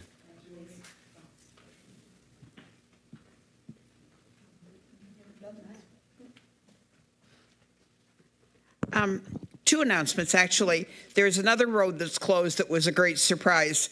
MLK is closed at University, totally closed. There's not a lane in either direction now. And we have to go down and come up through the subdivision, come up around, cross over the turnpike. The other one is good news. I brought up the flags and getting new flag stands and flags. We're getting them. They're being donated by the American Legion. And we will have 4 new flag stands and 4 new flags. Beautiful. Thank you. All right, very briefly before we go into the consider closed session, before next week's City Council, I just want to recap some of the upcoming activities. Tomorrow is Tire Palooza at Purdue School, 8 a.m. to 2 p.m., first come or first serve. It's also the next concert in the park at North Kiwanis Park in District 3 this Wednesday, the 21st, start, I don't want to get the time wrong, I think it's 7 p.m. But Consuming Arts, Microphone Phelps, and Max the Realist performing at North Kiwanis Park in our great city. That's a free and open to all live music opportunity. On Thursday, the 22nd, District 4 has their monthly meeting. Is it 6 p.m. and is it at New Mount Moriah, 313 East Walton Boulevard? Yes, it is. Great. And if you have more need information, District 4's councilperson, Kathleen James, would be happy to hear from you, and please come. The Historical Society, I'm giving a free talk. I announced this last week, but on the burying of the Clinton River. That's at 8 p.m. this Friday evening, August 23rd at the Crowfoot in downtown Pontiac. Free admission if you'd like to learn more about that history of our city. And District 3 has their monthly meeting this coming Monday the 26th at 5:30 p.m. at the Baldwin Center. Is that still right? For more information, contact District 3's councilperson, Mikhail Goodman. So that's what I immediately have before me between now and the next meeting, which is next Tuesday, as regularly scheduled. as that heads up.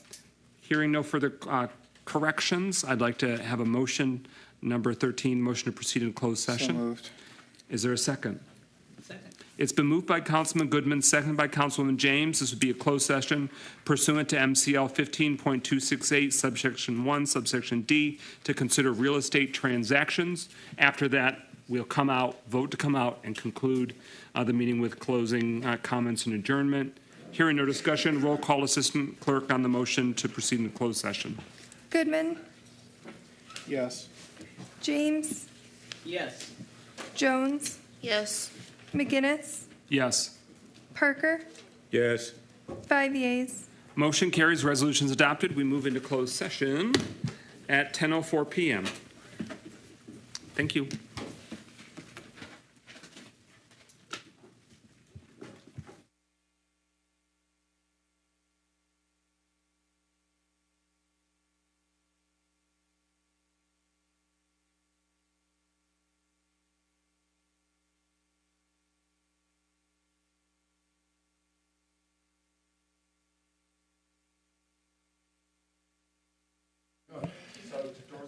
I missed my turn. I need to make an announcement. Well, I defer to the city council leadership. It's their meeting. Yes, I missed my announcement. I missed the announcement. Oh, I'm sorry. Yeah, we've already voted to go in closed session, so I can't revisit that, but are you Mr. Dow? Bell. Okay. Yeah.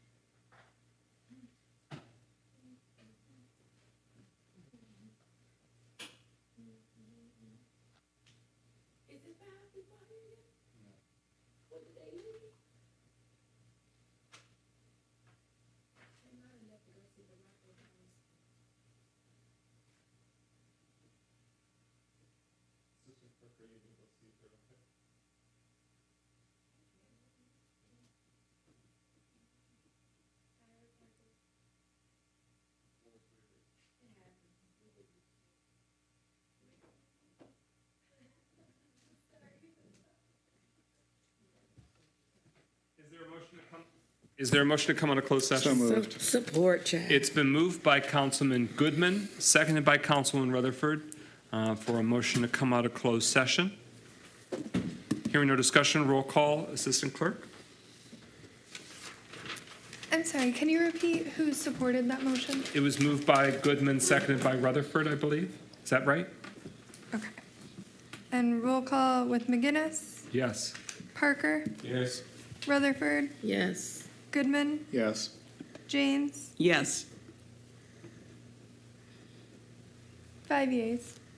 Okay, I'm a yes if I didn't say yes. I don't remember. It's all blur. I think, all right, so we are out of closed session at 11:36 p.m.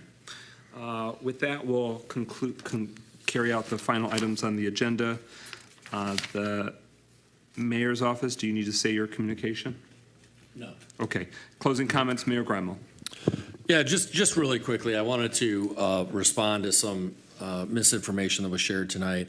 A statement was made by a member of the public that I campaigned running for mayor promising a pool. That is not true. What I did campaign on is promising a city-owned, state-of-the-art recreation center.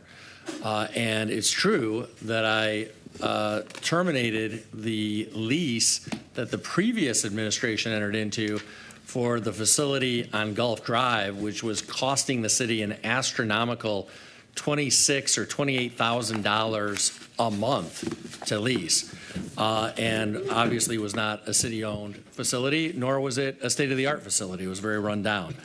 I also just want to clarify that same member of the public said that the operating cost analysis was done by the DPW director. That's also not true. It was the Parks and Recreation director who has experience in the past, including in his former position in Valparaiso and Indiana, in running a youth recreation center, and he put together the cost estimate for the operating cost of a new youth recreation center.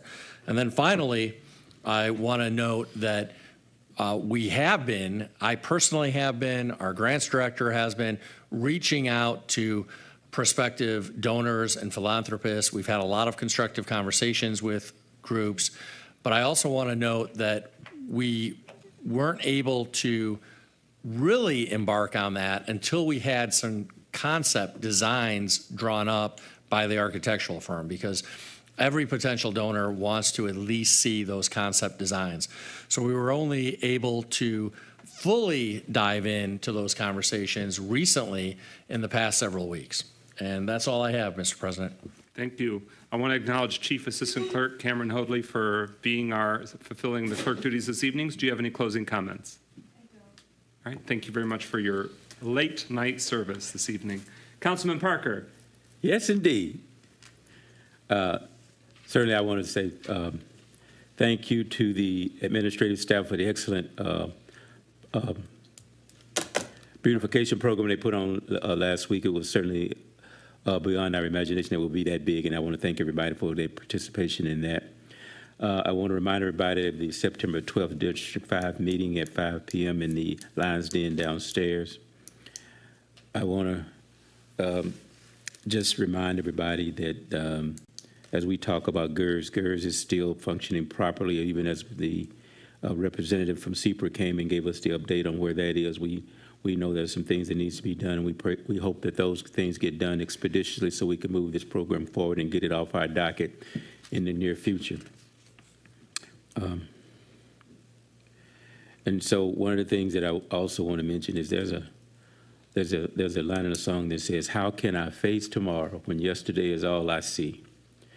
We're asked to think beyond, outside the box, and envision what we want Pontiac to be, not today, but years from now.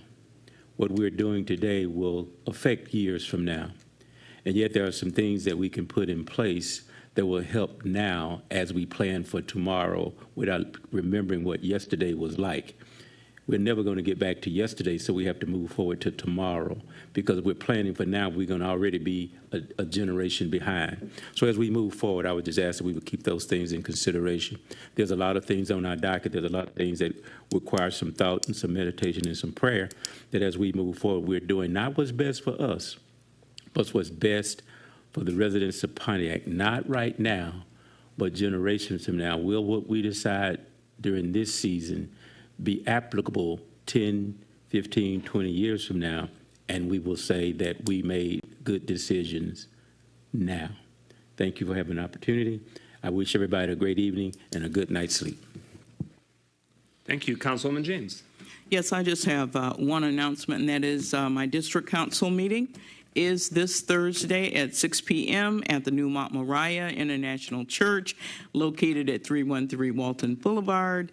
Our special guest will be our mayor, Tim Grimel. So come out and enjoy with us. Hope to see all of you there. It's an open meeting. You're all welcome. So we hope to see you this Thursday, 6 p.m., New Mount Moriah on Walton Boulevard. Thank you. Thank you. Councilman Goodman, District 3. Yes, so the main thing I want to bring up is that the next District 3 meeting will be this Monday at the Baldwin Center at 5:30, where it has been for the past few, now over a year and stuff. So if you are in District 3 and you have an interest about knowing what's happening and staying involved, please do come to the District 3 meeting that is happening next Monday at 5:30 at the Baldwin Center. And we will have food, as per usual. So I look forward to seeing all of you there. And also, I believe there is a back-to-school giveaway happening at Walt Whitman and another school as well. But I believe the elementary supplies are being done at Walt Whitman. Mike is looking up that information. So hopefully he can mention it before we leave tonight. That's all I have. Thank you. Yes, I will pull that up. But the first flyer I have is a gentleman was here this evening.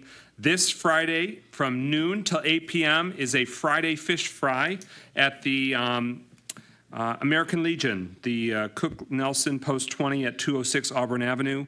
They also have an annual backpack free giveaway while supplies last happening there. So this is not in place of, but are in addition to what Councilman Goodman will announce next. But Friday fish fry with freshly fried catfish and whiting dinners with spaghetti, coleslaw, dessert, and drink. Donations $13. And that's the American Legion Post on Auburn Avenue this Friday, August 23rd from noon to 8 p.m. For more information, contact Ruben Bell or Roger Arnold. Mr. Bell's number is 248-760-1780. Take it away. Yep. Thank you, Mike.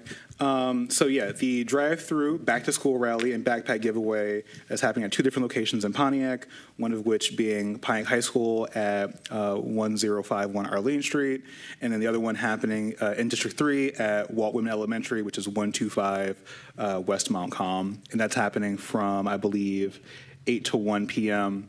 And then later that evening, because I almost forgot to mention that, is also the Music in the Park series in North Kiwanis Park. So I am excited to see all of you there. I will be there. I will be emceeing, and luckily I don't have a council meeting, so I don't have to run back and forth. But so I will be there the entire time. So I look forward to seeing all of you out there. Thank you. Councilman Jones, you've been a few days into the gig. I hope it's been a stimulating and positive experience in the first few days. It has. This time last month, I didn't know you, and now you're our colleague. I love it. You've really hit the ground running, and I'm really grateful for your service. And just, it's your time for a closing comment. You have the floor. I just have one quick comment to make. As many know, District 2 meetings are typically the last Monday of every month. I'm under the impression that they have taken the summer off. Therefore, we will not be meeting, or they will not be meeting on this coming Monday. Regardless of whether or not that is still the case, I personally plan to attend the fourth Monday in September. And from there, I'll give another update about District 2 meetings going forward from then. But I will be at the Community Advisory meeting for District 2 the last Monday of September. Thank you. Thank you. And Councilwoman Jones now has her city email, so I think it's mjones@pontiac.mi.us. Is that a true story? Yes, it is. Okay, very good. And so she could be reached by phone at the city council offices or by email as well, in addition to at our regular city council meetings. Councilman Rutherford, closing comments. Show me the money. Show me the money. That was said by Cuban Gooding Jr. I'm a person who, once a person shows me that they cannot manage day-to-day operations, that they do not have a skillful plan, that we do not have concrete data, then how can we actually do the things that we are asked to do? Livonia, $2 million a year for operation. Hawk, $6 million a year for operation. And I don't know which way to go, but I cannot in good conscience support things where I don't have actual data. In addition, how can we spend $10 million out of ARPA dollars when we actually need $2 million for the home repair, and that has not been done yet? $150,000 will not do. We have 225 homes that want to be repaired. We promised them this thing, and I don't believe in anything unless it's tangible or I can see it. Get an additional $5 million for the youth center when we still have not started the small business support, and we don't know the additional funds that they're going to use. I'm asking all of these questions because we currently do not have a parks director, nor do we have a parks department, and people want us to trust in things we cannot see. Now, I have faith in most things, but I don't have faith when people won't show me true, actual data. And so in the coming weeks, you're going to see me ask some very tough questions because people have a tendency to not give enough information or oftentimes give scattered information. And at the end of the day, we have a decision that will affect generations to come. My hope is that we do it from a place of strength and not a place of fear. I don't do nothing in fear. I didn't run for this office in fear. I don't back down from nobody in fear. And I certainly won't vote or support anything in fear. Going forward, I'm looking for more transparency, and when I don't get it, you're going to hear me ask more questions. On another note, we have a District 1 meeting on Saturday. You can ask me whatever you want to ask me about this new amazing... This coming Saturday? This coming, honey. This coming. It's going to be at the Creative Arts Center. I'm hoping that President McGinnis will come on by and eat some, quality red beans and rice, some chicken. You all are invited. And I'm also hoping that we have some clear, transparent moments about what's really going on because unlike most, I cannot nor will I play on people's emotions. I'm trying to play for the 3 or 4 generations to come. God bless you. God keep you. God put his hands upon you and give you peace. And make sure you do nothing out of fear, but do everything out of real faith. Have a good evening. Thank you. Councilman Parker, I loved your closing comments. I think I want to let that speak for me. That was good. I should have recorded it. I guess I can go back and transcribe it. That was great. So we've got some district meetings coming up. District 4, District 3, District 1, District 3, just within the next week to come. Councilman Parker, did you want to add something? I just wanted to add, as I was sitting there thinking, and I always think about it when we begin our meetings. I just want to give a shout out to Quincy Stewart. I hope he's recovering well. Just know that we think about you, we love you, and hope you're recovering. Thank you very much. Thank you for that. Yes, sir.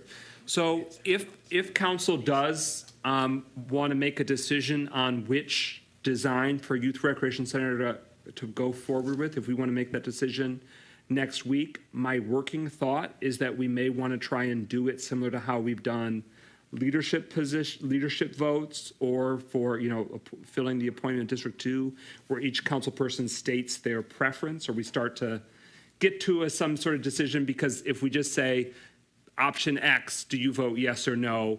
I'm still working through what's the best formula or the best way to get to the right decision. So in the week to come, I welcome council members' feedback about what's the best way to structure that, because there's essentially 8 to 10 options that are on the table right now. And one of those 8 to 10 are realistic options for the new Youth Recreation Center design and concept to go forward with. we spent a lot of time on it tonight, but I thought it was constructive. We covered a lot of ground, and I have a much better understanding of what the different options are, and we'll work in the days to come to get even fuller understanding. Next week will be a robust conversation. We welcome the community's input as we move closer towards making a decision on that. But so I just want to put that out there since we have council members here. That might be our working sense of sort of people offer what is your maybe first, second, third preference or something like that. I don't know. I'm welcoming your feedback. Or we could say we just vote on each one and see which one gets to 4. I don't know that that's the best solution too. But I just want to let you think about that because it'll help us get through it rather than have to wing it or figure it out on the spot next week. Sound good? Councilwoman James? Since the information they shared was not in the packet, if the mayor could have them forward that information to the council, I would appreciate it because we need to be able, all of the members need to be able to study it carefully. Yeah, and if you want to put it on the city's website saying, presentation or et cetera, just another way to get community easy access. Yes. That'd be great. Thank you. With that, is there a motion to adjourn? Is there a second? It's been moved by Councilman Parker, seconded by Councilwoman Jones, that we adjourn this evening's meeting. Hearing no discussion, roll call, Assistant Clerk. Goodman, Yes. James, Yes? Jones, Yes. McGinnis, Yes. Parker, Yes. Rutherford. 6 yeas. That motion carries. We stand adjourned at, the clock just hit one more minute, 11:52 p.m. So we avoided midnight.